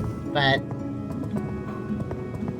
so I guess I'm slightly at fault, but also that is definitely an unfair response. I'm guessing the reason the Guardian attacked us is because basically I'm guessing that the mage set it up so that Guardian would take care of anybody who wandered in. Like any of his, experiments that wandered in. His imitations of humanity. But if they did wander in, since they would be learning the truth, he didn't want that truth to get out to the wider world again. Because that could completely unravel everybody, Like if you just learned you're not real or a fake or an imitation. So if anybody entered, well, they were warned that you shouldn't, but if you want to, you can't leave. And the Guardian's there to protect that. They're just another bioengineered human or something that was given knowledge and basically stewards his workshop after he's gone. And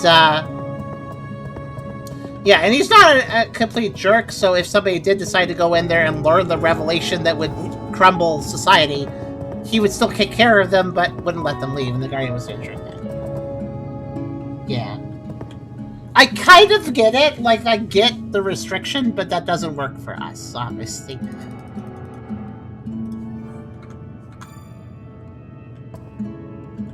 Well, we found the torch here, and that was very interesting. So I guess we go back to Nameless Village now. That's cool fight, though. By the way, Psyche, dude, I'm actually curious, since you asked about the class thing, are there any, like, character differences or plot differences or anything for different classes? I was curious, since you brought that up. So, have you really found the Gate of the Five Masks? I sure did.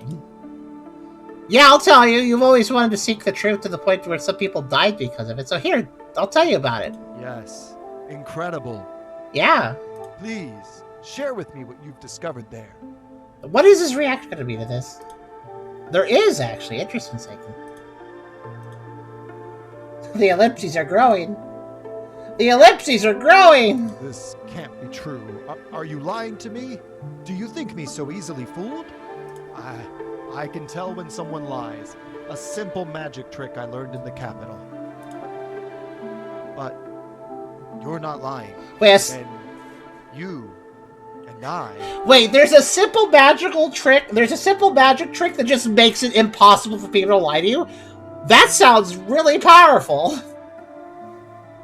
Simple magic trick, but also nobody can lie once you know this simple trick. That sounds like one of those. That sounds like one of those sketchy website ads.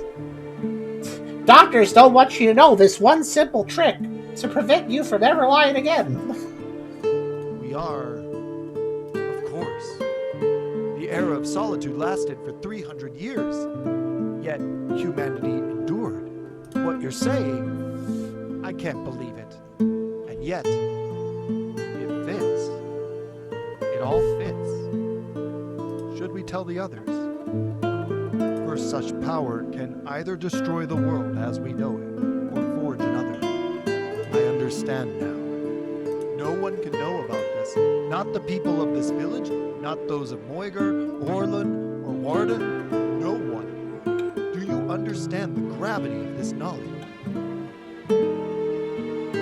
Oh, the burden we bear! He didn't say that line, even though it exists. That's weird. Simple trick for Margarian mages, but if you're not a Margarian mage, you're already into 0.1% most powerful people on the planet. Oh, okay, so they're just powerful in general, too. How are we supposed to live on with this knowledge? Now I see why no one ever solved this mystery, and why it will remain hidden. To be fair, everybody just kind of accepted that the Era of Solitude has a 300 years to get people surviving. Like, everybody's just like, shrug, oh well. Nobody gave that critical thought. That's their fault. Even if someone discovered it before us, they did us a mercy by keeping it buried. But how can anyone just stay silent and move on, as if nothing had happened? As if we haven't uncovered one of the great mysteries of this world? For the first time in my life, I just don't know. I don't know anything. Not a single thing. I feel powerless. Lost. Like I've been living a lie my whole existence. That we all have. What hope is left for us now?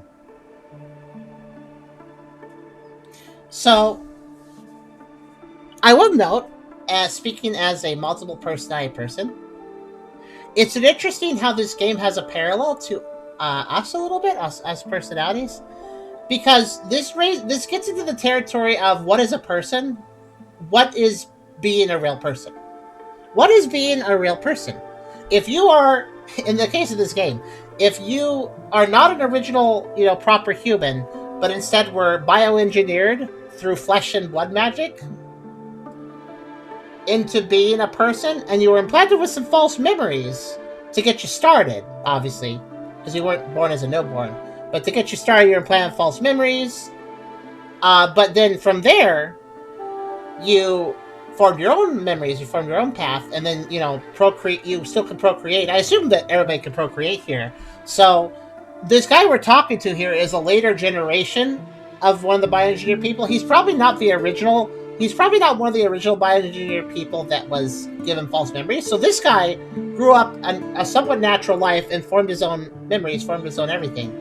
But he still is technically from the bioengineered line of humans, and not the actual natural original humans. So, does that not make him a person like those original humans? I would say that doesn't make him not a person. You're still a person. The moment you can start wondering about your existence, that makes you a person. That makes you, in the case of this guy, human. Can they procreate? I don't know. I assume so. How do they get the mass of the babies? That's a good question. I don't know exactly how that works. I like the theme. I plan to expand it even more in future games. But, that's cool. They can, and a lot of births are lethal. Yeah, I figured procreation was a thing, because if procreation wasn't a thing, the Era of Solitude ended a long time ago, so either they can procreate, or every one of them has lived for hundreds of years, which I feel like might make them start questioning why they're able to do that. But yeah, I think they have normal lifespans, I assume. I assume they work very much like one of the real humans, it's just they're a little different. Sort of like, you know what also makes me think of? It makes me think of all the main population in Mega Man Legends. Remember Mega Man Legends? That's a very that's post Mega Man X, post everything, post Mega Man Zero, and it's like the carbons. They're called carbons. All the normal life forms on the planet of Mega Man Legends are called carbons. And they think they're humans. They think they're normal people, but they're not humans.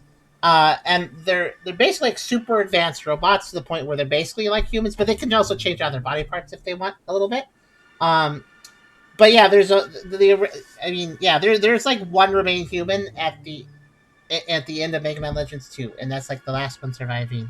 And basically, the carbons are just a replacement for humanity. It's actually kind of similar. Now I think about it, Mega Man Legends plot kind of parallels Verho's a little bit, because humans basically made the carbons and let them live on the planet and let them take over because humans are dying out. So, and the carbons think that they're just normal. So they don't really know this. They don't really know that they're this bioengineer. They don't know they're this created replacement. So actually, this is Mega Man Legends 3. There you go. And I guess newborns usually have their eyes closed and swiftly stop the mass during that process. Yeah, probably. And like Psyche said, it's still lethal. So having a baby does reduce the chance of this curse triggering, but it depends. So, But yeah, I was saying, like, we are multiple personalities. You know, me, Nikki, Charm, and some others that we don't have direct contact with at the moment, but did in the past, like Mizuko.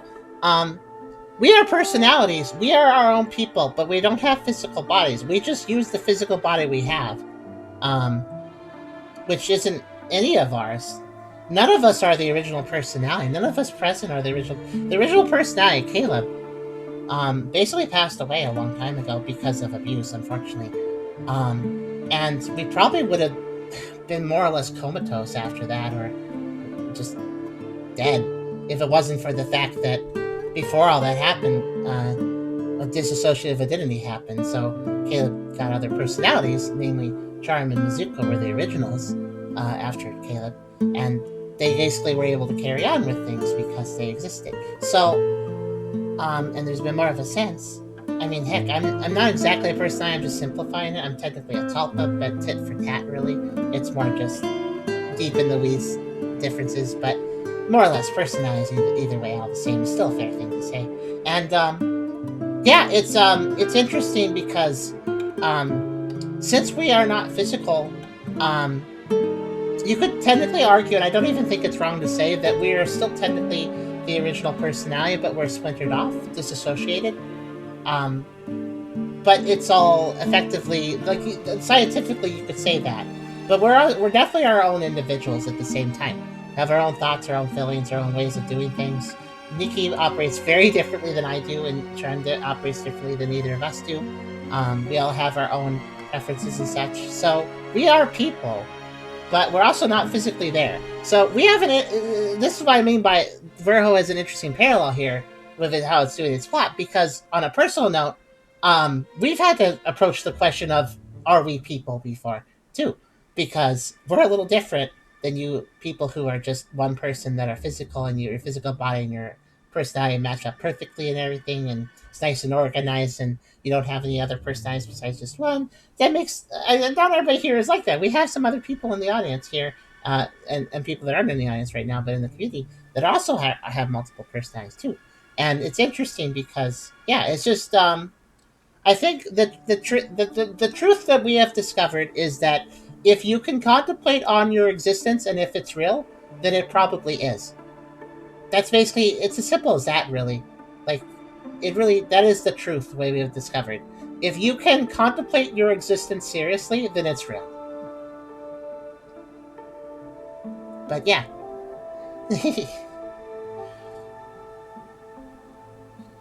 Because what existing, what being a person is being complex enough to have that question. If you're complex, if you're able to be complex enough to ask that question, then you are real, basically. And Psyking says, sounds really fascinating. Learn more about that. Yeah, I welcome you to attend other streams and stuff. I know Charm used to talk about a little bit in her content here. There's no like specific video where it's all been like laid out and discussed in a breakdown, but maybe it's a good idea someday to do a video like that, maybe. But yeah, be happy to talk more about that if people have questions and stuff about us. I'm usually happy to answer too. But yeah, let's see here. So Nemax says there's no line for people to be real. You are real even as a concept. A concept is real, right?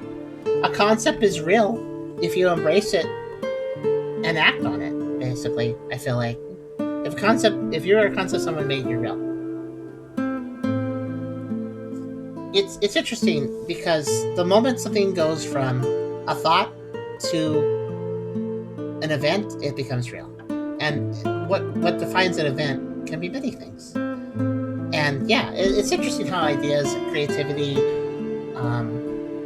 just like creativity is just what comes to mind when you say that too. Like the idea of making a concept real, that sounds like creation. Creativity is, the word creativity has create in it for a reason. But yeah, I like to say evolution in account. None of us original forms are real, but we can call ourselves real.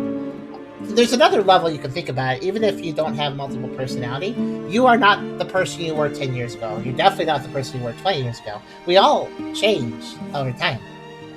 So that's another thing to consider. Like, there's multiple levels. It's really interesting, and the mind is complex. It's hard to explain. Like, if you ask us to fully explain why we exist, we can't do that. Like, we know we do. We personalities know we are individuals in one body.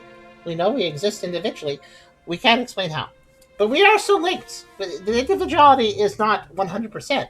We are still nonetheless linked. I mean, we are inextricably linked, considering we're in one body, we're sharing a mind that makes us function, you know. But yeah. Anyways, I'll continue the story. Please, just leave me. All right, bye. Every time somebody gets like a truth bomb, they get really every time somebody gets a truth bomb in this game, they're just like, leave me alone, or I'm a little disappointed I made the princess lady mad though. She was pretty nice. I wonder if I can come back later and talk to her again. Like, and maybe she'll say something different. Let's find out, actually.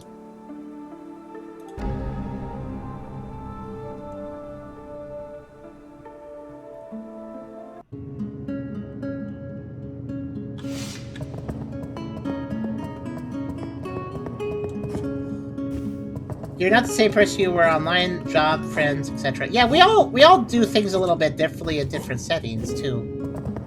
Well, actually, one thing that helps us define ourselves, us personalized, one thing that helps us define ourselves as, you know, properly. Oh, she's gone. She just like straight up left. Huh. Maybe I'll see you later. One thing that helps us define ourselves as the real individuals that we are is, like, if I stop streaming, obviously when I'm streaming, I'm very active. I'm here. I'm being cute for you guys. When I stop streaming, I'm still here. You know, it's not like I just turn off or something the moment stream stops. Granted, I do switch out with Nikki sometimes. For instance, if Nikki wants to cook, I switch out because I'm not allowed to cook or use the stove. I'm not allowed to use the oven or stove because I'm technically a 12-year-old personality. So, and Nikki has noticed that I am a little clumsy, and much like an actual 12-year-old, I shouldn't be allowed to use oven and stove. So I'm not. And knives. I'm not allowed to use sharp knives either. So Nikki does a lot of cooking and stuff. So Nikki will come out and do cooking, and then I'll come out and do other things. But yeah, we switch back and forth, but we're always active. Charm's currently away, has been for over a year now because she's unwell. As for the other personalities with us, there's other more complicated situations with them that have been long-standing. We have to reconnect with them, basically. Some trauma basically broke a few connections, quite a few connections for Charm. But that will, in time, hopefully be repaired. But yeah,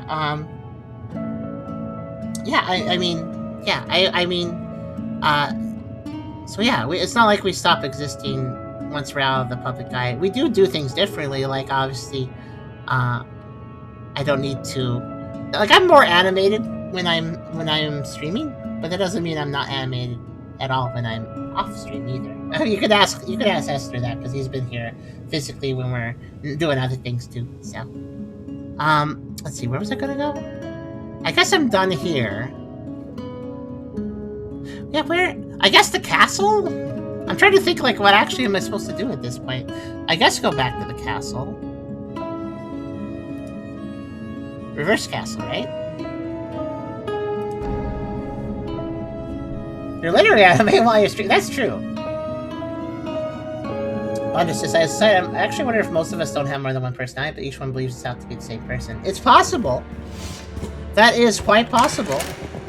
We have noticed how people can act. Some people can act dramatically differently in different situations. So, in those situations, it almost seems like they might have more than one personality. It's an interesting question. The whole set of it. Who knows for sure?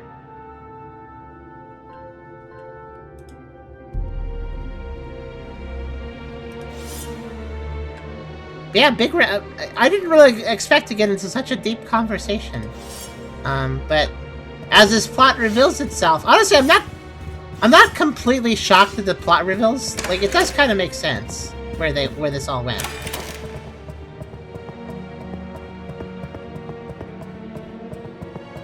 But also, it's a good plot though. It makes us ask questions and stuff. So I can't go back to the reverse castle. Interesting. So I wanted to check something. And this guy is just still he's laid out. Which I believe that was the old king, actually. That we found as a boss. I think that's the king, yeah. Who technically started all this. Like, the mage caused the actual curse, but he caused the curse because the king was super paranoid and started just killing people, executing them for little things. And then the mage, his best friend, the mage, he decided to be paranoid and execute him too. And then the mage went crazy and caused the curse. So it's the mage's fault the curse happened, but the mage was only driven to such a terrible point because the king was a terrible person. Which, I don't know if he was a terrible person because of demonic influence or something, or if it's just because he was a terrible person. This game is cool. That was a deep moment. Holy shit. We have those now and then, though, man.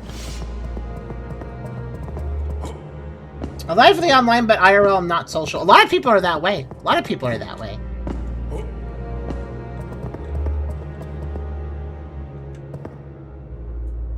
Okay, so old man, what's your deal?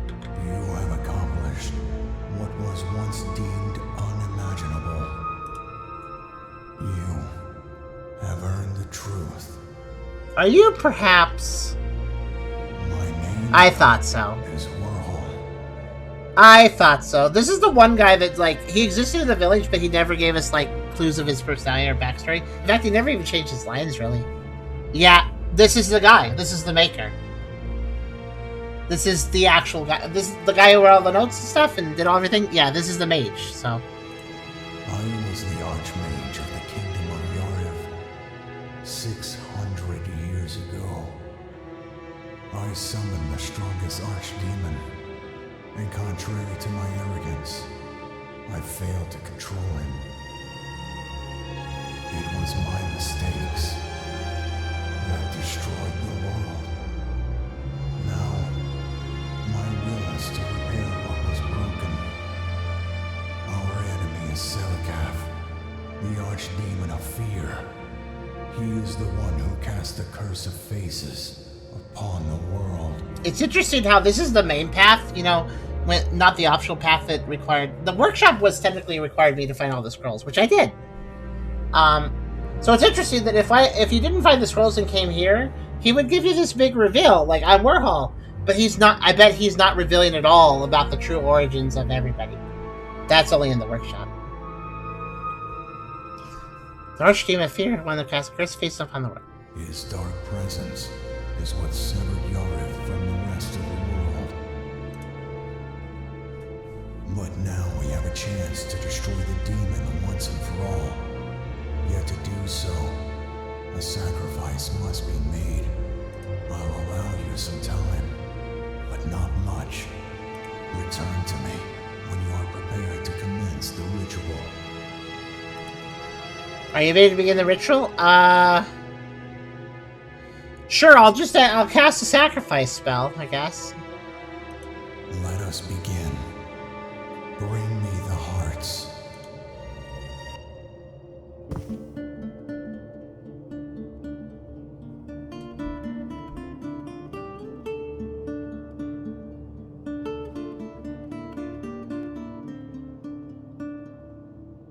I thought he was about to stab himself. It is done. But then he was like, no. Before we proceed, there is one final matter to discuss. You see, Selikath cannot be killed. Not in the way you think. Fun fact, if you play this Forgotten Class, you actually be playing the game as Verho and with amnesia, at least at some point. Ooh, that's interesting. This sword. So this guy wouldn't show up then? Only hope to defeat the demon. Because he was in the beginning of the game. He was in the village for the beginning, so I guess he just wouldn't be there. For what feels like an eternity. Interesting. I imbued it with conditional spells. A magic that deepens in power with the precision of the conditions placed upon it. What? I'm confused. To allow the sword to deliver the final blow to the archdemon, I placed dozens of conditions upon it. But two are paramount. I see, Psyche. Interesting. The sword will reveal its true power only in the presence of Selikath. Second, only I can wield it. Well, that's a bit selfish. More precisely, it is bound to my soul. The current me is but a specter. My ability to interact with the physical world is limited. To wield the sword, I need a body. A body with the strength to slay the archdemon. It must be you. If you allow me to do this, I will see the demon's end. You have my word. But this process will destroy your mind. Your body will become an empty vessel. One I must occupy to defeat the demon and rid us of this curse. I can only do this if you are willing. I spoke of sacrifice, and this is the price. Will you sacrifice yourself for the future of this world? It sounds to me that the only reason I have to do the sacrifice is because you wrote the sword to only be working with you.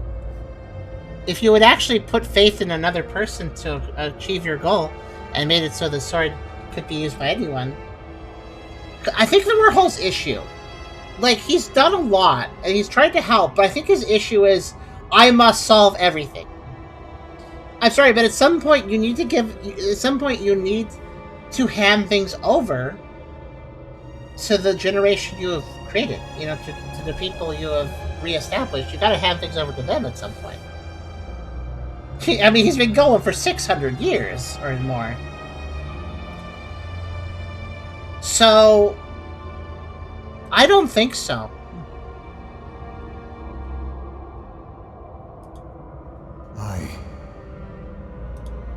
I don't blame you. No one should be asked to make such a decision. I asked of you something horrible, and you have every right to refuse. But I see it in your eyes. The will to keep fighting. You plan to face the demon anyway, don't you? I'll figure it out. I can't allow that.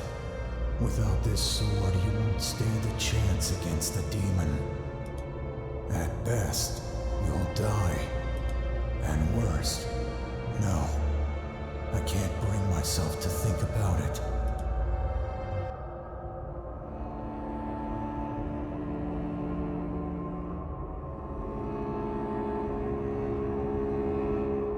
I kind of figured this might happen.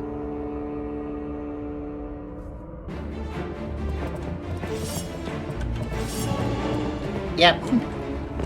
Now we have to fight Verho. Oh, he's floating just like his guardian. Oh, he's using the same attacks as his guardian. Oh, he's basically the guardian, isn't he? But not as strong, because he's a specter of his former self or something. I guess.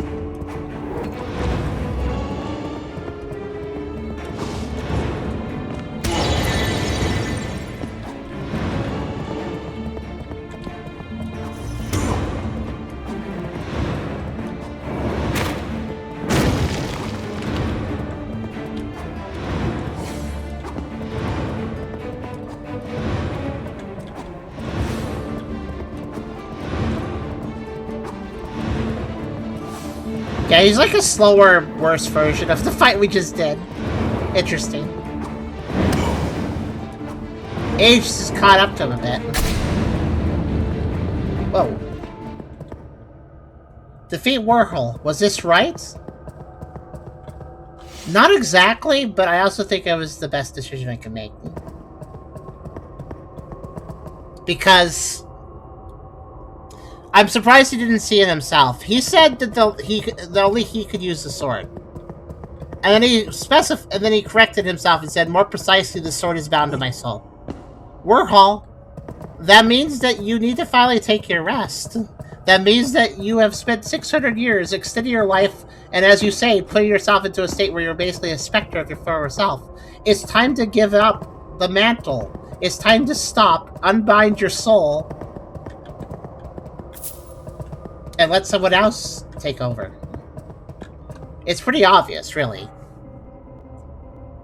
Sword that Verho created to destroy the soul of Skelecaf. The crystal within the blade seems dead. It appears the sword's magic perished along with its maker. I don't think so. Crystal in the base seems dead. Pierce the sword magic Paris long as maker. I don't believe that. I believe... Well, I don't know. We'll see. We'll see. I have a thought.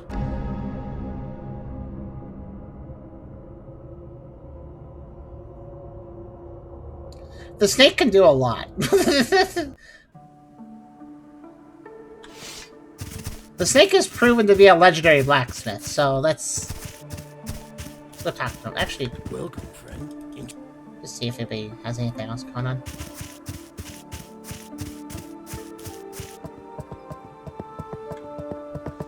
It would have been interesting if he refused the second time he sacrificed himself. Welcome. What? Can it be reforged? Oh, it can't. Can it not? Welcome. So I can't upgrade it. It doesn't have a... It's not a plus 10 already, but I can't upgrade it.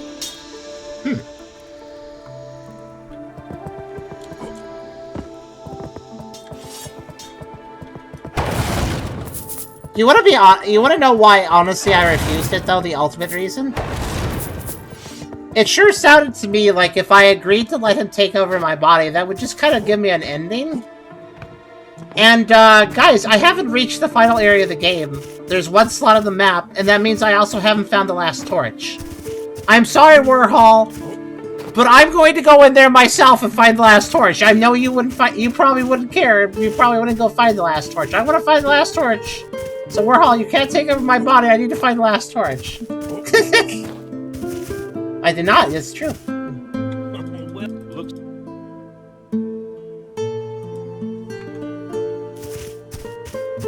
It's all about the torch, ultimately.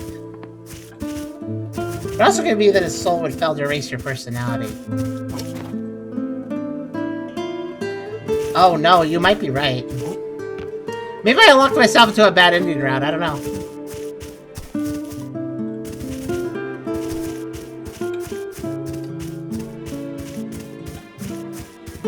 I mean, I just followed a line of logic that I thought seemed pretty reasonable. I thought it felt... Who said there's a good ending? That's true. I imagined that the gameplay would continue in some way if I had let him take over, but... I don't know. Yeah, I don't think so. Yeah, I don't think that, Interesting, though, I can't fix the sword. Can I fix the sword? There's been so many different weapons I've been able to fix by... Oh yeah, that's right, I just remembered. And as soon as I leave, I just remembered that, there is the broken blade. I need to fix the broken blade. Just forgot about that. 4 Indians overall. From what you said, it sounds like one of the Indians might be tied to being the Forgotten character. And then one ending would be letting Verho do the thing, don't letting him, and then maybe saying involve the torch. And torches have... I still don't even know what the torches are about. Welcome. Well, we'll see what happens with the committal of my choice. Let me fix the broken blade. This weapon, I managed to return it to its former glory. I have never seen such a work of art. Let's see. I got an achievement for that one. Ancient blade. Is that it? No. No, wait. Is it the ancient blade? Did I fix the ancient blade? I don't know, actually. I think it was this. Sword of Malachor belonged from... No. I upgraded... No, I had that earlier. Oh, wait, this! Moonblade! Oh! Right, of course. The legendary Moonblade. Records of it appeared across many eras. This blade seems to come and goes have had a will of its own. Some believe it even travels between dimensions. The forged blade has a blue shimmer and also regains its magical properties. Yeah, Ancient Blade was the other one. Yeah. But the Moonblade...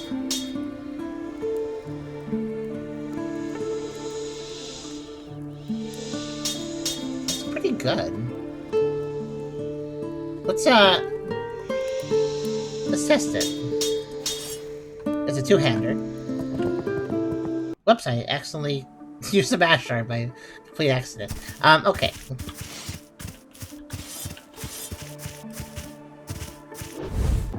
I thought so.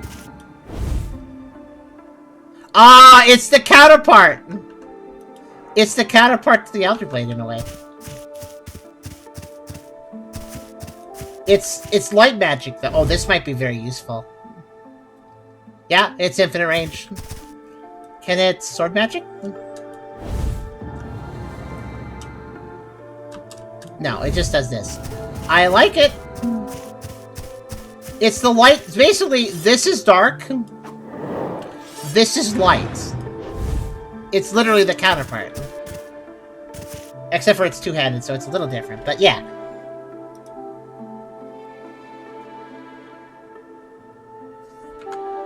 Let's see, what was that? What was that one crazy... I should actually pull that back out. I'm kind of curious, by the way, you guys. Would you have surrendered your body, or would you have not have? I made the choice I did because after seeing his workshop and reading his history and stuff, it just kind of occurred to me that, he unnaturally extended his life because humanity was going to die. Fair enough reason. He was trying to fix it. And then he unnaturally extended his life because he was... everybody did die, and he was trying to figure out what to do. He actually tried to die at one point, but he forgot he could revive. So then he tried to... In real life? No, I mean in the context of playing the game, but... Or playing this character, I mean. And then he decided to keep going because... Oh, maybe I can bioengineer a new society. And so he did that. And then he stayed around, well, after he bioengineered a new society, they still died. So then he had to stick around to try to solve the problem with the faces. And then he solved the problem with the faces, bioengineered more people, spread them around, let them form societies. And then he stuck around to see how that would go. And then they, did form societies, and they built kingdoms and stuff, and he saw a new century dawn. And then he was like, cool. And then... he stuck around further, though, because he's like, but there's still the curse and there's still the demon, so I gotta fix that.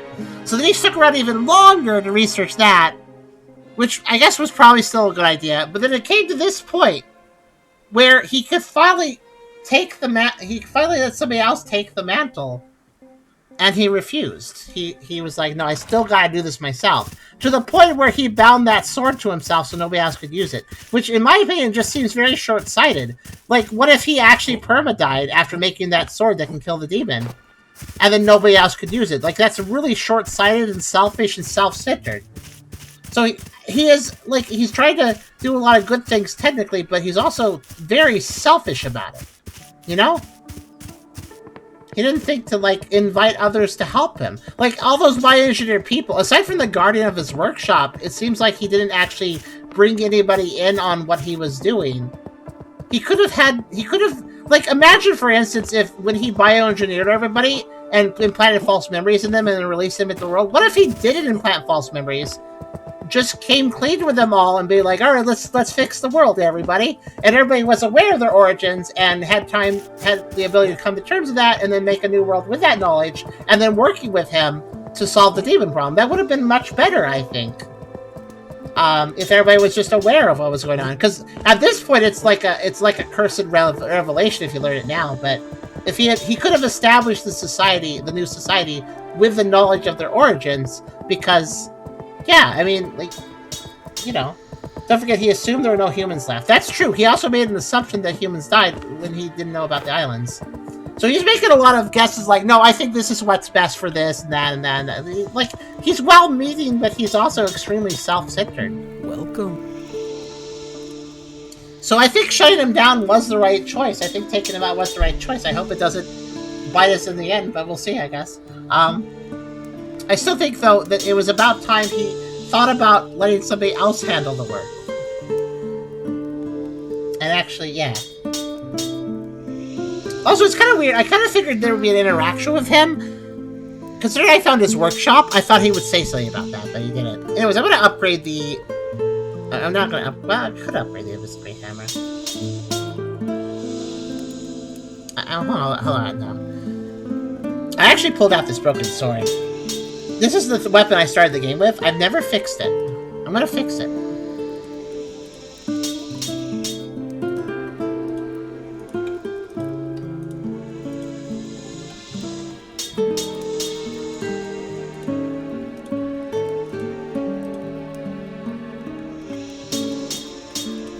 This weapon, I managed to return it to... Okay, let's see.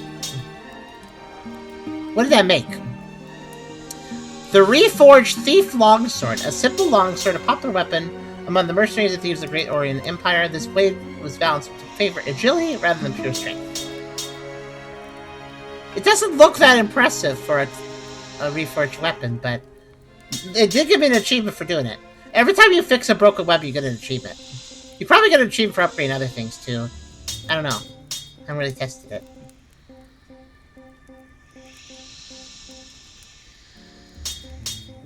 Oh yeah, I wanted to test something.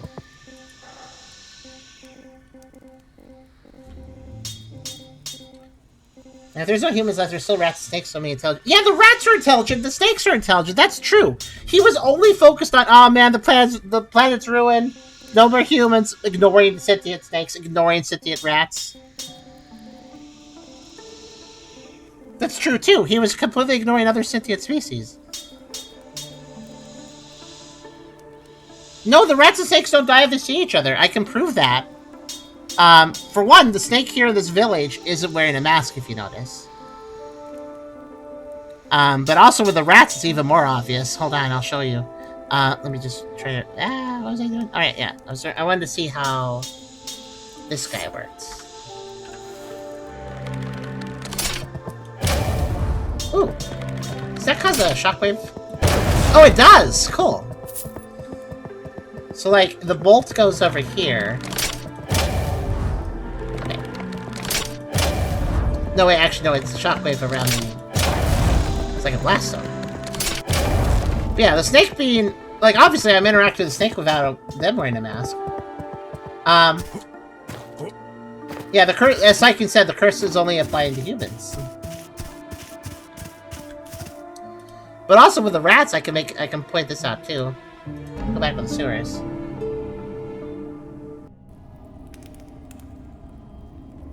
Like, yeah, it sucks if humanity completely dies out, but that doesn't even... the world still goes.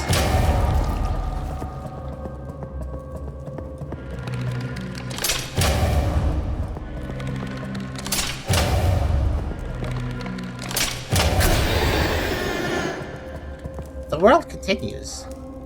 I don't think him bringing back humans in a bioengineer form was bad, but he handled it all wrong. I think it started from a place of guilt because he's the one that ended humanity, obviously. But then it went from guilt to kind of this selfish, self-centered pride, too. Like, again, well-meaning the whole time, but not handled right. Oh yeah, I should check this out. So what's up with this weapon? So this is a plus 10 reforged weapon that... Oh, it's just really fast. It is very fast. It's not very impressive, but at the same time, it's like the starting game weapon, so fair enough. And then there's this weapon that's apparently broken. Yeah, it doesn't have any magic or anything either. Huh. We'll see if we can fix it, I guess. It appears the sword's magic appears along with its maker. It does say it appears. Not that it is, for sure. Absolutely, no doubt. Yeah, the rat's here. The rats are literally just hanging out together like a couple buddies. Human, bring cheese. Yes, a great friend indeed. Please, take this. It's a gift. Yes, Yariv. I swear that that rat, his accent, the way he's talking reminds me of, I think the name of the YouTuber is Patafoid. He's a Pokemon. He's a 3D model animator for Pokemon. He has like a bunch of Eevees and stuff, Eevees and evolutions that he animates in their very silly videos. And he has a human character in it, and he talks just using his normal voice. And his voice is very similar to these rats. Strange thing we found in pipes not long ago. Not for rat hands. But cheese always fits. Cheese always fits. Peggy, thank you, friend. Oh, what? But I thought it... What? Wait, I picked it up last session. What the heck happened? Why did we get that dialogue again? I have the Ring of Whiskers. Didn't I? What happened? Why did I lose the Ring of Whiskers? Welcome. Why? What happened here? Oh, you know what probably happened? I probably got the Ring of Whiskers and then accidentally tripped into the sewer water and then didn't really care and respawn and then completely forgot that actually makes me lose it. That's probably what happened. I probably just did that.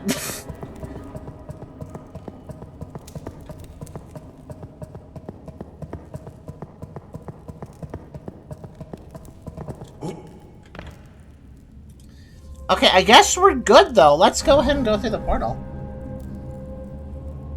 Oh, yeah, I'm glad I talked to the rats again just to demonstrate, because I guess I didn't have the ring anymore. By the way, this is a really... Psyche, I have to say, this secret was something else. I like this secret. You can hop up here. And there's an item in the back. Is near this. I got it already, but... It's kind of neat. Neat secret. Alright, final demon world, I guess. Oh, wait. There's a portal here now. Ah, I can't use the door. If only I could hop into that. I wanted to explore these other archways.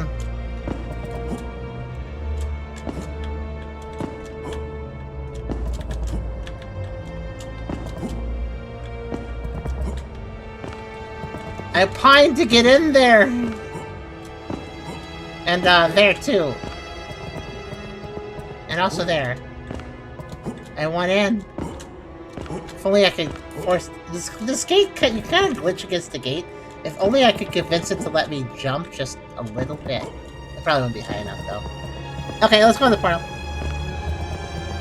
You know, the secret have really funny origin. I wasn't where you could jump up there until once you jump up there. Next day, I'll have fixed reward. I was wondering about that because the moment I checked up here, because I did check up here, I was curious.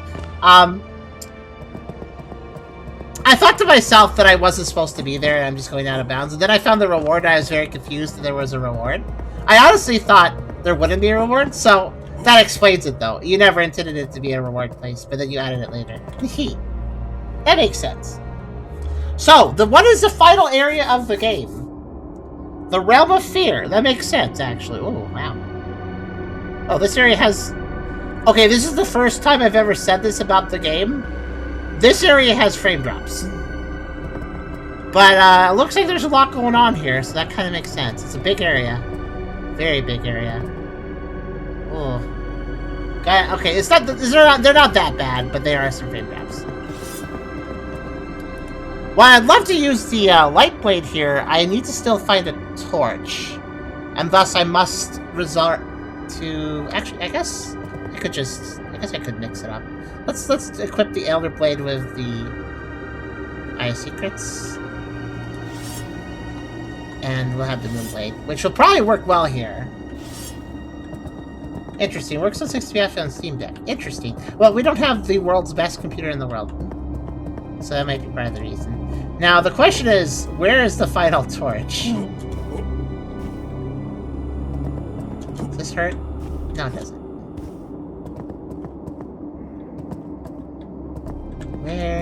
Where is the final one? Also, if I remember correctly, when I was talking about the torches with some of the other players... Hey, that's very handy. Oh, more language I can't decipher, even though it is a cipher. There it is if you want to read it.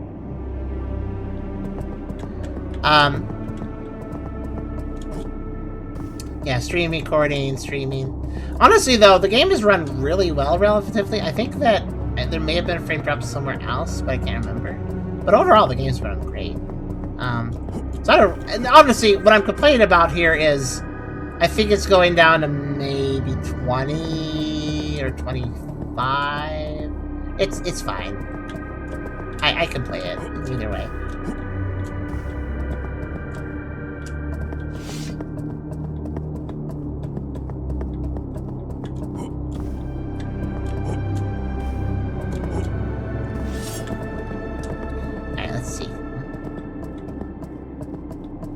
It just looks like an extremely open and busy area. So there's no... It's a big area that also is also not enclosed, so there can't be any, like, calling tricks being used. That's why it's so intensive, I think.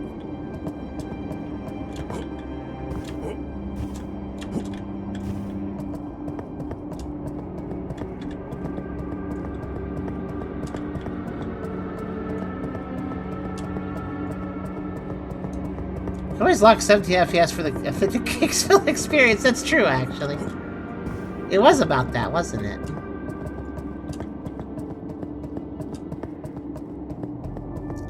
Okay, so I haven't seen any torches in this.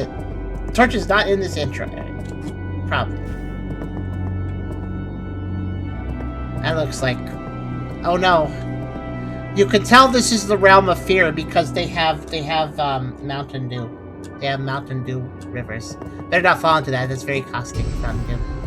Realm of Fear.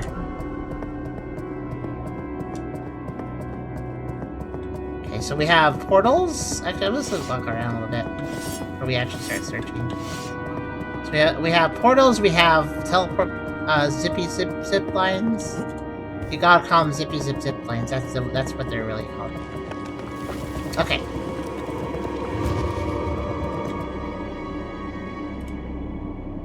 Realm of Fear. A dark realm overflowing with fear and unease. You may try to suppress it, but it seems futile. In a monstrously huge tower on the horizon reminds you of your purpose and that it can only bring you to an end. I'm at the vestibule right now. This definitely seems like a big area. If only I could imagine all the places there could be an orb. There could be a torch.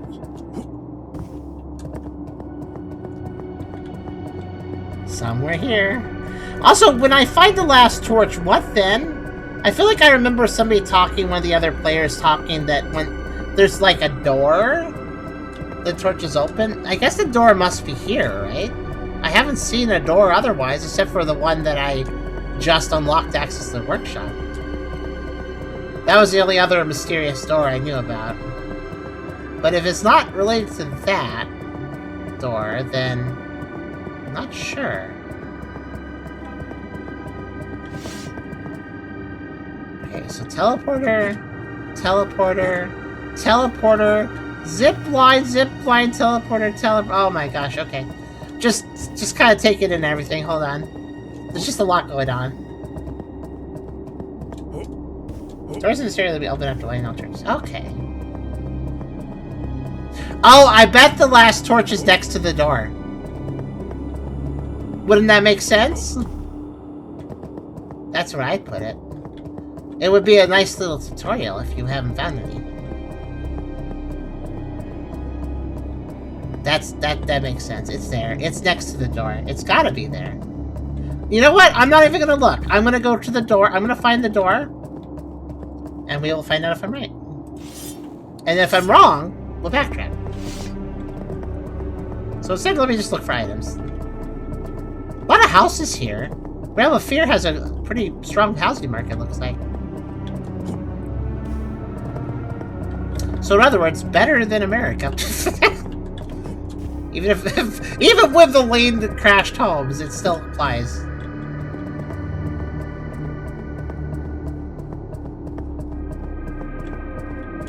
No items in any of these houses. They're just kind of there for decoration, I guess. Alright, let's take the rightmost portal. What is that called?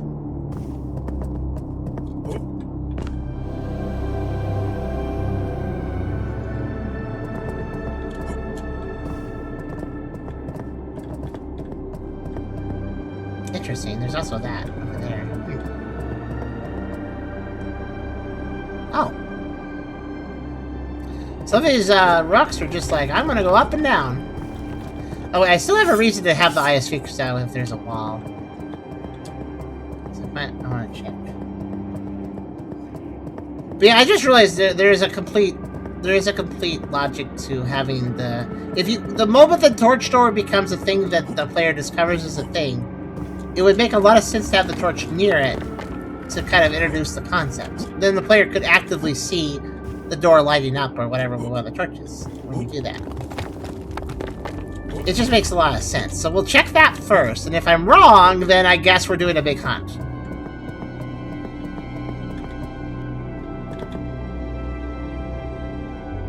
Huh? I'm gonna go all the way out, but okay. Well, my view is getting very confusing. Alright.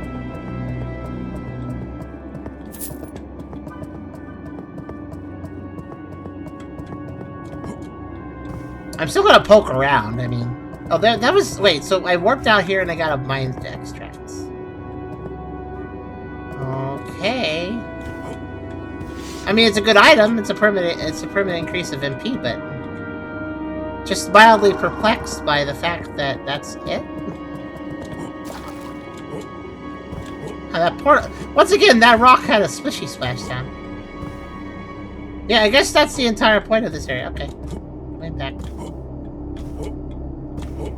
I will just casually have the Eye of Secrets out. There's... let's see. The music really sets the atmosphere. The music is really good in this game. There's a lot of music that's kind of just atmospheric, like this one. But there's also songs that are straight up, like, proper melody, like the Guardian fight was really good.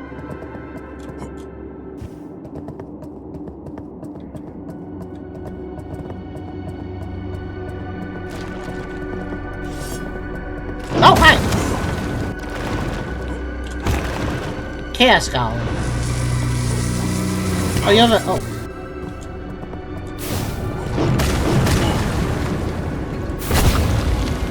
Boom. Oh, they drop in trucks. Cool. Huh.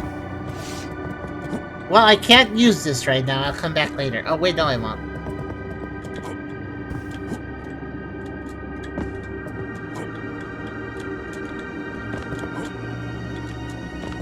Second.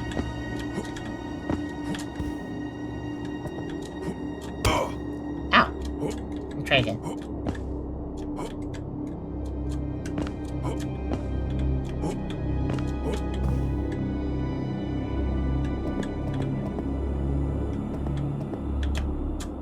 Oh, let me try again. I'm not actually doing the jump properly, so if I could do the jump properly, I might make it. Oh, so yeah, it's a little finicky to find a point where you can... So I'm trying to jump. It may look like I'm standing on these, but I'm more like just hanging on the side of them, and I can't jump while doing that, so...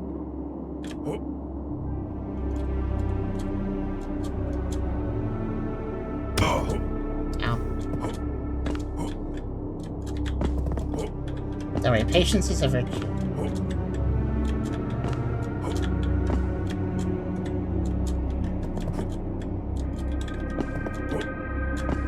Like, I could figure out how to open that and go around, but I don't feel like it.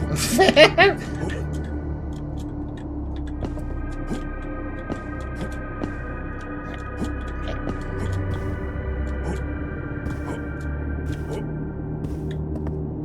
Needs to be a tippy top jump. No. It needs to be an edge jump. Just try to figure out the right place to stand, for starters. Looks like the right place is... here, and I think that is the shortest distance. Gotta wait for it to line up. Take it. Alright, never mind. I can barely not do it. If this had been moved a little bit more that way, it would have been possible. Well, actually, there is one really dumb idea. It could work. I'll try one last thing.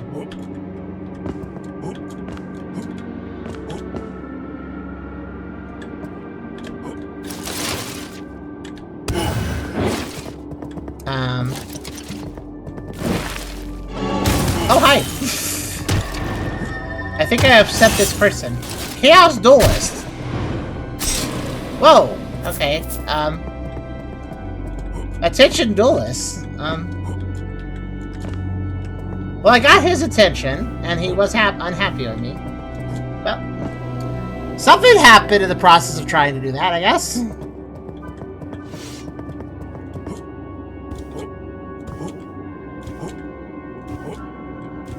gonna try this one then.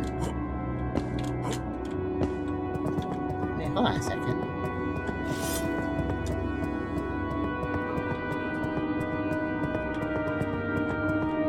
Okay. Just thought to myself, that's a weird spot.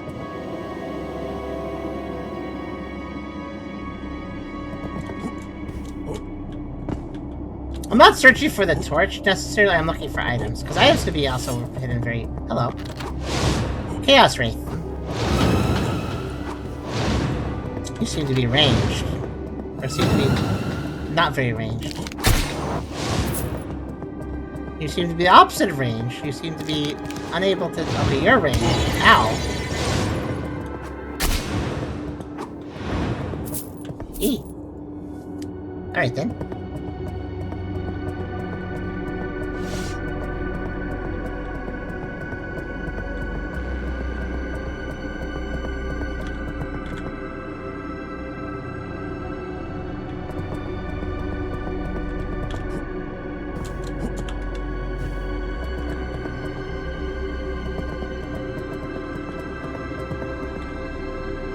Eric, hi. Eric, are you naming the enemies now as well? I just realized. I mean, I guess you can if you want to.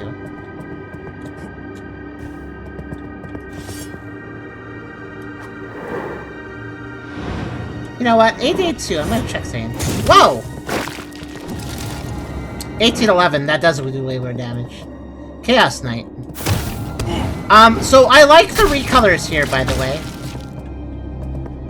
I know I was saying earlier about how I was earlier just offering a constructive critique over, you know, redesigning the same enemy and just having them attack. Uh-oh, I activate somebody.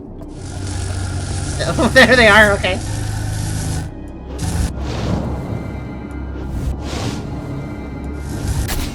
I don't know what he's doing, but he's dead now. Oh. Not replaced for the money, but okay. I know, so I was gonna say, I do like the recolors here. They look neat. They fit the environment very well, too. Like, especially these knights. Oh, gosh. Right. Don't let him do that to me.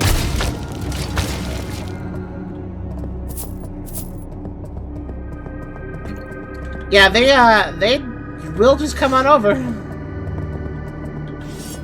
Whenever I attack an enemy at range, it's not really unfair, considering a lot of them can do something about that.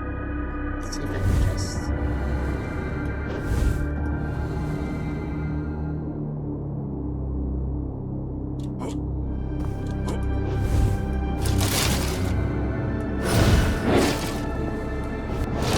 I mean, don't worry, they can... What? Oh, hi, I didn't see you there, Chaos Duelist.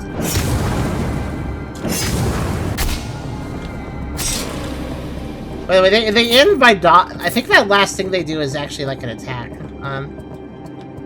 But yeah, what I'm doing right now is I'm just, I'm strategically attacking anybody who's attackable.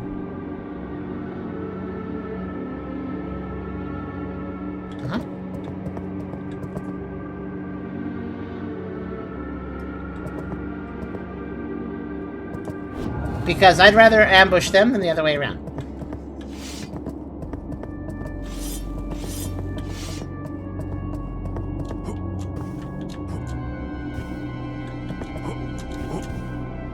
Oh.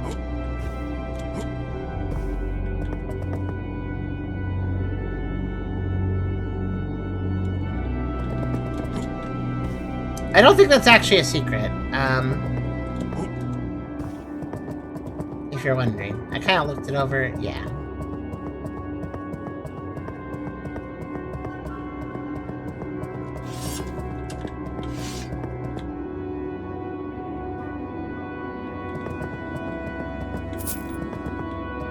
I've got a lot of final tier upgrade items, actually. I should probably spend more of them, but I'm kind of content with what I got. That was a really suspicious little spot. Okay. Thanks, the Chaos Duelist is not really recolored new enemy. I knew that. Well, the Chaos Duelist. I didn't mean the Chaos Duelist. I could tell he was new because I don't remember an enemy doing that weird explosion at the end. What's used to before in the game of the main boss? That's it! He did seem mildly familiar even so, but I knew it wasn't a basic move. The Knight, though. The Knight is definitely a recolor, but I do like how they look. They look real cool. Snazzy look to them. I like their color scheme. I like their patterns. Very good.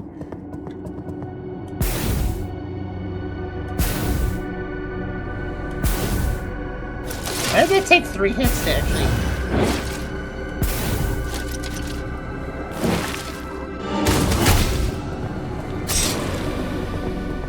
No! The item dropped. Oh well. I'm not gonna get that money if you're wondering, by the way. The one that's on the side of the cliff now. I'm good.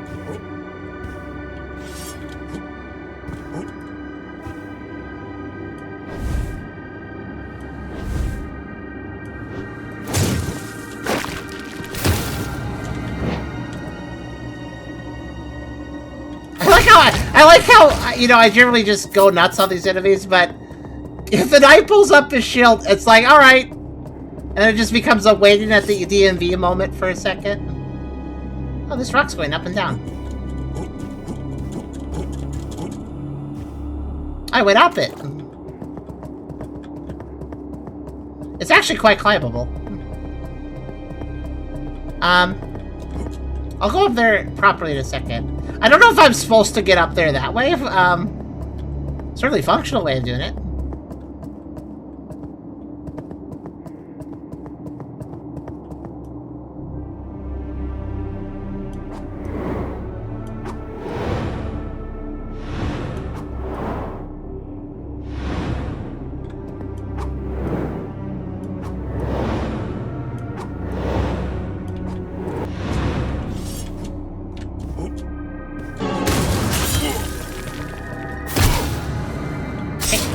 Oh, don't stand that. Okay. Bound by greed. Tucker dies off the cliff for a few gold coins. I could, but I'm not that bound by greed. I do think that actually running up that cliff might be the intentional way to get up there. I was worried if I was cheesing it, if that was actually how you're supposed to do it. I think it's how you're supposed to do it. It's not really that hard to do.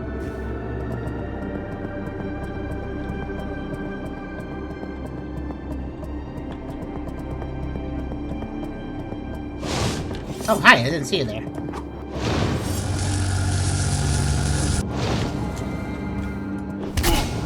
Ow. Yeah, I like how he hit me the split second before I killed him. Alright, let's see. Oh, is this, I'm guessing that's just a shortcut.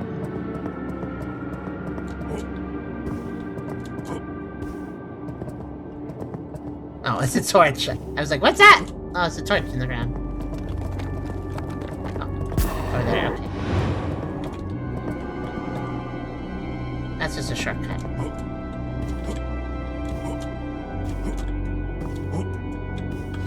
Alright, let's see. And there's a portal, obviously. Let's, you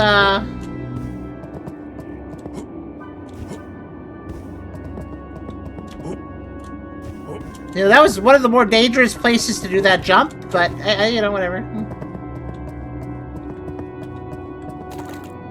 You can feel this landmass moving up and down. Oh, this is a little glitchy. Look at my movement! I am jittering all over the place.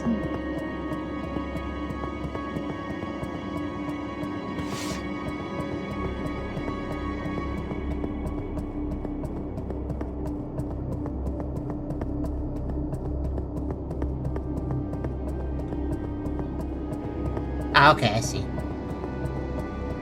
I really hope I'm right about the torch just being near the door.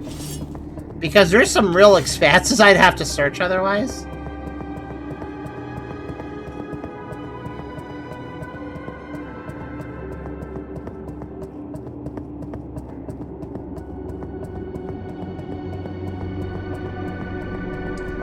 That is completely fair, Psyche. I really appreciate that. I think I will finish it today.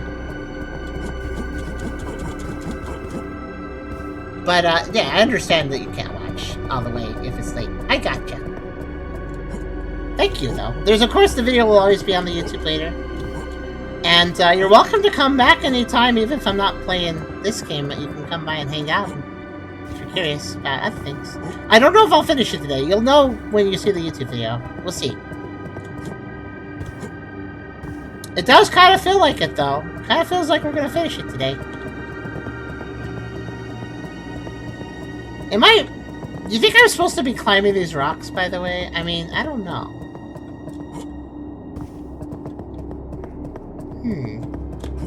Oh, what is it? What's going on here?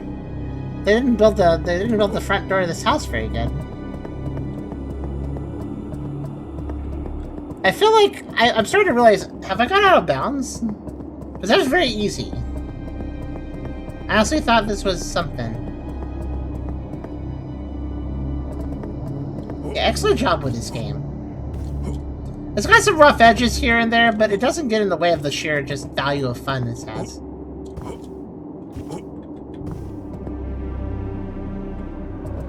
Actually, I guess while I'm up here, let's... You guys want to see a trick shot?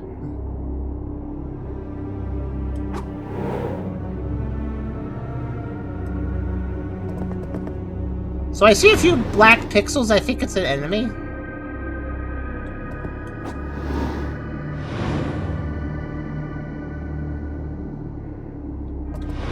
Yep, it is. It's an enemy.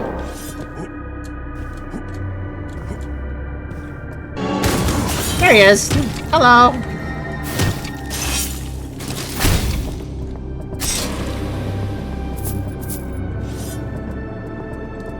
Let's do that again. It honestly would be faster just to go over there, but...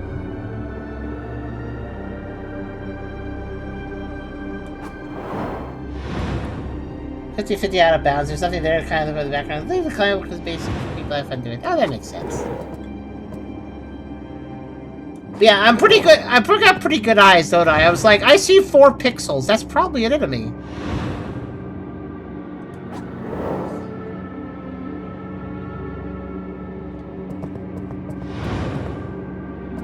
There's probably a couple others there, but I'm not gonna worry about it.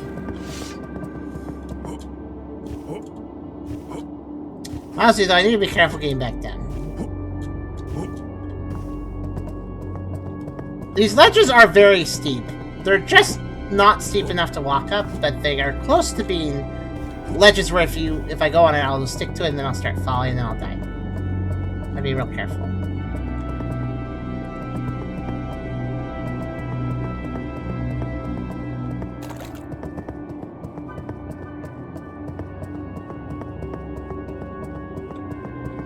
Okay. Remember when you stopped that bridge for 10 seconds and attacked through the darkness and triggered a fight? Yep! Yep.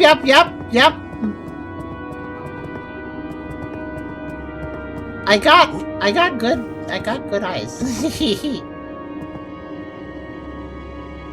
But yeah. Dark vision.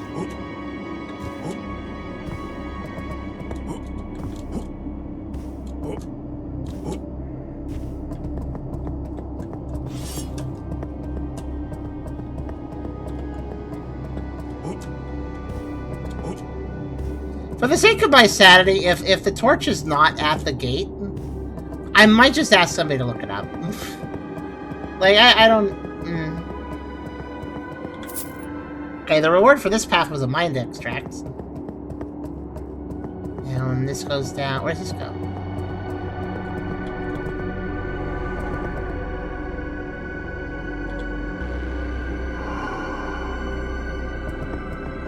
That's a good question. It goes over there, I guess.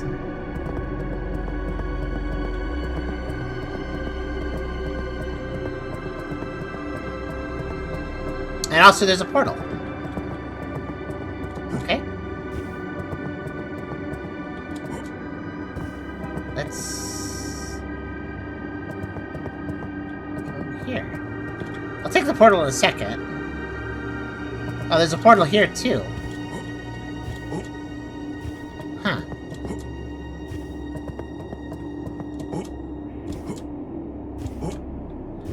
Well, I guess I'll take... Hold on, I have a hunch. Gosh, the angles at which these things work me up down is kind of scary. Okay, and there's this here. Which is...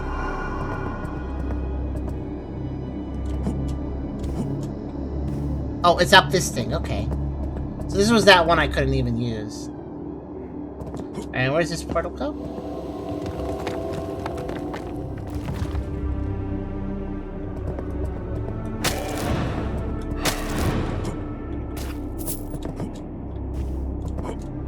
But yeah, the Holy Sword's real good here, because I'm pretty sure everything here is, like, dark. So... just keep in mind, I need to go back through this, and then through another portal, because there's another portal, and then there's some portals downstairs I haven't done, too. I'm getting a little mixed up. There's a lot of directions.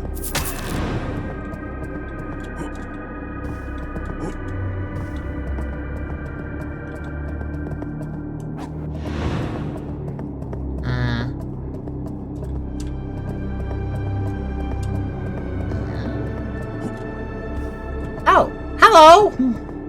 You were nowhere near your door! I just found you by accident! Oh my gosh. I would have been looking for this one so much had I not bothered. This is why I decided I should still hold on to the Eye of Secrets and not just hold this weapon. That's the last torch? And it was not anywhere I thought it was going to be. They're all lit too! I made sure of that. I guess I need to find the door now.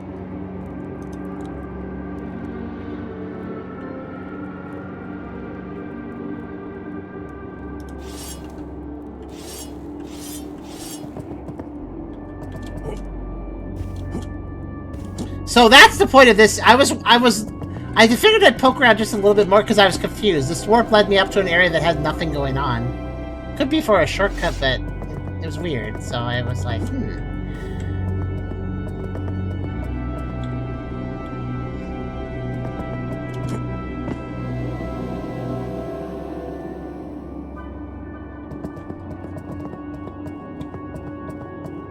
I don't think I need the Orb of Secrets really anymore. It might be useful in some contexts, but not probably, actually. Okay, there's something weird I can do here.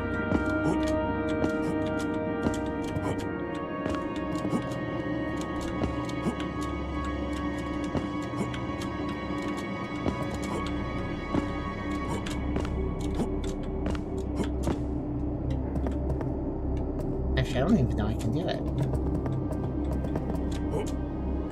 Pins. I noticed these trees. I was like, platforming section? No, there's a short. Okay, this is a shortcut back to something. This is a very confusing area. Okay, so I'm gonna go back down.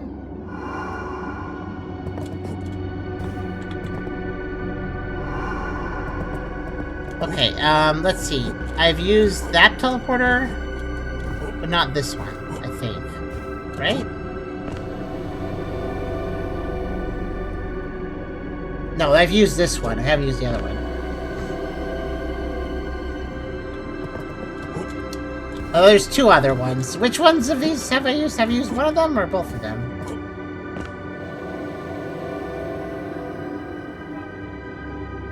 Right, this was the one that doesn't go anywhere, really, at the moment. It's a shortcut back at some point. So that leaves this guy.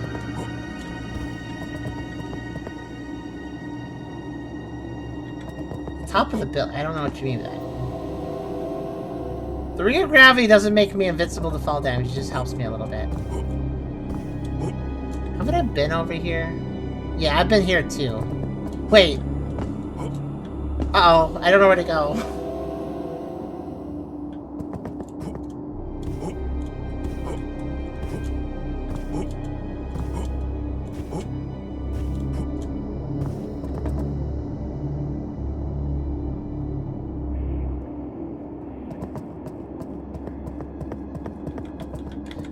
The ring, the ability you're trying to jump to? No, the ring of gravity slows my falls and makes me take half fall damage. It would not help me do a big jump. That is not what it does.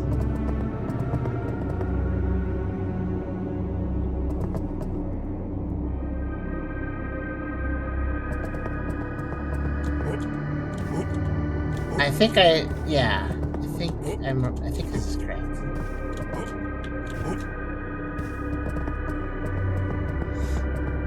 Over here, this one.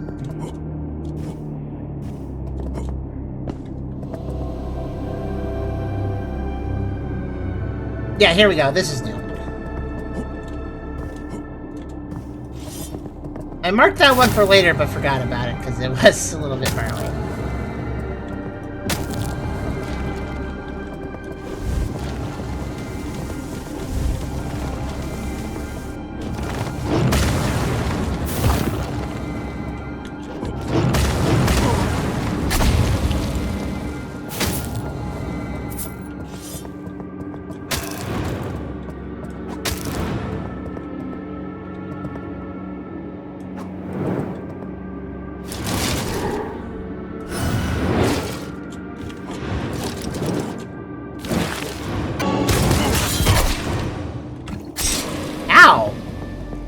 That almost killed me.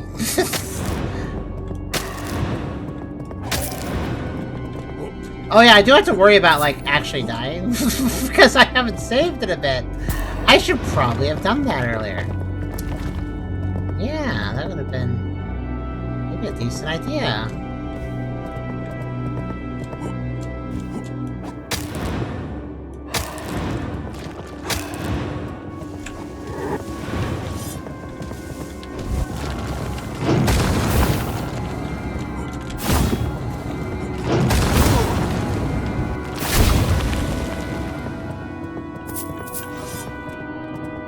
I mean, maybe nomadic, but I don't think that I need to do that.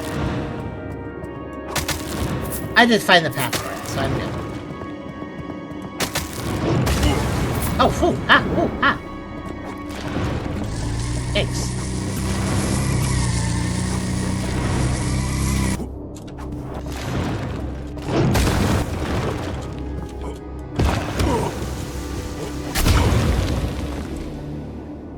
A lot more golems than I thought there were.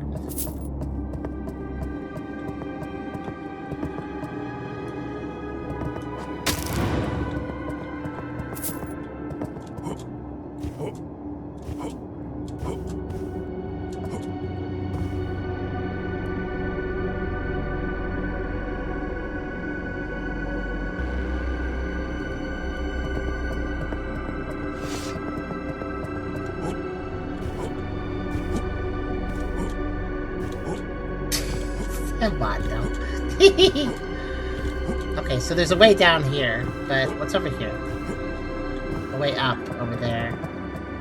Well, I don't know where to go, but I'm gonna go this way first.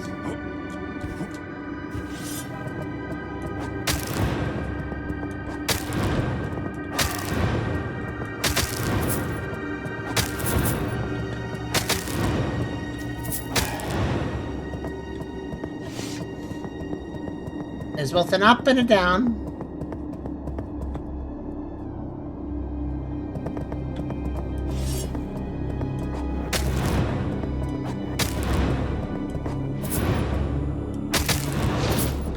Oh, hi. Didn't know you existed. Hello. Goodbye your money.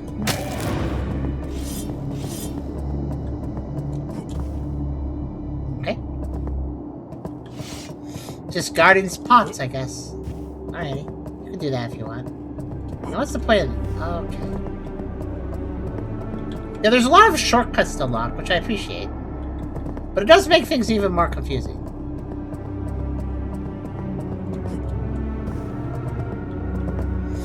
Huh. He's the pot. No, don't say pot ghost again. No! You're kind of right, though. He kind of was. It seems like there's optional paths that lead to a permanent health item. That seems to be how this is working.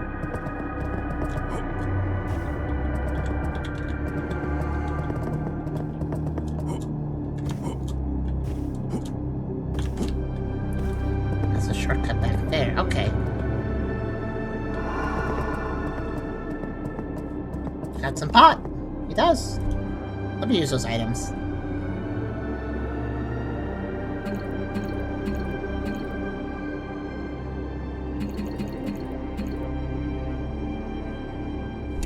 That was actually a lot. I'm basically surviving attacks through alpha extracts because I don't really up my. I'm very fragile, but the life extracts helps a bit with that.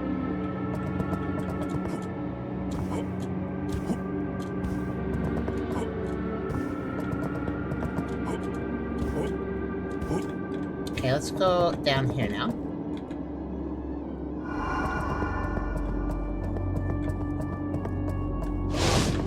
Oh, hello.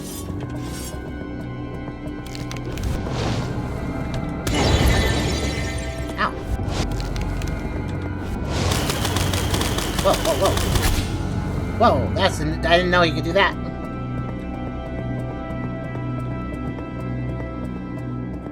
Huh.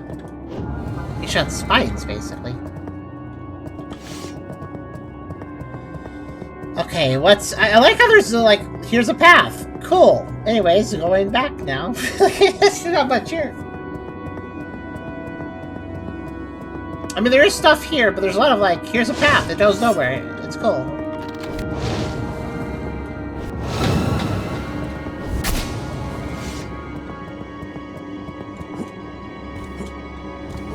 Path up that way. Area I've been to down there. Oh yeah, I know what that is. Shortcut spot. Huh. I think the game has encouraged me to do a jump here. Maybe. Alternatively...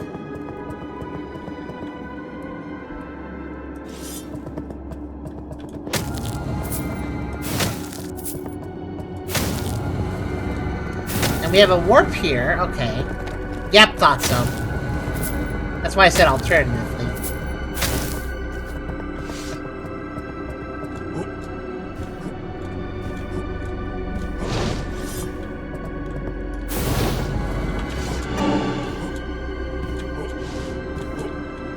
I don't prefer fighting in that situation.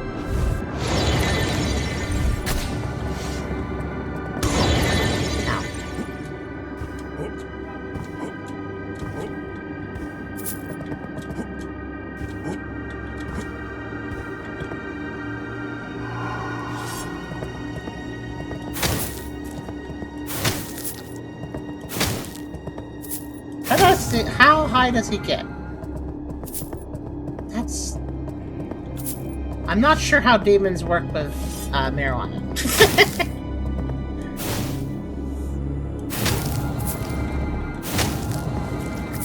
Like, are they resist it? I don't know. Maybe.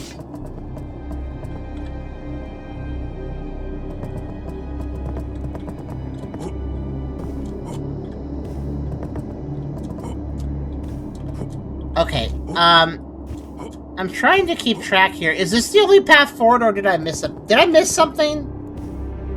Have I missed something, or is this the only way to go at this point? I'm trying to remember, because I am a little confused at this point. Use the same magic as the mage. That's a good point, actually. This is the way forward, as far as I can tell, though.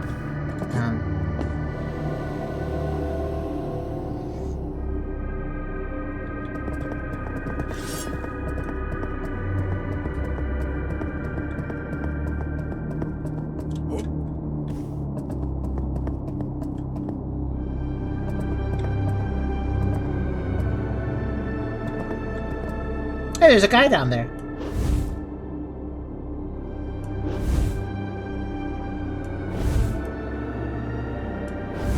He's big. Oh, that's not good. 1 second. I'm fine.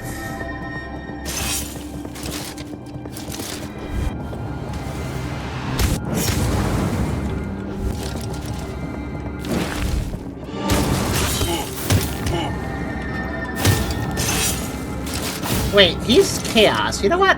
This. Oh no, this deck. I know this deck. So I think I was supposed to fight him in an arena, but this works.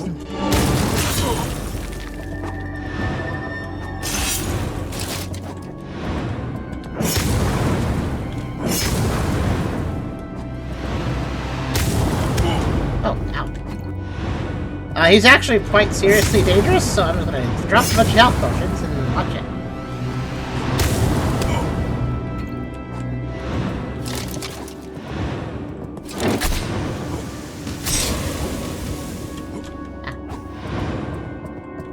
Okay, well. So I also actually fell off the ledge before she got to my death. Well, the guy was probably really mad. He's like, darn it, I was gonna fight you in my cool arena, and you were like, no, and you didn't even join my cool arena. I'm so mad at you. Oh, I've opened this as a shortcut now. And I don't know where that goes even. Did I just do that entire... Why I warped upside down there? Okay,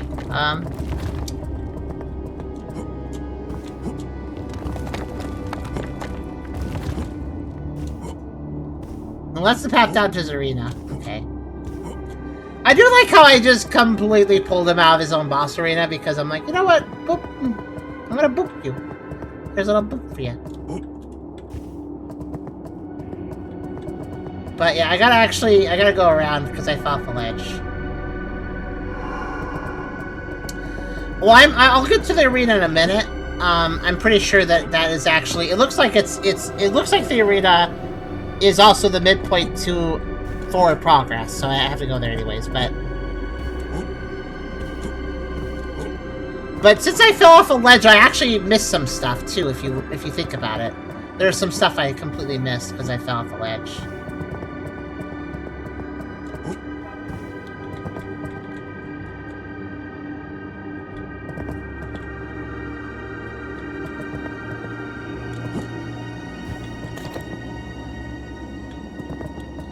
Fortunately, I have a basic sense of direction, so I remember how to get back.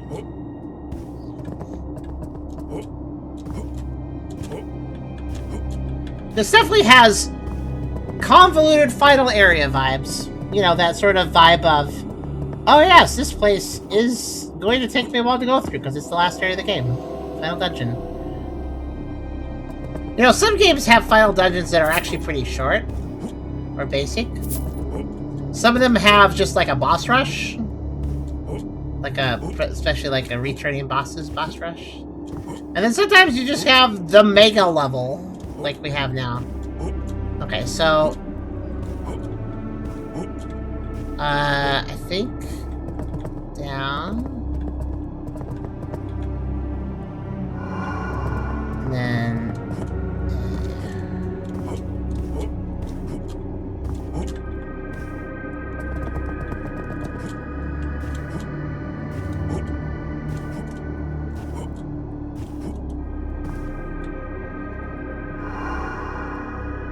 oh, this is the torch place. Yeah. Okay, no, I know this is backtracking. Is anybody else turned around a little bit? Because I sure am. I mean, I kind of know where I'm going, but my goodness. Yeah, so there's this portal here. I attacked the guy from there, and then I fell off the ledge. And there's also this area, which I've been to. I think, yeah, those are all broken. I was there. Meaning that I haven't been through this.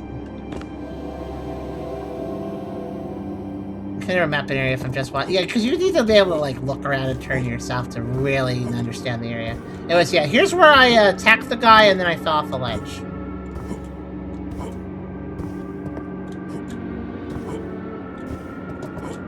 Though it actually appears that was just what I was supposed to do, I guess. Like, it looks like I was supposed to fall off a ledge. Yeah, it looks like I was just supposed to go down there, actually. Don't see any other way down. Alright. So, in other words, force fall damage. Yay! Ooh, that's interesting. I wonder if you could actually beat this game without taking any damage. Because that there makes me wonder. There might be a way to mess with it though, so you don't take the full damage. Okay, so it turns out I actually missed nothing at all, and we can continue.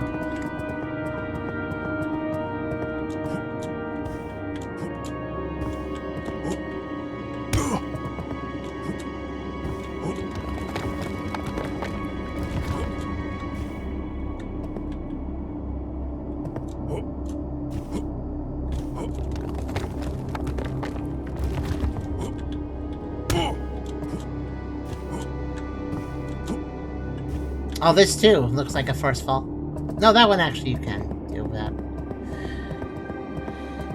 Pretty neat arena that I totally tricked him out to leave.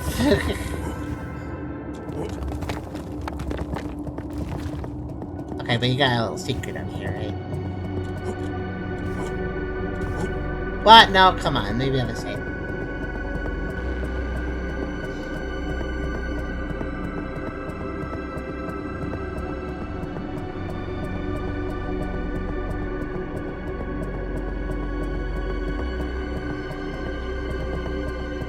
Aw, that's lame. Oh well. Hey, what prevented me from just kind of hopping from here to here? I guess it's a little far away. I'm guessing these hurt. Oh, they don't. They're just a walk.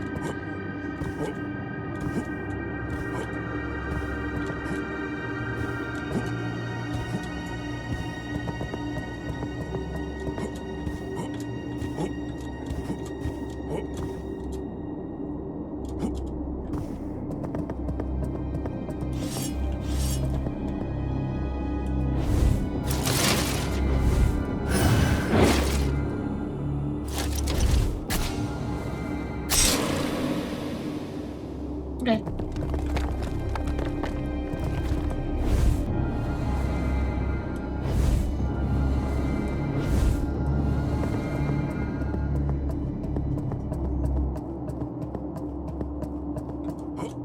Huh. Not actually a golem. On a path? Okay. The realm of fear. The realm of I fear that it'll take me 5 hours to beat this area.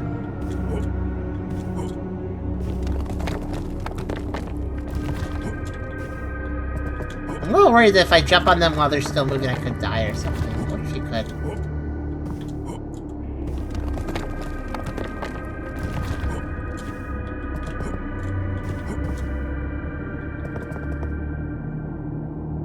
Okay, so that's our objective. I'm gonna go over here.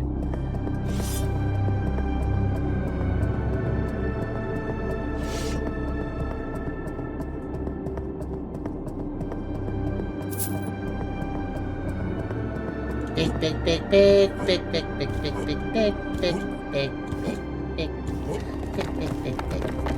That's this place.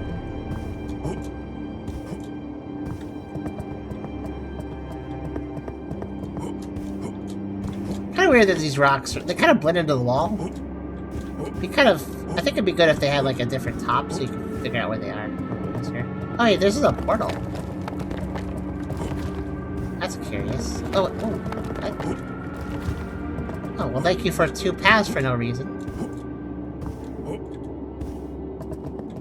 Okay, well, this raises a real interesting question. Do I want to use that? It might actually respawn all the enemies.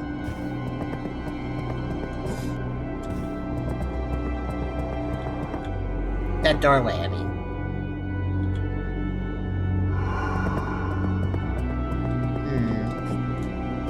Oh! This is where I got an item much earlier. Okay.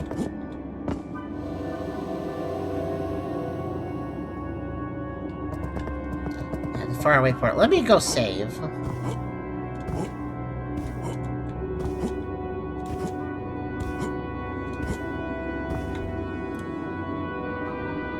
I'm at it. I think it was 120 strength. Was it 120 strength for that one weapon? I think I picked it back up so I could check. 120.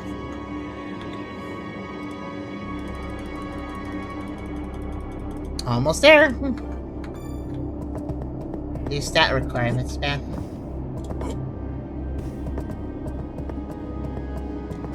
Okay. I do appreciate all the shortcuts, though, because that does mean that if you die or whatever, or reset the enemies, you can just, you know, skip back. If you know where you, as long as you know where you're going. But I feel like that's just something I could easily mess up. We're gonna go in here, though. See what happens. Only after Selikov is defeated will the seal disappear. Oh, what?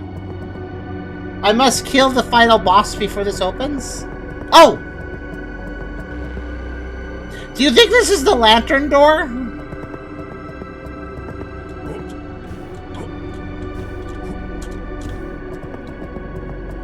I don't know if this is the lantern door, but it might be.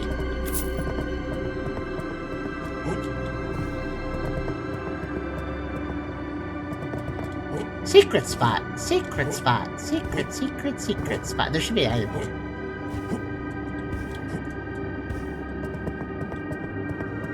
This is my... You can set up a little picnic here and nobody bother you. Okay, so... I mean, it is glowing with, like, the same fire colors. So I think so. I mean, I guess this is the standard color around here, but still.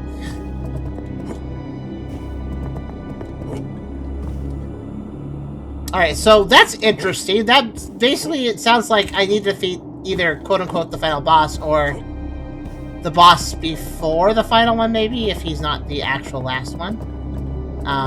Anyways, it sounds like I gotta defeat him before I can access that, which is interesting. Interesting. I noticed, by the way, that the tower is very interesting too, but there's actually a few of them like that around. This is just the only one I can actually access. Okay, it looks a little... This one looks a little different from the ones that are out and about. I think these outer towers are just set dressing. I don't think I'll actually go to them. This tower I'm going to go to, obviously, but... Okay.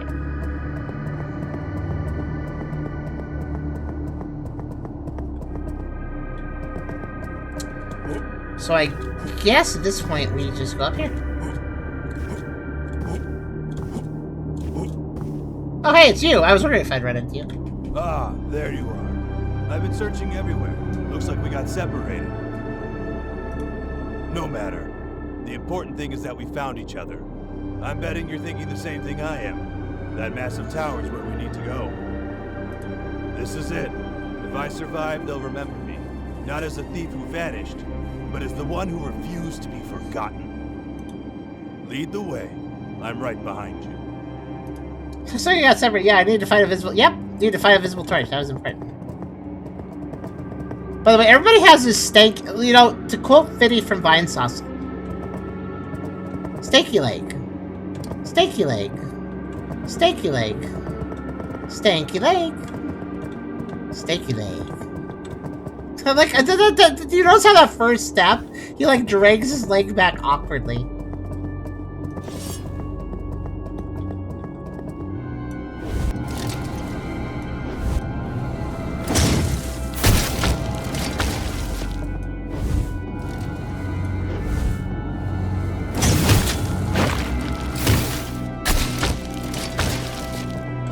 Good work.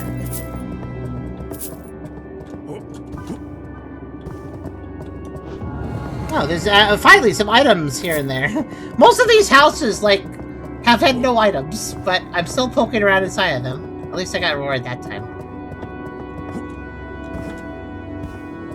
Might be good to hop on top of them here and there, too.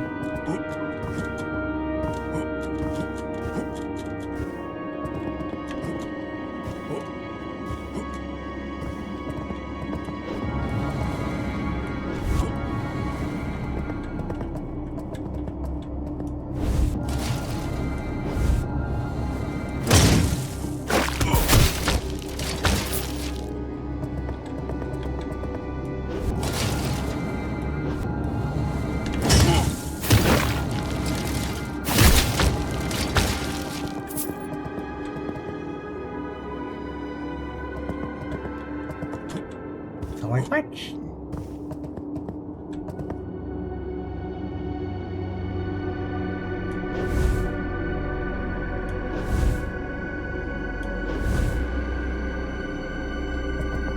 Okay, ready?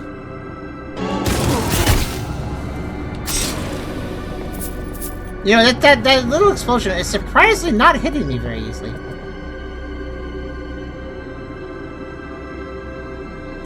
Trying to see who else to hit next. Okay, I don't see anybody currently.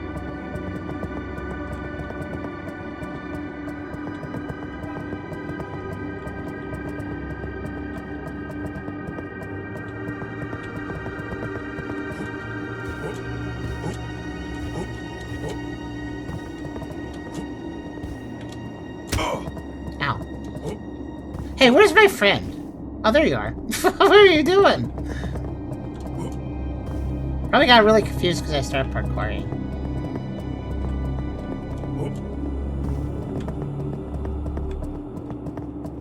So many buildings to check.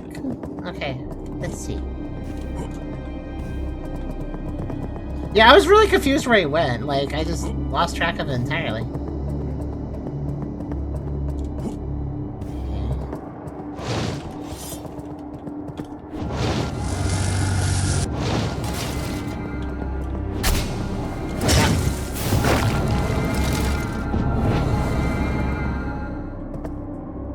No, don't attack! There's a shield up! Careful!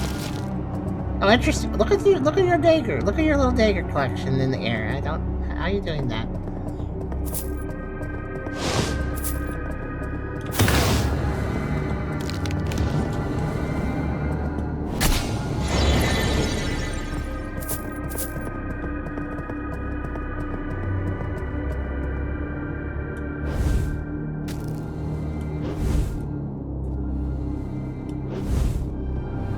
There we go. I knew it.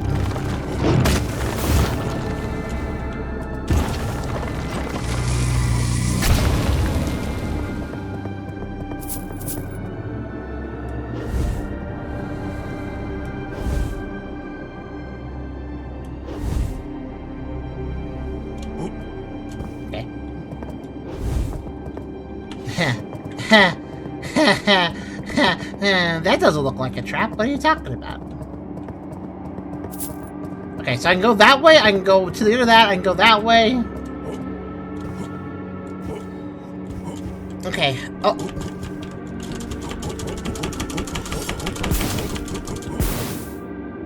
So I soft-locked myself. Remember, this happened in the graveyard. Thank goodness I saved that one time. After defeating the boss. So I found a bad pixel. These are actually inescapable. This has happened before. There's no way out. Help! Pull me out! Just gotta watch. Yeah, this is unfortunate. I might be able to... Oh, let me try something. Yeah, sure. No, not... Well...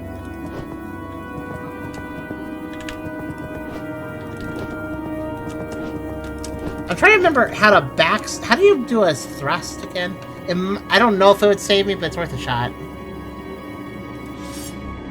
think you can only thrust with certain weapons, but yeah, okay, well. That's really unfortunate, but okay.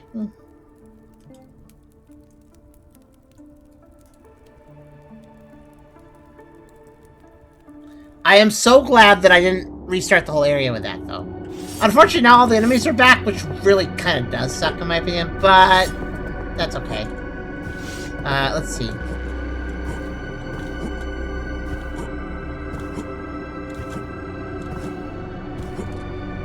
And kind of resume where we left off. We're just gonna go over here. Now it's just gonna be more confusing, because now there's gonna be enemies in places, and I'll be like, what?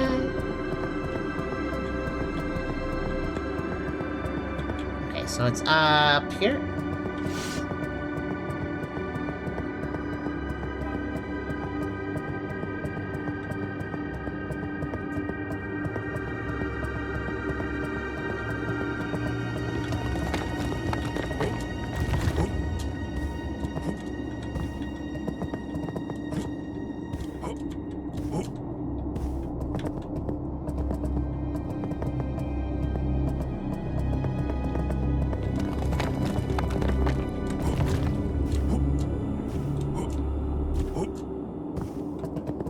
so, yeah.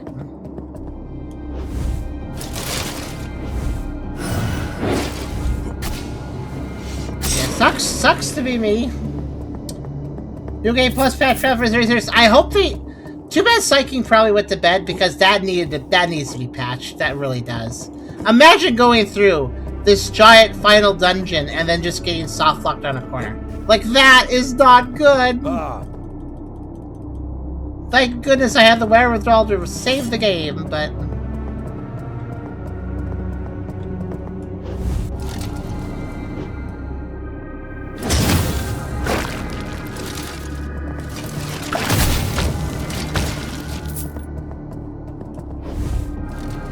Like, look at the good news. Good thing I set a checkpoint for myself, basically, because there's only one save point. I had to backtrack to it.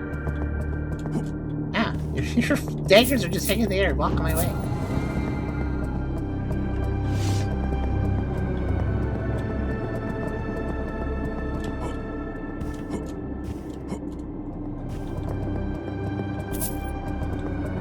Unfortunately, back collision is just something... I've run into that before. That's not... I think there's a few specific areas where you can softlock yourself like that, which is so too bad. It's very sad. Oh, what the... How'd you get up here? That's so weird. How'd you get down here? That's so weird. Okay. He's doing the Watson thing. Yeah, hi there again, Coach. How you doing tonight? We just finished, I just finished reloading my game because I was off-locked myself. Didn't lose that much progress, fortunately, but could have been worse.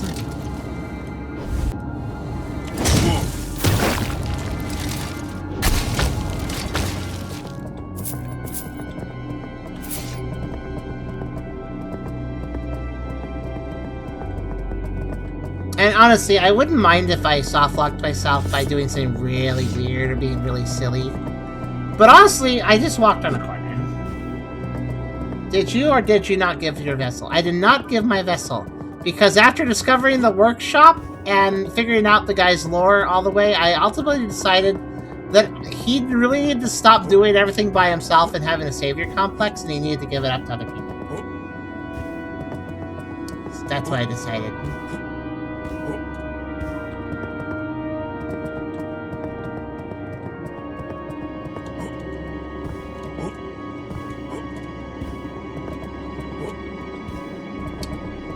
So, hold on a second. So I can go up that way, I can go this way. So up.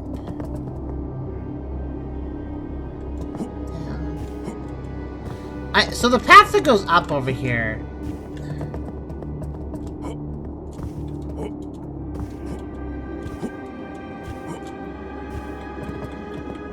Yeah, we actually had a really big conversation about, I forgot his name, the mage, and everything he did.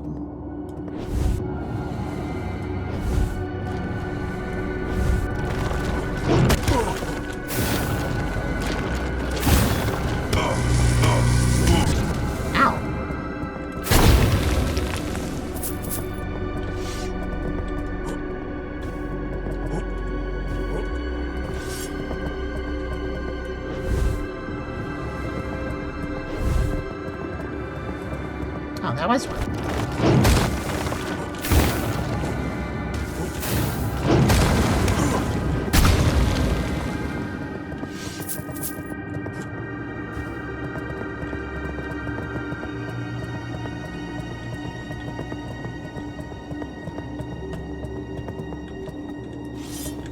What's that?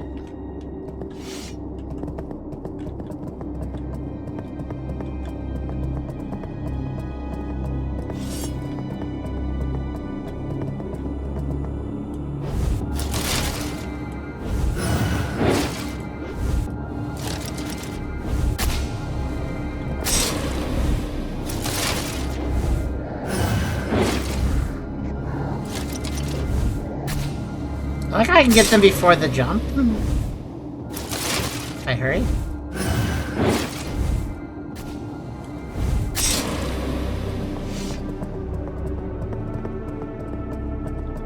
The extras right now. Oh yeah, and Nomad's renaming all the characters because he doesn't know their names. So, yeah. Oh, this looks like the actual way forward. Okay. And then I unroll off the ledge. That's fine. Or is it the way forward? Because there's a...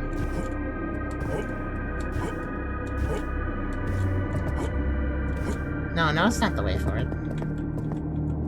Looks like it is. Oh, excuse me. But actually isn't.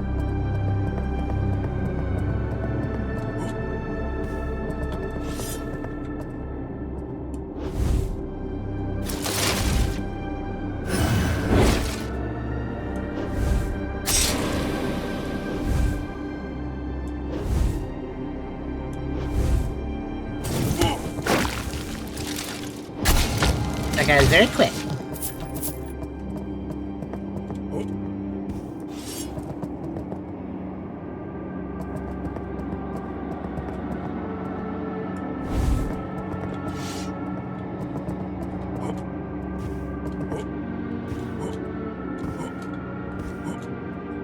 I don't know why, but when you said that's what I used to do with my coworkers, I read that as that's what I used to do with my cow workers. I'm like, oh. I don't know why I read that way. Cow.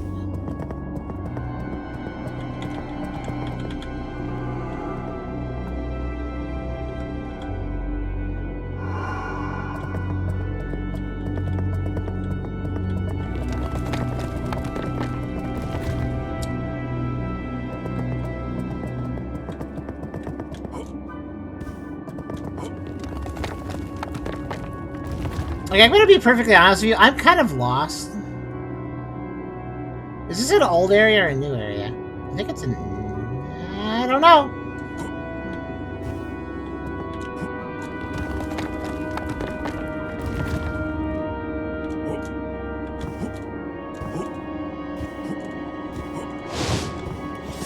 Uh-oh.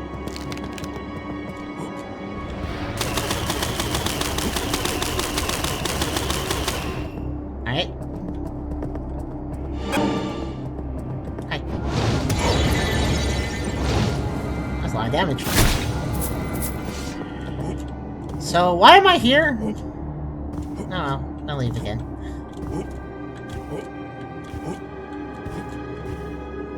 Ah, I see, there's a warp that I haven't activated that goes... Okay. I literally am I am putting a lot of brain processing power into just knowing where I'm going.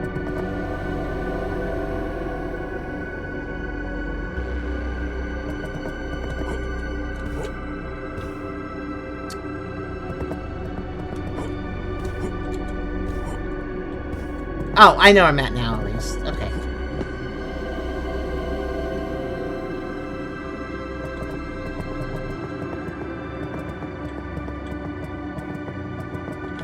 I'm pretty sure that was backtracking.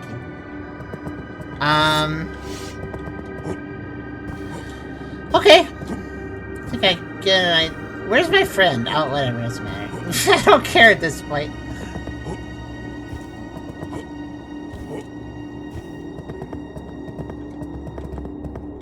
I also have to be mindful of the soft lock, by the way.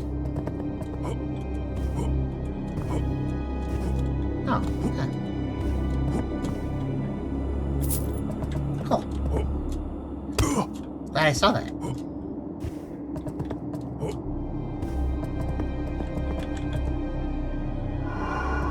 Hi. The reset, yeah, I was wondering, I think some of the rocks reset after death. Well, I mean, anything I haven't done definitely resets after death. So, by the way, speaking of death, I'm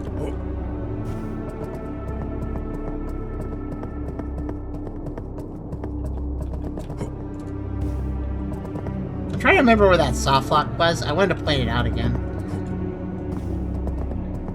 This game, you can soft lock on the wrong types of geometry, unfortunately.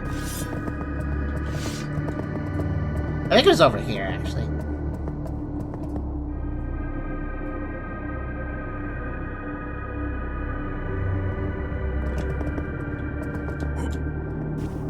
Yeah, that's, we were just there. Okay. There he is. Hi there! Take hits! Take hits!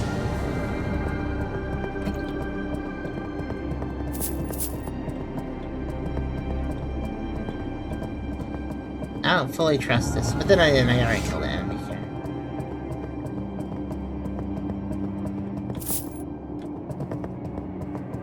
Okay.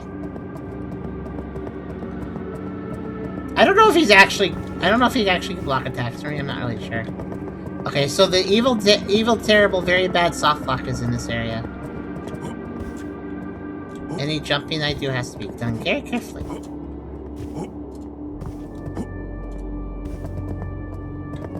I think it's... I want to say it's, like, really close. I think it's, like... that. Or, like, that. Or, like... it was that. Oh, there it is! There it is! If you pay attention, you can see how this is, like, a normal edge? Most of these are normal edges within this angle. But if you look at this one, you see how there's like this extra little bit sticking out? You see that? That's killer right there.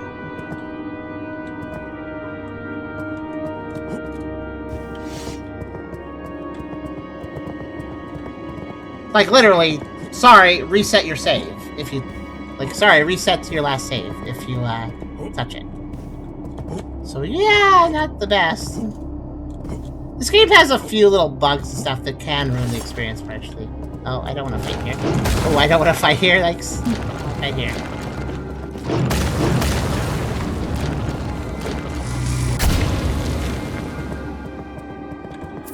Ah, missed the item.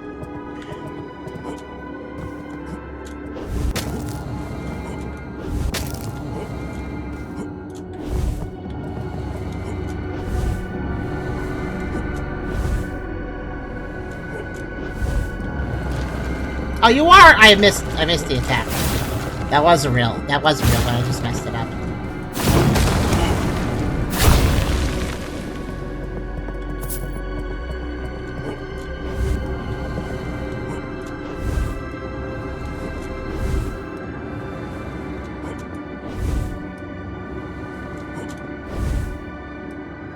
Okay.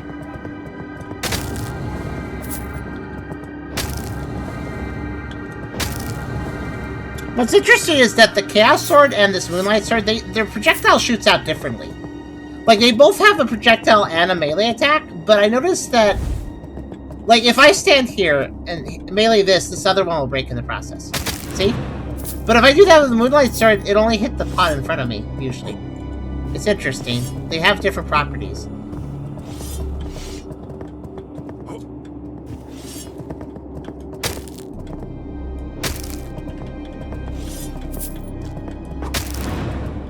Well, sometimes it doesn't work anyways.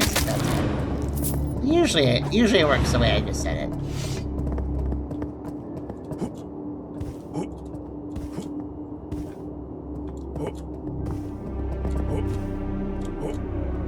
Okay, so I can go up there, and then there's also a teleport. I'll go up first, I guess.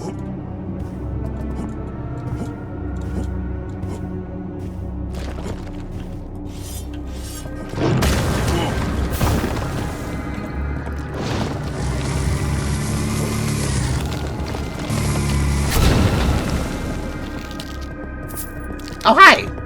I didn't even notice you! That would have been very bad. Or you, for that matter.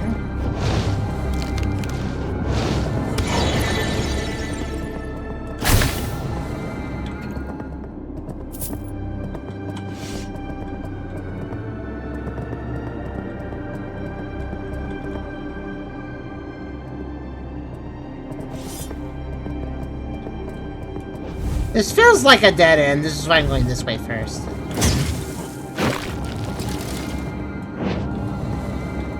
Don't attack him, he's shielding. That's very dangerous.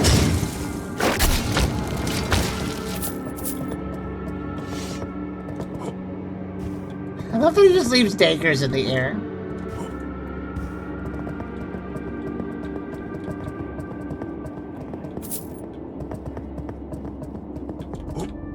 I actually don't really want to jump around the edges of the buildings anymore because I know they can the outsides can soft lock you if you're not careful.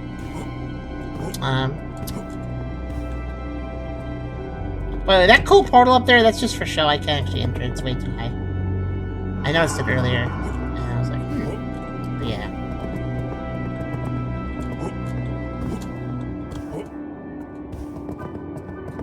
Okay, so we're, okay, let's use this portal. Man, the game is, really not offering us, like, another save point, is it? Kinda rude.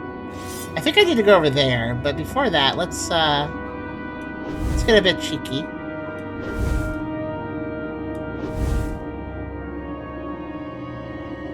Oh, that wasn't enough to kill.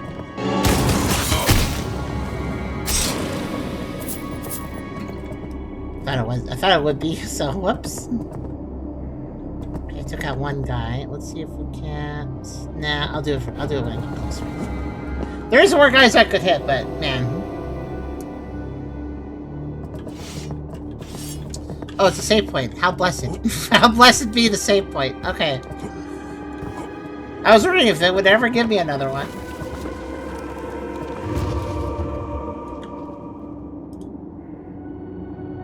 Okay, 100 and... Was it 120 for this? I think it was. And now I can wield this crazy hammer, if I want to.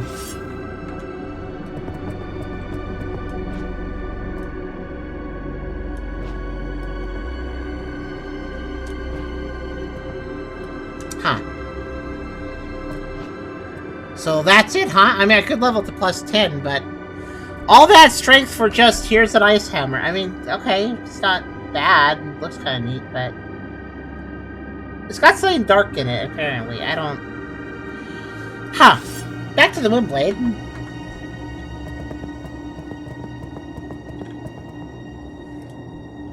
What's up? Dex has been really falling behind. Let's up Dex some more. 60 dexterity. Oh, right. If you put 60 points into a stat, you get a achievement. So I should actually bring everything to 60 now, probably. Forgot about that.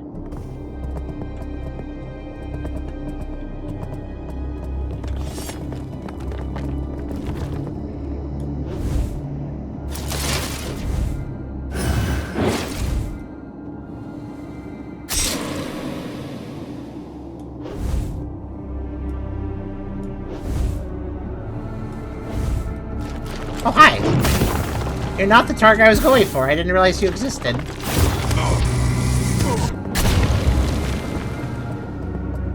I'm gonna stand at your... Okay, never mind. I literally was not thinking... I didn't even know I was gonna hit that guy. I was going for this guy.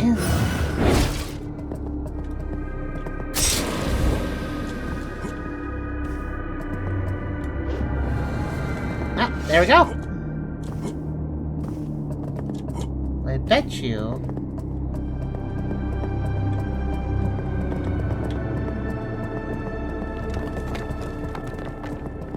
Okay, let's see. We're getting close to our objective.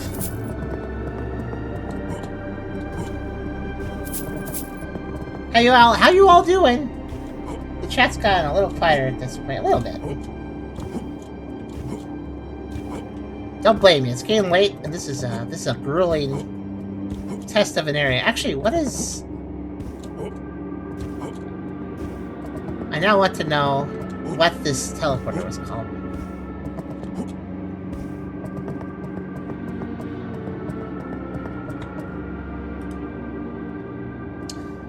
The Tower of Foothill. Fair enough.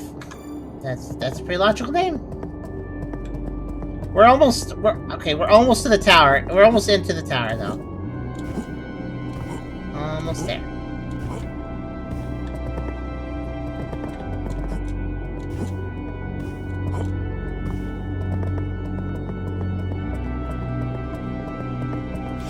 Oh, you're fine, Boston. Don't apologize. Just asking, just checking in on the chat. That's all.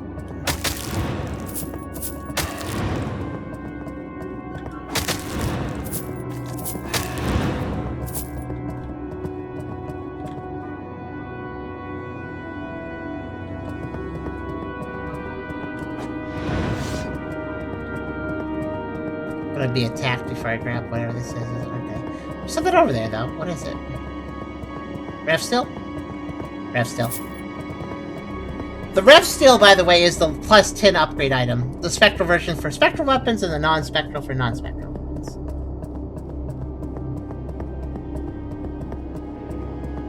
Oh, okay. I'm allowed to hitch a ride again. If I jump when it's going down, I get hurt. Okay. There's nothing up here.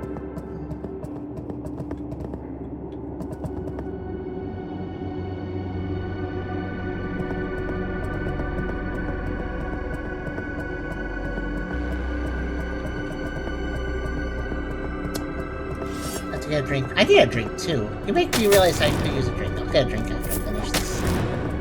I think we are finishing the game tonight, which is why I'm gonna go a little longer.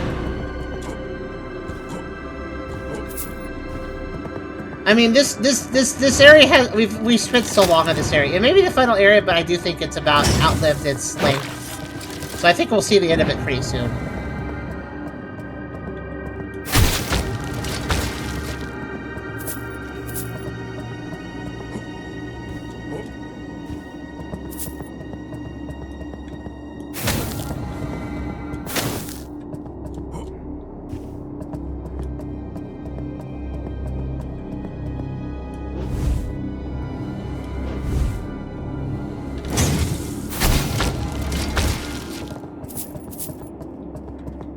I like how I keep losing my buddy. I don't know where he went this time.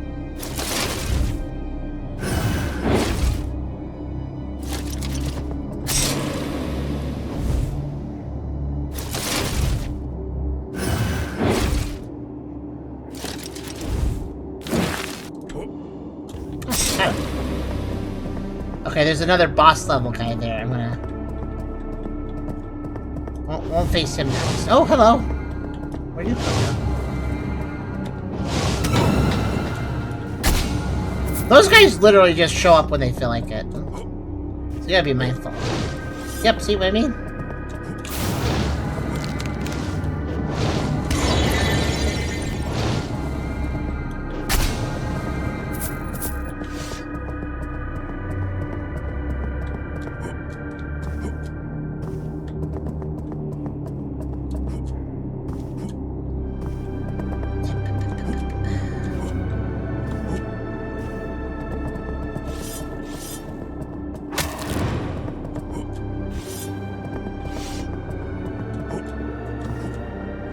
I will be honest, I'm getting a little sick of all these buildings because I'm obliged to check them.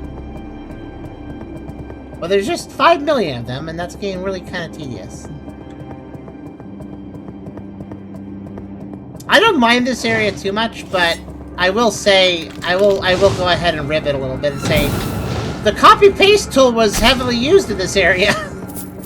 I mean, building, copy, building, paste, building, copy, building, paste. They are just the same, to be fair. They are all identical, except for some of them are tilted and stuff. Well, okay, there's like 2 or 3 types of buildings, but it is a lot of copy-paste, though. There's so many of them.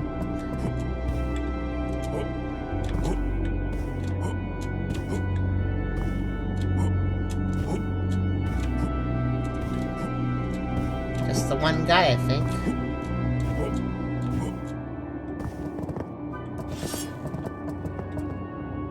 I don't know where my friend went either.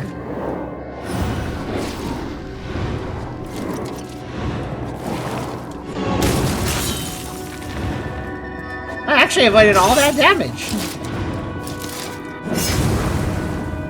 Oh, you have a guard? I didn't even know you could do that. Where is friend? Where did friend go? Oh, wait, that's another potential bad soft lock corner. I better be careful. I have to be mindful of those, too. That's the thing I'm most scared of now.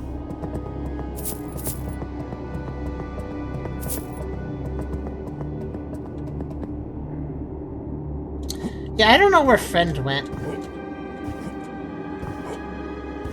He seems to glitch around a little bit.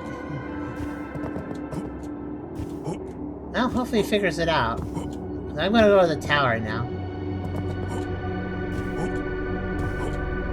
Now, all of its bricks move. That looks very impressive, but also I don't know how this tower would actually work functionally if it does that.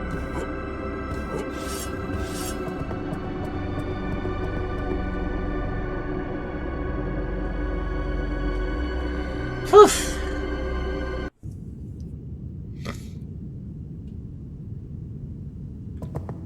This room.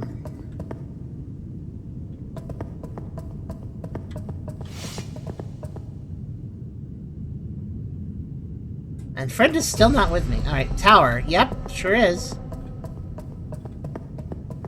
It's a big area.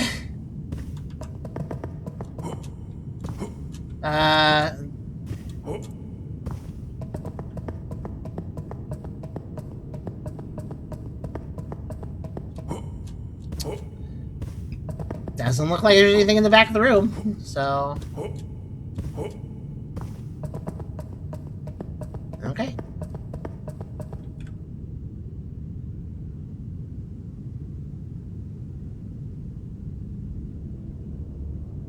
Well.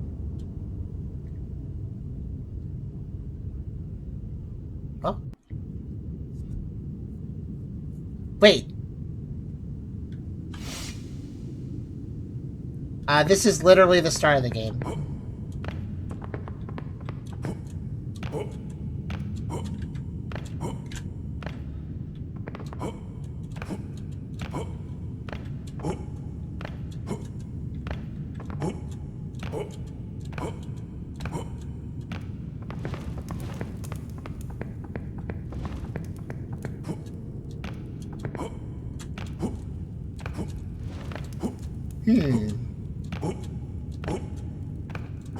Looking for any secrets on the side.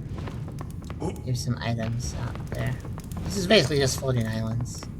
Well, okay, it's similar to the starting area, but I don't think it... I don't remember going into... No, they did go into this. This is the little name place.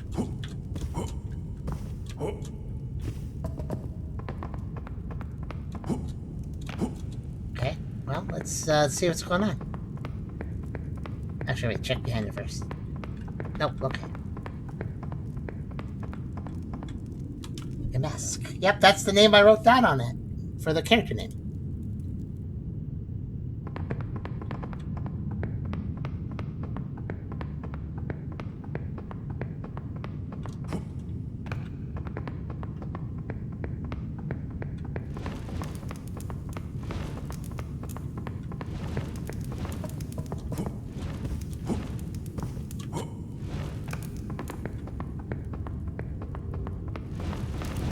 And here's where I selected my mask, which is this one.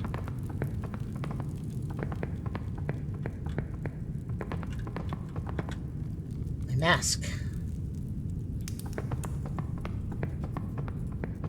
Yeah, we're just going through the intro again, basically.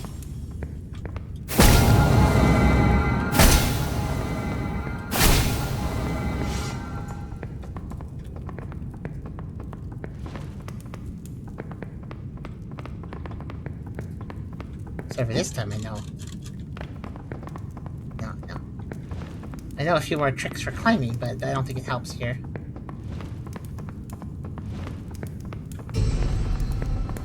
Path's End.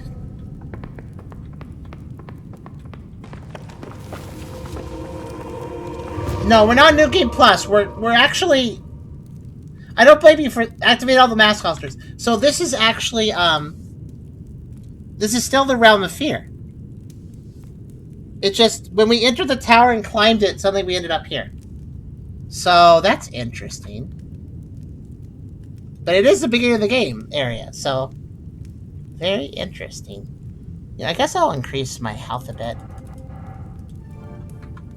Technically, there's a bunch of stats I should bring to 60, but I don't think I'll probably get to that.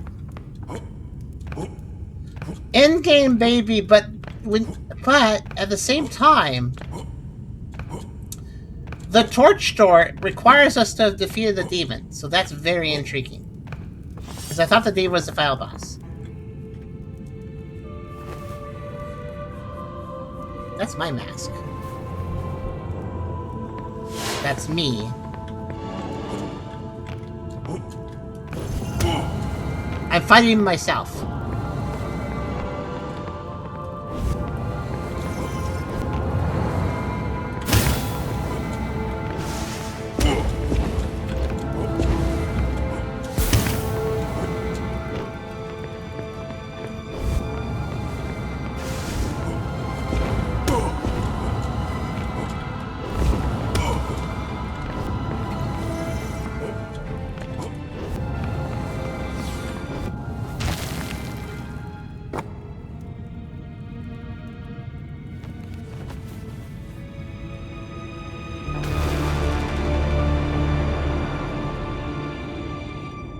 Okay.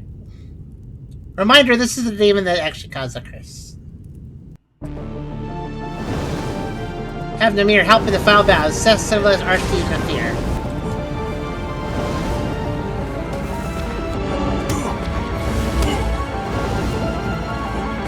I'm on fire. That's understandable.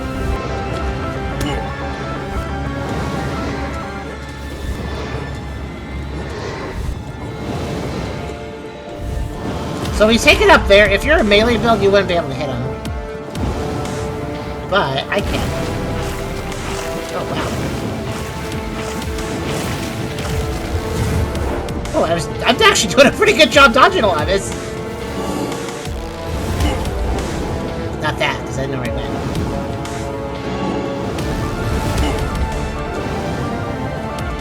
Oh, it's the main theme of the game. It's that main melody of Verho.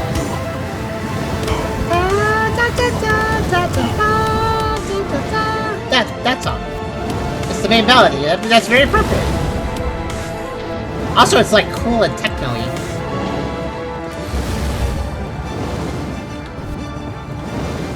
Also, I didn't realize you had crazy spells, buddy. I thought you were just like a thief.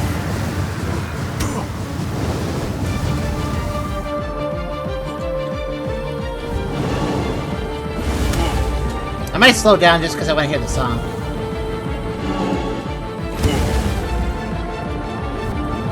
Yeah, I'll stop there. Oh wait, no, never mind. He's like...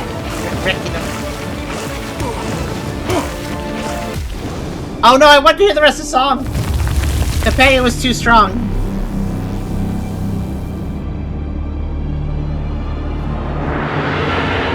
Okay, that's not the foul for him though. Alright. That's a good song though!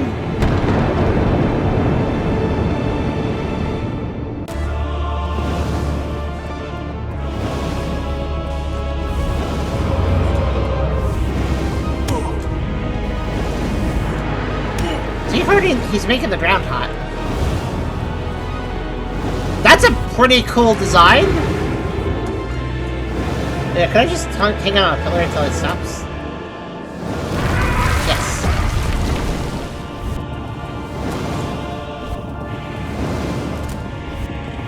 It's like kind of insectoid and spindly, but in a really weird way.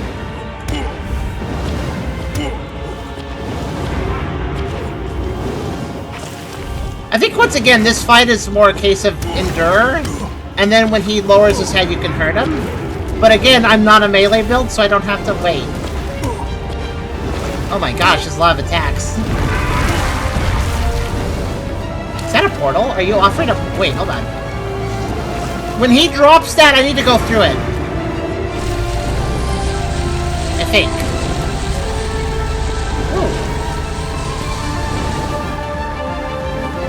I'm gonna wait for the opportunity. Don't kill him! You're gonna kill him before- Okay, you know what? I'm gonna actually restart! This might be weird. But I'm actually gonna restart because I wanna- I don't know if you guys noticed, but when he staggers, his portal drops. The portal he has like on his back drops down. I need to use that. I don't know why, but I know I need to use that portal. I could kill him, but that might be the wrong choice, you know? That, very suspicious. I need to enter that. I'm gonna try. I just need to get closer. On the right side, this means I can hear the second song a bit more. It's a good song, so...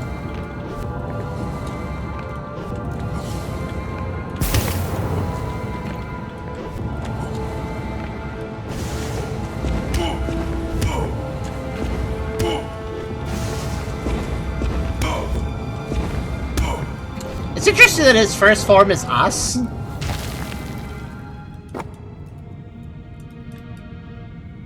Yeah, the fact the portal literally flips around and places us out perfectly on the ground, that indicates to me that I need to take that opportunity. And if I kill him, I don't know, that may do something else, so... Alright, I'm gonna fight this form a little slower this time because this song is great and I want to hear the whole thing. We didn't actually hear it to a loop. It's a very long song.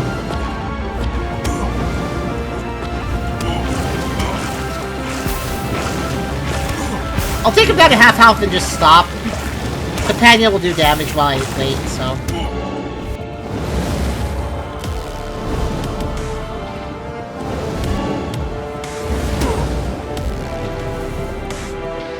Yeah, it's a really cool, like... It's a really cool rendition of the main theme of the game. Man, I love the lead motifs. And we've been playing through both Verho and Angeline Era, and they both have lead motifs. I love lead motifs.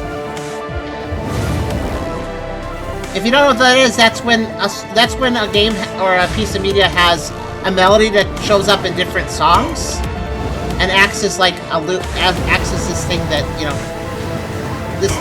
this melody you keep hearing throughout the piece of media. It's real good. I could probably let my friend solo while I just heal at this point. Did my friend just went up to him? Oh, my friend is standing on his shoulders and whacking him in the face. Well, that's one way to do it, buddy. Good work. Oh my goodness. I'm rubber and you're glue. I stick to me like you stick to you. I don't know. That's very impressive. I think you can solo this.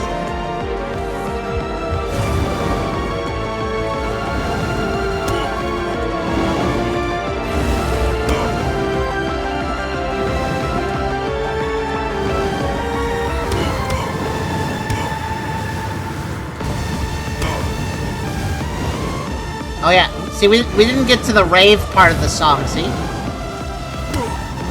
Wow, this is such a departure for the rest of the music in the game. But at the same time, it connects so well because of that leitmotif.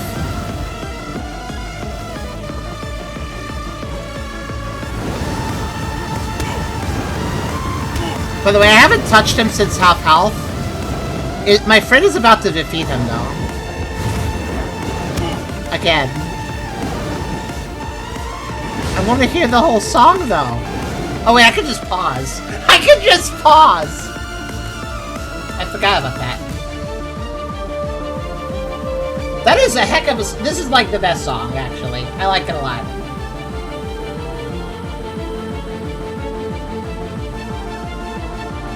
Toby Fox says that? Yeah, leitmotifs. That's part of the reason the music is so good in Undertale stuff. People... It's a lot easier to remember a song when it has a similar melody to other songs in the same media. Last Boss probably should have the best song. It's a good place to put the, like, most hyped song. This is really solid. I honestly want to kind of... I wonder if there's an OST available somewhere? I need to know this. I would probably download this for the music collection.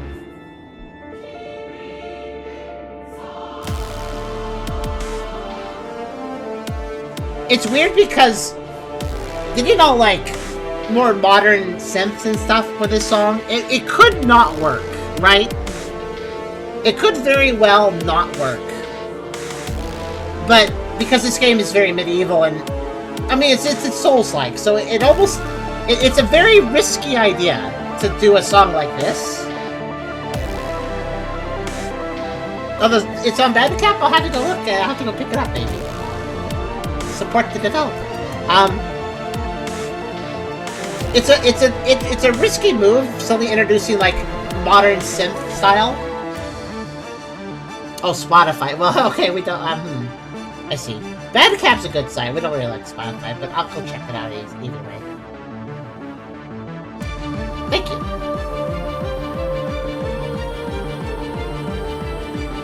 Also, good night, Sabachi. pretty good. We're finishing up the game. The song did loop. I just want to hear it one more time before I let One Art Biggie just solo the boss the rest of the way. Hold on. Yeah, we're fighting the final boss. And the song's really good.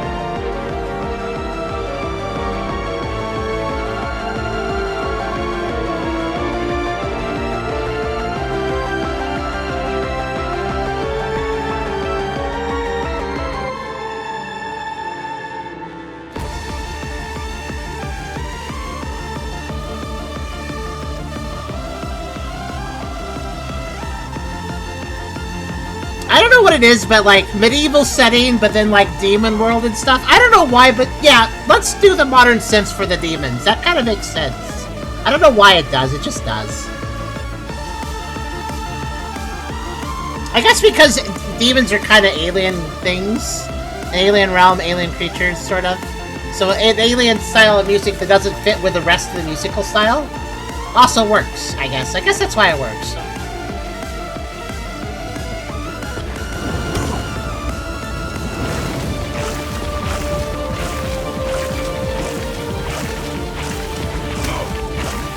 Alright, go ahead and finish soloing him, I'll just wait.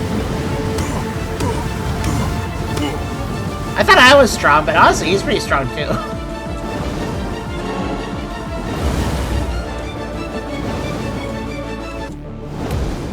Ha! Right on the loop point. Try to spell the demon's name backward. What is his name of the demon? Actually, I'll find out in phase 3. I am totally entering that portal this time.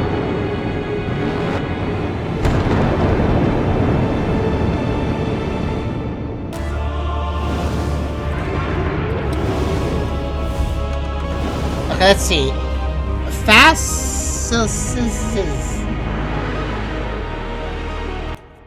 Hold on a second. I gotta type out of the window.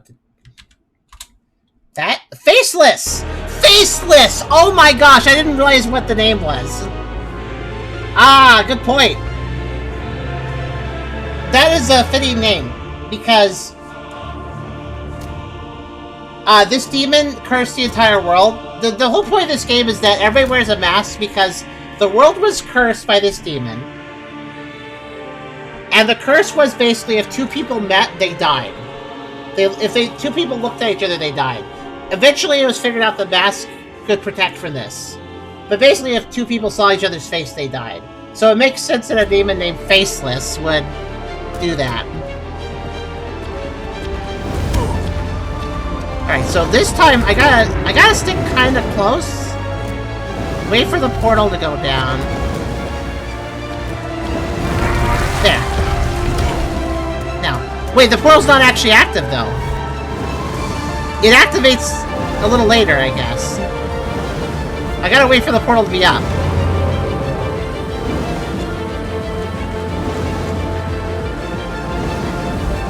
Now it's active, okay. Go, go, go, go, go, go, go. Oh, not yet, not yet. I gotta block this first. Ow. It is active, though. Now he needs to fall down. Oh, you notice he, like, dips his head back into the portal to get the beam of death. Fall down, fall down.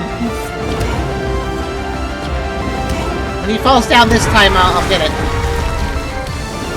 No, I can't get it. Oh, there's a storage force field. I can't actually access it. So I can't use that portal.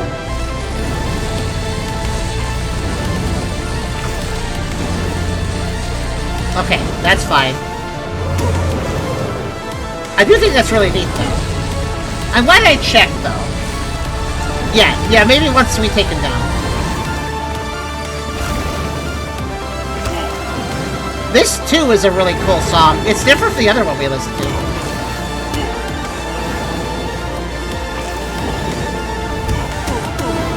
Ow. Okay. Defeat Faceless. Is this the end? No. It's not.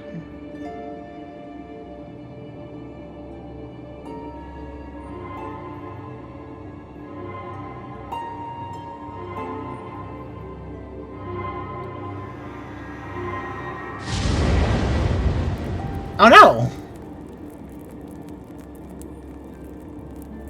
Maybe don't touch the glowing orb that comes out of a demon. He was just sad because everyone else had a face that he didn't. He's not really a bad person. The curse of faces was broken, and the unseen barrier that bound Yariv to Shadow was no more. During the battle with Silakath, Namir discovered how to use the power of the amulet he had stolen. Well, that's how he's doing the After magic. escaping Yariv, he returned to his old guild and dealt with the man who had betrayed him. With the amulet's power, he grew formidable. The guild's influence expanded, and the Maker's Order found a terrifying new enemy. Laren fulfilled his goal. He found his brother, but could not bear the weight of his actions. In his despair, he sat beside Perrin's cold body and waited until the nameless... Each of these NPCs could have had a different fate. For instance, if I hadn't let him see his brother, he wouldn't have killed himself. After slaying the Lord of the Fractured Dimension, you fulfilled Zaren's final request, bringing his life to an end. He was laid to rest at the site of his greatest triumph, among the nameless graves. Perhaps one of them was meant for him all along. I think I did Zoran's story the best way I could. Volundius came to Yariv seeking knowledge, but couldn't bear the truth he uncovered.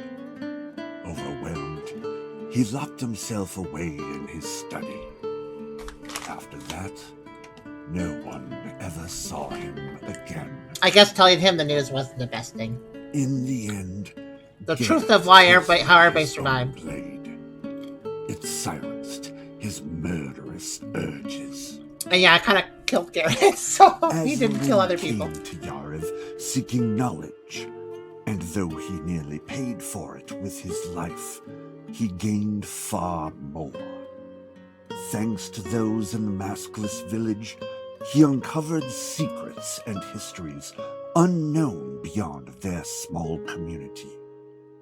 When the barrier separating Yariv from the world fell, Azarin returned to his homeland, deep within the scorching sands of the Moya Desert. There, he shared his discoveries with his people. This conclusion of Azarin was hard to get. You had to save him during a boss fight with him. To finding a way to break the curse, imprisoning those trapped in Avgrund, hoping that, after generations, they might finally emerge from the shadow. Actually, he had quite the redemption arc. He went from malicious, evil, crazy mage to nice guy. But Bellacor's journey was far from over. With the demon gates sealed and the last of Yariv's horrors vanquished, the Inquisitor set his sights on a new, more personal war. The Maker's Order had betrayed him, just as it had his father. There could be no peace for him, not until every lie upon which they had built their foundation was torn asunder. He departed Yariv, leaving behind the cursed land, but his heart remained cold, driven by one singular purpose: vengeance. The Orion Empire awaited him. Yeah, he is an Inquisitor church bad guy, but now he's going to take down the church. Striving to rebuild Avgrund so the people there could live out their remaining days as best they could. That guy asked me to kill him, but I said no to that guy.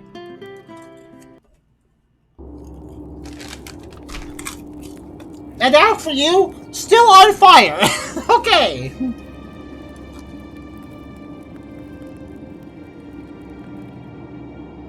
And as for you, yep, still on fire, just like before the credits. Just want to double check. Okay, so I seem to be existing. Okay, so we went into. We're leaving.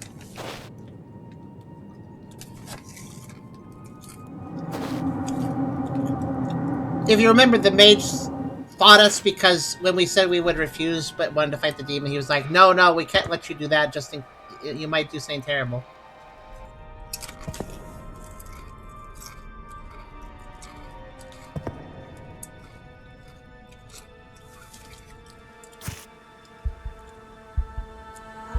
Okay. So we're probably like demon possessed. We didn't actually kill the demon, did we?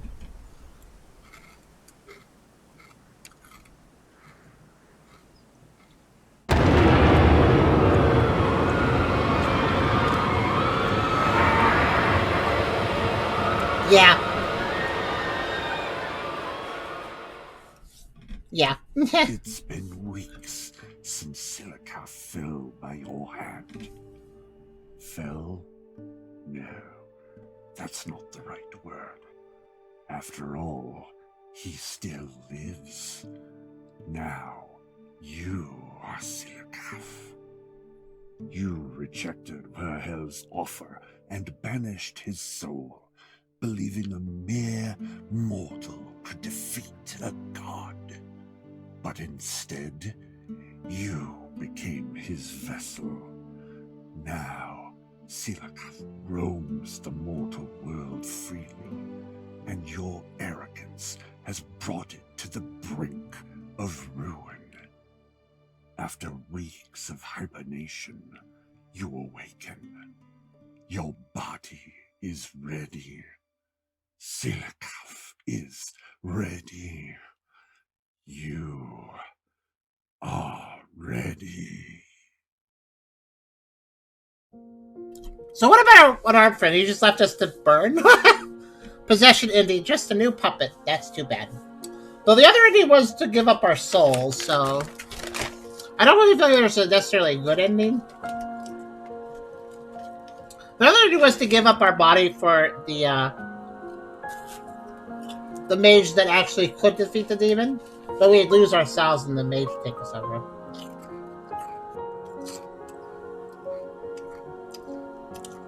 We're not quite done, I think. I don't know what's going to happen after credits, but we'll see.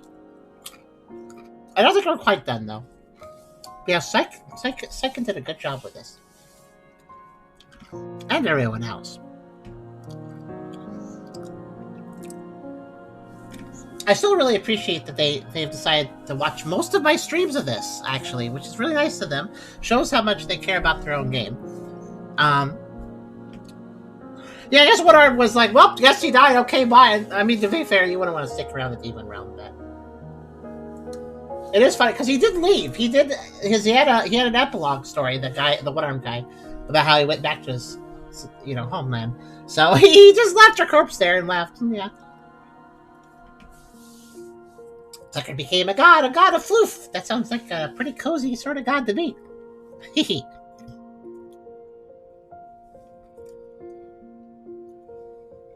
God of softness reigns over anything that is soft, also makes things soft. All members of Field Like Mafia Discord. Oh, Kingsfield Like. There must be a Discord for Kingsfield Likes, which this does qualify as. I've been calling it a Souls Like, but it's more like a Fields Like, really.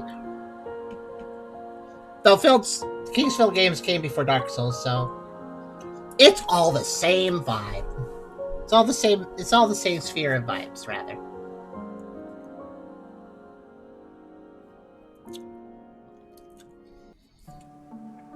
We're not quite... Yeah, okay. It put me back here. I was wondering, like, what was it gonna do? It put me back before... Technically before defeating Silicaf, but I bet... Oh, no, this is a bit... Hold on. So this is now locked. Interesting. Well, looks like... that big... Welcome. Looks like you brought... Yeah, Soul's Knight is very much a broad net. I'm mostly calling that because I'm mostly This is a feels-like in gameplay, but a Souls-like in kind of story and atmosphere, I'd say. Alright, so... apparently, Psychic will be added a New Game Plus in the next update, from what I understand, but... what I can do for now... oh, yeah, I did level up during that fight, so I think it did save some of the progress.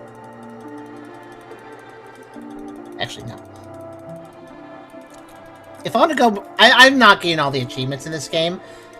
There are literally 99 of them. And now that I have beaten the game, I have gotten 74 of 99. I have gotten basically 75% of the achievements. There's still a whole 25% I didn't get. Now, there's a bit more I can get, though. And we'll finish off with a bit more. I don't have too much more I want to stream, but there is very much something to still stream, and that is... let's go here. There's a lot of choices in this game where you'd have to play the... I'd say you'd have to play the game like 4 times to do all the choices. According to Psychic, there are 4 endings. I see where 2 of them are. One of them is the one we got. One is where instead of denying the mage, we actually let him take over our body. That would be another ending. The other 2 endings, though, I'm not so sure about. And then, of course, in addition to endings, there's all the little character stories where, you know, all the other NPCs get different endings based on what we do. I think based on what we do, we get an achievement. So, in one situation, I help a guy, and I get an achievement, and I'd have to replay the game and not help them for another achievement, you know?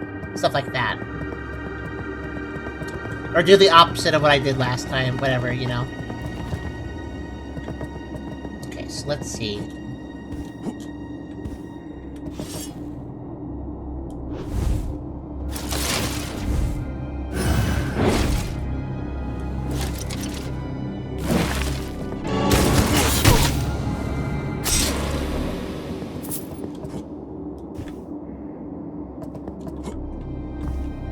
So we need to go over there.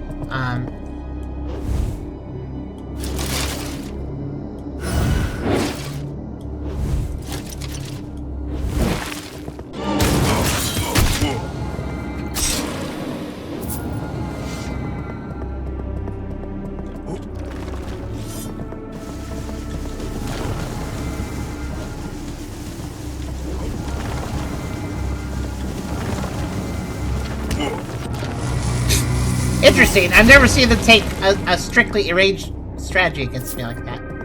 Okay. So, yeah, we need to go... I think it's there. I think it's that one. Okay, so how do we get there? This is actually the fastest way, I think, from the tower I chose. Let's see. We need to go down.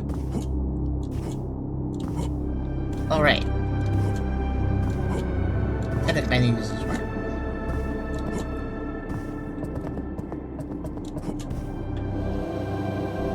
So we did a secret objective. If you're just joining us or don't know what we were doing, we did a giant secret objective with this game, which basically amounted to we went around the entire game world, and every single region of the game, all like 30 or whatever there are, have a secret invisible torch somewhere, and we found every single one of them.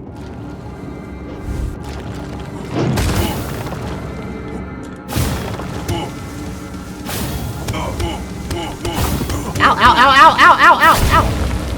Wow, that guy took more hits than I was used to. That's great.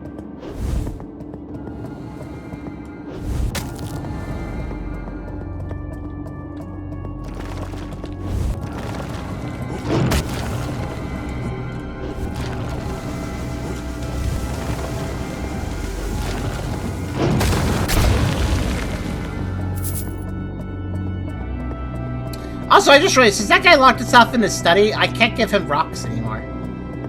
To, like, get items. Just don't work. Oh, wow, I'm actually kind of low on healing items.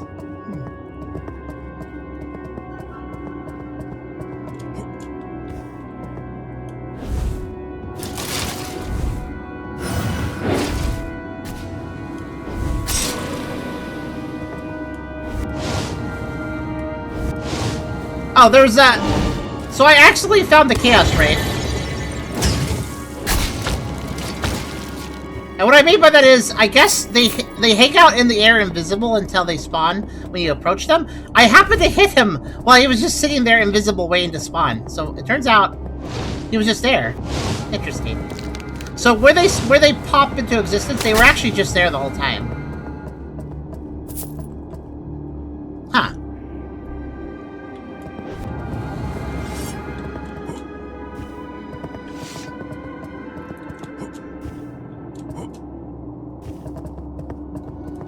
Sounds like a big task. Y'all finish this? Almost. Close, but not quite. Yeah, it's a big task, but we did it. We went around the area, so we had to find the invisible torches. We have a little tool that reveals them, and then once they're revealed, we light them, and then they stay permanently lit. And once they're all lit, I don't know, we're gonna go over here and find out.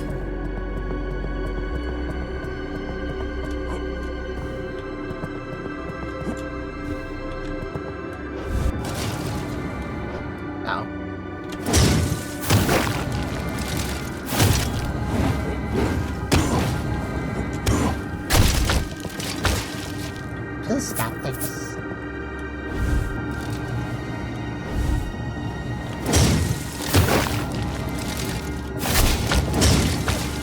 Oh, hi.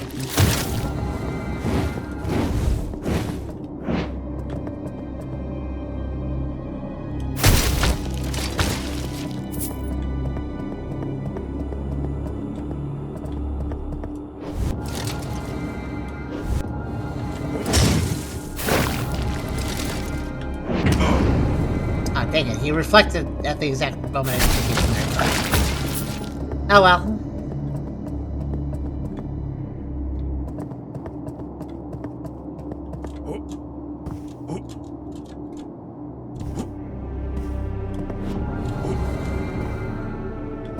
Okay. Yeah, we're close to finishing this. New Game Plus will be added in a later patch. If I do play New Game Plus, it'll be just by myself. Just to say, I won't be doing it like on stream. I'm pretty satisfied ending this series with one ending. It's a pretty long game after all. I don't really feel like playing the whole thing over again for streams. It's a nice game though. I do actually recommend that to people who think. I recommend picking up the game and maybe playing a few times. Once New Game Plus is implemented, it'll be a lot better because, you know, then going for the different ending paths and stuff will make a lot more sense with New Game Plus. So I'm looking like that's a good update. I'm looking forward to them adding that because that'll definitely make the game a lot more like it'll flow really nicely. Because there's a million different like paths you can take with different characters as well as you know, all the endings at the end. There's a lot of stuff that happens both mid and at the end of the game for ending choices, which is cool.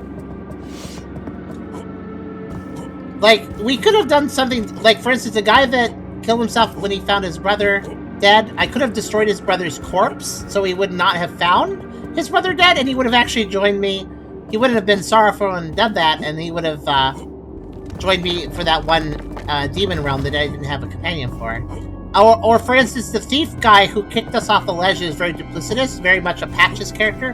When he shows up in town and says he's going to be cool now, if we left, I killed him, but if I had left him be alive, he would have apparently killed some of the town mates. Very much like how Bloodborne, the clinic, if you let that one guy live, he starts killing other people there. So that would have happened. And then there's all the other character stories too. Every single NPC, I could have done something different with them, and they would have either died or done something different, or survived and done something different. So yeah. Basically what I'm saying is that replaying the game has a lot of, like, dynamicism. And with some of the NPCs do have, like, 3 things you can choose. For instance, the demon-possessed guy who was actually kind of nice, he wanted to die. So when he asked you in the demon realm, hey, could you, like, I'll help you with this demon, and then could you kill me? You could say no, and then he would probably do something. You could, but I said yes, and then when I defeated the demon with him, he then said, okay, fulfill your promise. So I could have, I chose to fulfill my promise, but I also could have just gone back on my promise. So there's 3 choices there. I could have told him yes and then betrayed him, no and just not interact with him, or yes and actually fulfill my promise. Anyways, this. I believe this is only open because we lit every torch, but even so, I wasn't allowed to enter until the final boss was killed, so... What is in here? Keep in mind, whatever's in here, this is post-final boss. So let's see. Oh, it's... hi! You're weak to holy. I fought this boss before. He's weak to holy. So, okay. Done? Aha, I thought so. Now the mask guy. So is this is a boss rush of sorts.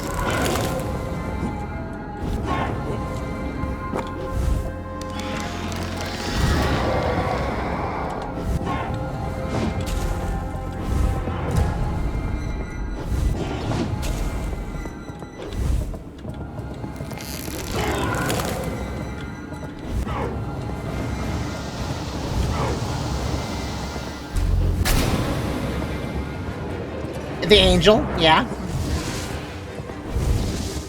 Can't forget about the angel, which I can now hit, thanks to having an attack that lets me hit him.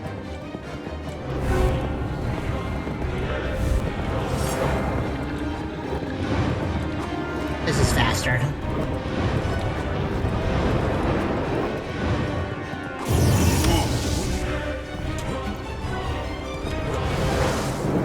So, I don't know why we're boss rushing, but I guess we're boss rushing. I can't actually hurt him unless he goes down.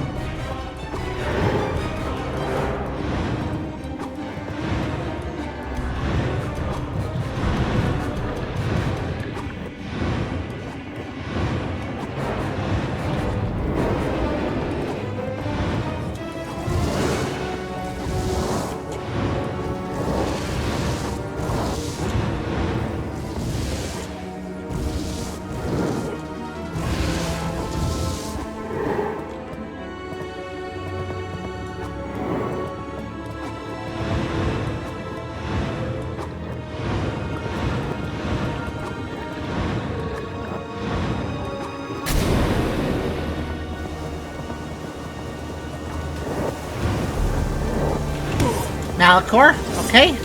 The boss, the father of that one guy. I think he's weak to... I want to say he's weak to... holy. He is demon possessed, so... It'd be great if I could, hit him, though. Wait, what? I'm, like, not hitting him almost.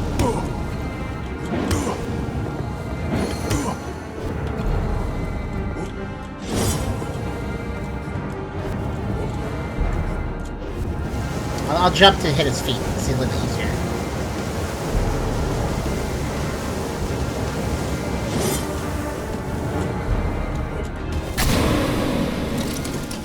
And then the king, okay. Puppet king. I think they're not actually weak to holy. Well, okay, it does work. Wait. Yeah, that's right. This song actually was really cool. Very cool, like, medieval like, folk song.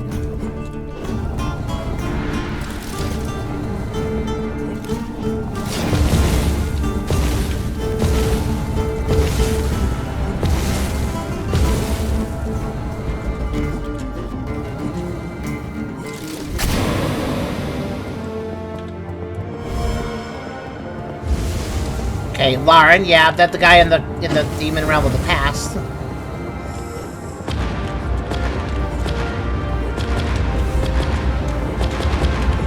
He has a lot of those.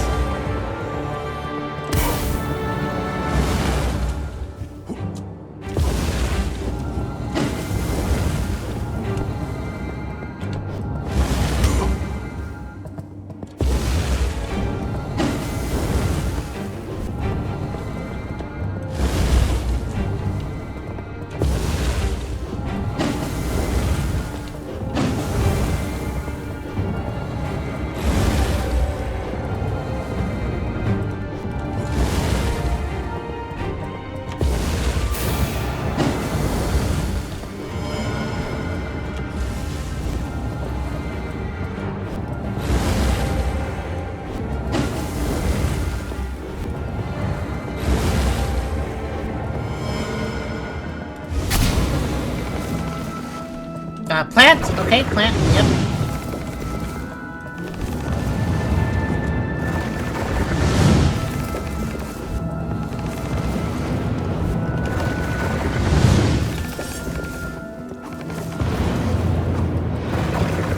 It's faster DPS, honestly.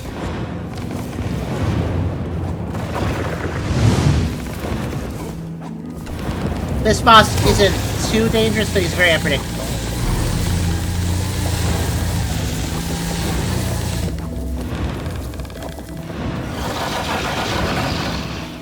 I have less space to dodge him, though. Kinda just realized.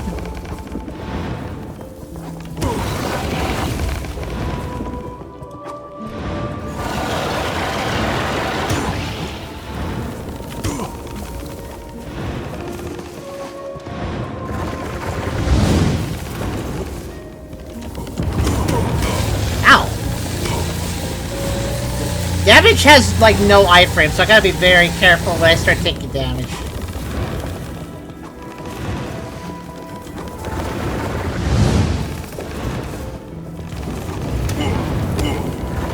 Oh, slow, that's not great.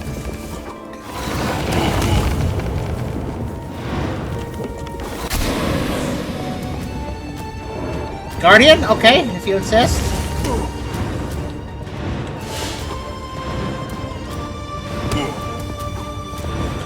That boss is a tougher one.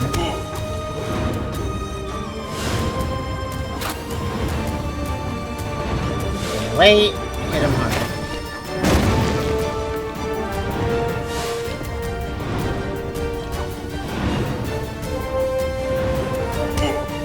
Sorry if I'm not reading the chat right now, you can probably understand why. Also, I think he's buffed. I think his damage is buffed, oh no.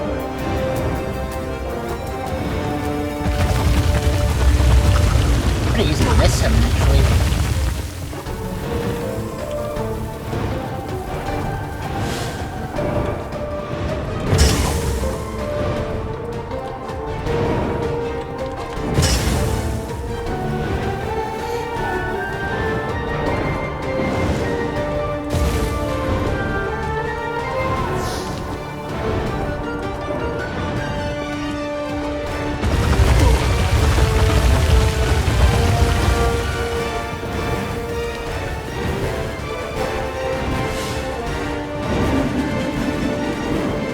Wait, you have that attack? Wait, that should do my thing. I think you can understand why I'm... Ow. Focusing. We've already gone through so many bosses.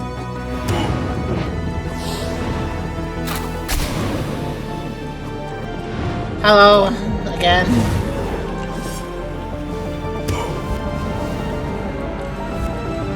This time I don't have a friend, but you're pretty easy to take down.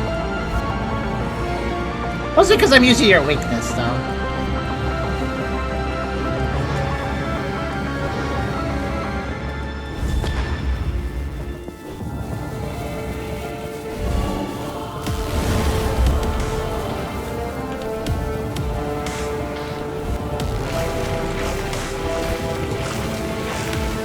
I wonder what this is. Where are we? What are we doing?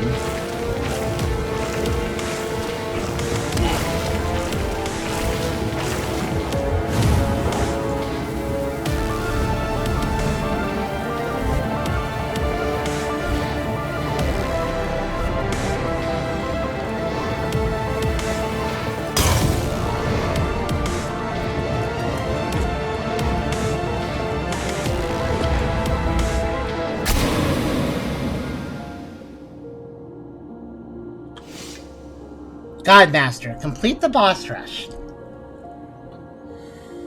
Whew! Okay then. Ring of the Fool.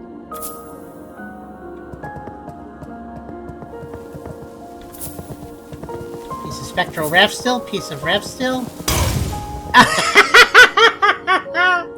The Guardian left that, it was still around. I was like, what's this do? And there's the mask for the one guy that dropped that. That's kind of great. That there was a little parting gift. Okay, so I got a couple of the plus 10 upgrade materials and the Ring of the Fool.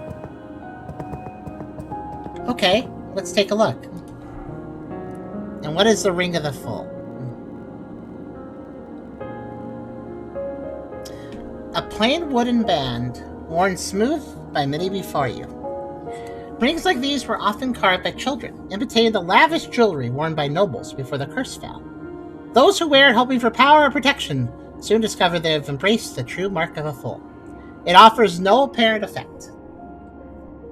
I wonder if it has a non-apparent effect. But yeah, it's probably technically useless. Just like how it was a fool's errand to do a boss rush, I suppose. But at the same time, I did it! I actually thought I might run out of potions, but that's good. I'd actually dodged a lot, so I didn't run out of potions.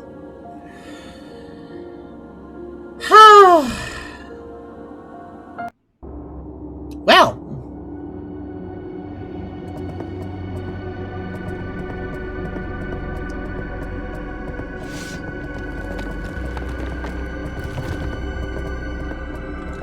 There is but one thing left to do, and that is to save my progress by returning to a save point. In a way, the experience was your reward. I mean, it was a nice rush. That wasn't like every single boss in the game boss rush, but it was like basically all the major bosses. It's also just occurred to me that if you...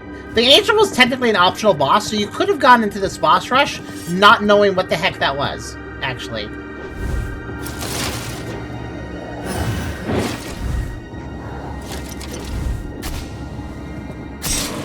Technically possible.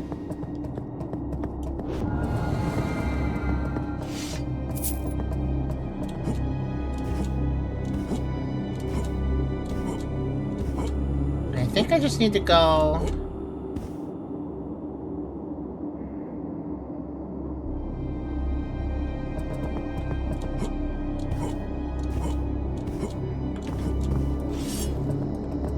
Need to go up, but...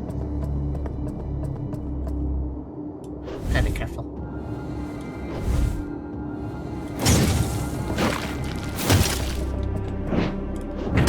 Ow, ow, ow!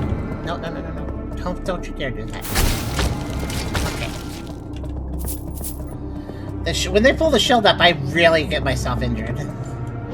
Hitting myself, basically.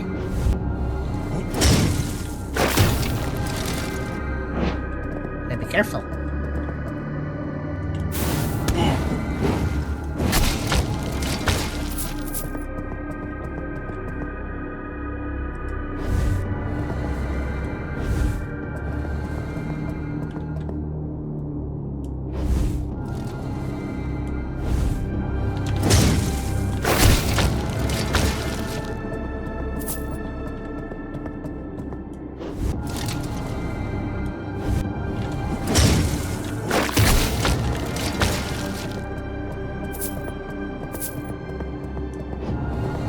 But that was pretty fun.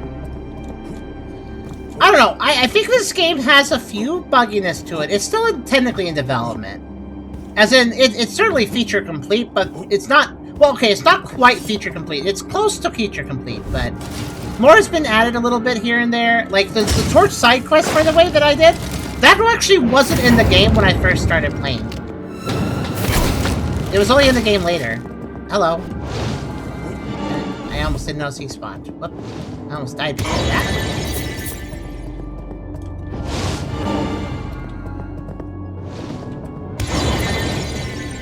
Sir! Stop playing keep away. Yep, thought so. Oh no, two of them! Double trouble! I'd like to note that if I die, I actually go back to my last save, which was before the boss rush. So while I'm just simply walking back to the save point, keep in mind, I'm still technically... I haven't just won. I need to get back. There he is. I knew he was around here somewhere.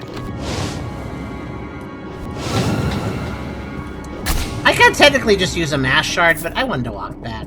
I don't know, it just feels better.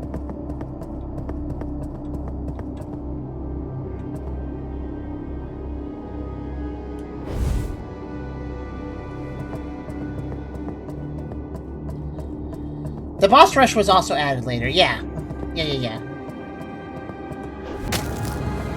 And New Game Plus will be added. After New Game Plus is added, I imagine that's like the most of the content. I wonder if they'll add more later, though, beyond that. Obviously, the boss rush is not that involved, but that's a pretty cool little reward.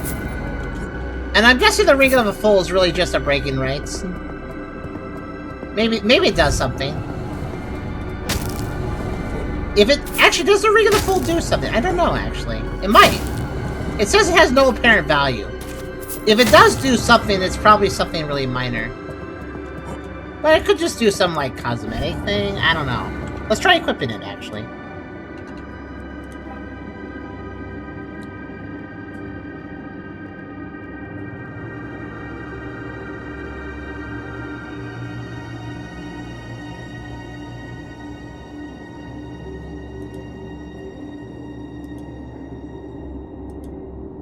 Ring of the Fool. I don't see any effect on it. Opens up a secret. Good! Maybe it itself could be the key to opening something. That's not a terrible conjecture. I don't know. I don't see the actual effect putting it on. I'm gonna put that on the, there. I might play on my own some. Oh, I can level up just enough to get... achievement. There's, there's 2 more achievements for upping force resistance to 60. And then on top of that, there's all the achievements that involve, like, taking other paths that I didn't take the first time around. Apparently there's other achievements, too. Collect all the legendary weapons. I have not apparently done that. New Game Plus will help with that if I do it. Into the village for the first time from the east. Oh, apparently if you enter the starting village from a different direction than you're normally supposed to, like if your first entrance into the village is from the other direction, well, I know what they mean by that. Apparently you get an achievement for that. Did not know that. Defeat a boss at level 1. Defeat a boss with less than 5% health. Have 3 negative status effects at once. I thought I did at one point. That achievement's called This Is Fine. That's good.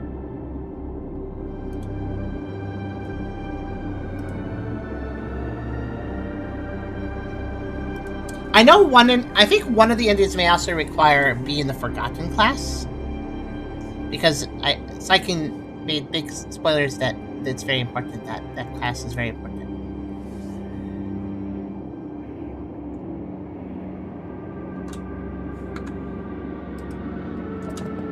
Okay, so...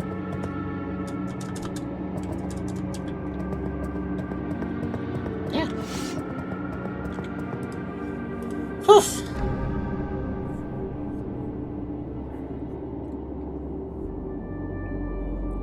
So guys, I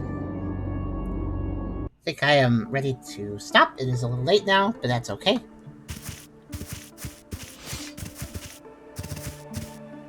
Job done. If there is a purpose to the Ring of the Fool, I don't know it. Welcome, friend. Interest.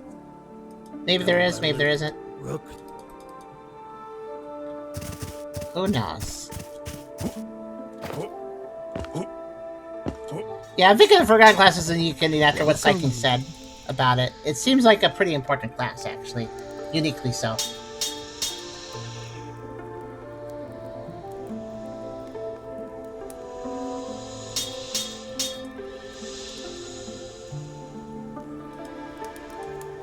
Let's upgrade a few more random weapons.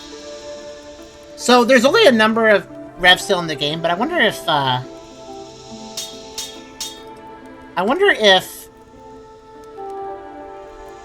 yeah, this weapon kind of sucks, actually. Sunblade cool, though. Let's upgrade that. I wonder if, I'm guessing with New Game Plus, you could probably get more of that limited material, you know? Since you're playing the game again, it all respawns.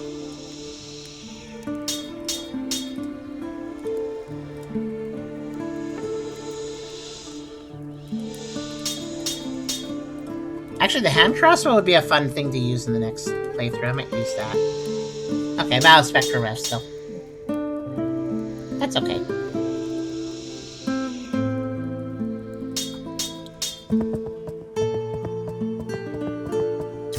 Yeah, I don't think I'll play this more. It's kind of debatable. Like, it's a fun game, but it's fairly long, so I'm not really too hype about going through multiple playthroughs. Not like... when they add the New Game Plus, I'll probably mess around a little bit. New Game Plus does... I'll say this. If New Game Plus adds new things happening, maybe. You know, like how Dark Souls 2, if you played New Game Plus, all of a sudden different events would happen here and there. Like, different things would happen. There wasn't a ton of those, but it was still there. We'll see how it goes. I would say this is the last part, though, most likely. Either way. There's a small chance I might come back for another part, but yeah, I think this is most likely. I have 231 vials of healing. Neat. I want more vials of life, though. Out of stock. What do you mean out of stock? What do you mean out of stock?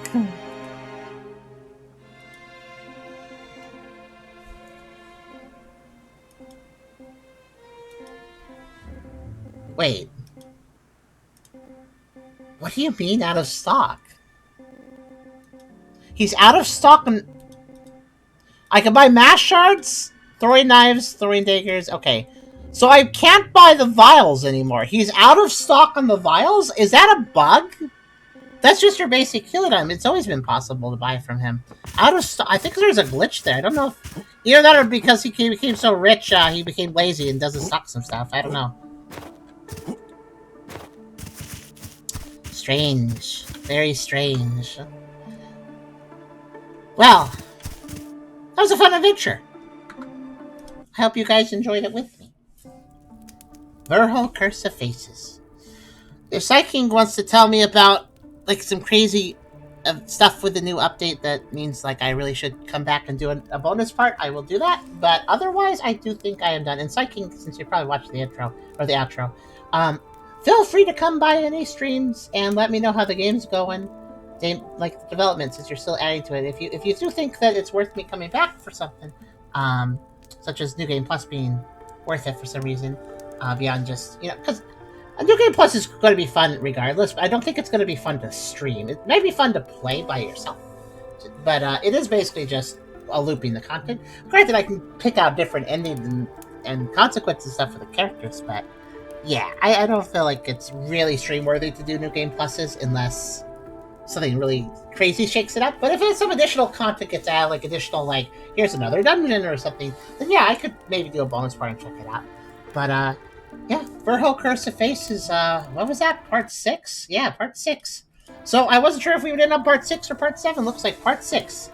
But only because I extended the stream a little bit. But, hey, that was a fun series. I have very much enjoyed playing this with you guys. And, so I guess that's one of my 2 current series down, the other one being Angeline Era, which I don't think is anywhere near ending. That game is big. So is this game. This game had a lot of content, very much worth its price. It's a little, you know, there's a little bit of bugginess. I soft-locked myself on bad geometry twice. It has a few little janky bits here and there, but as far as I understand, this is Psyking's first, like, proper commercial game, or, like, second one at most. So, like, they did a good job. They've been in game development for a while, but this is, like, their first time, like, doing a commercial release, or a big commercial release. And, yeah, I get it. Like, I see why it's their first commercial release, considering I see a little bugginess, I see a little looseness, but the amount of effort and heart put into this is ridiculous, and I can certainly overlook the little polish issues here and there, given that it is a very good game. Honestly, I just wish them luck on adding content, polishing further, because if those polish complaints are fixed, then, yeah, this is really solid. It already is a really great game. Honestly, like I said, very overlookable. Even though the soft locks are a little annoying, when I actually triggered them, they were very rare at least. And, yeah, just a really good game overall. Keep working on cleaning it up a little bit, adding content to it, and I think you might have a, well, not Game of the Year situation exactly, since we just kind of moved years, but, certainly something that could be a critical darling, I think. So, that was Verho Curse of Faces, and I thank you all for joining me on the journey through Yariv. I think it's Yariv, right? Yeah. It was fun.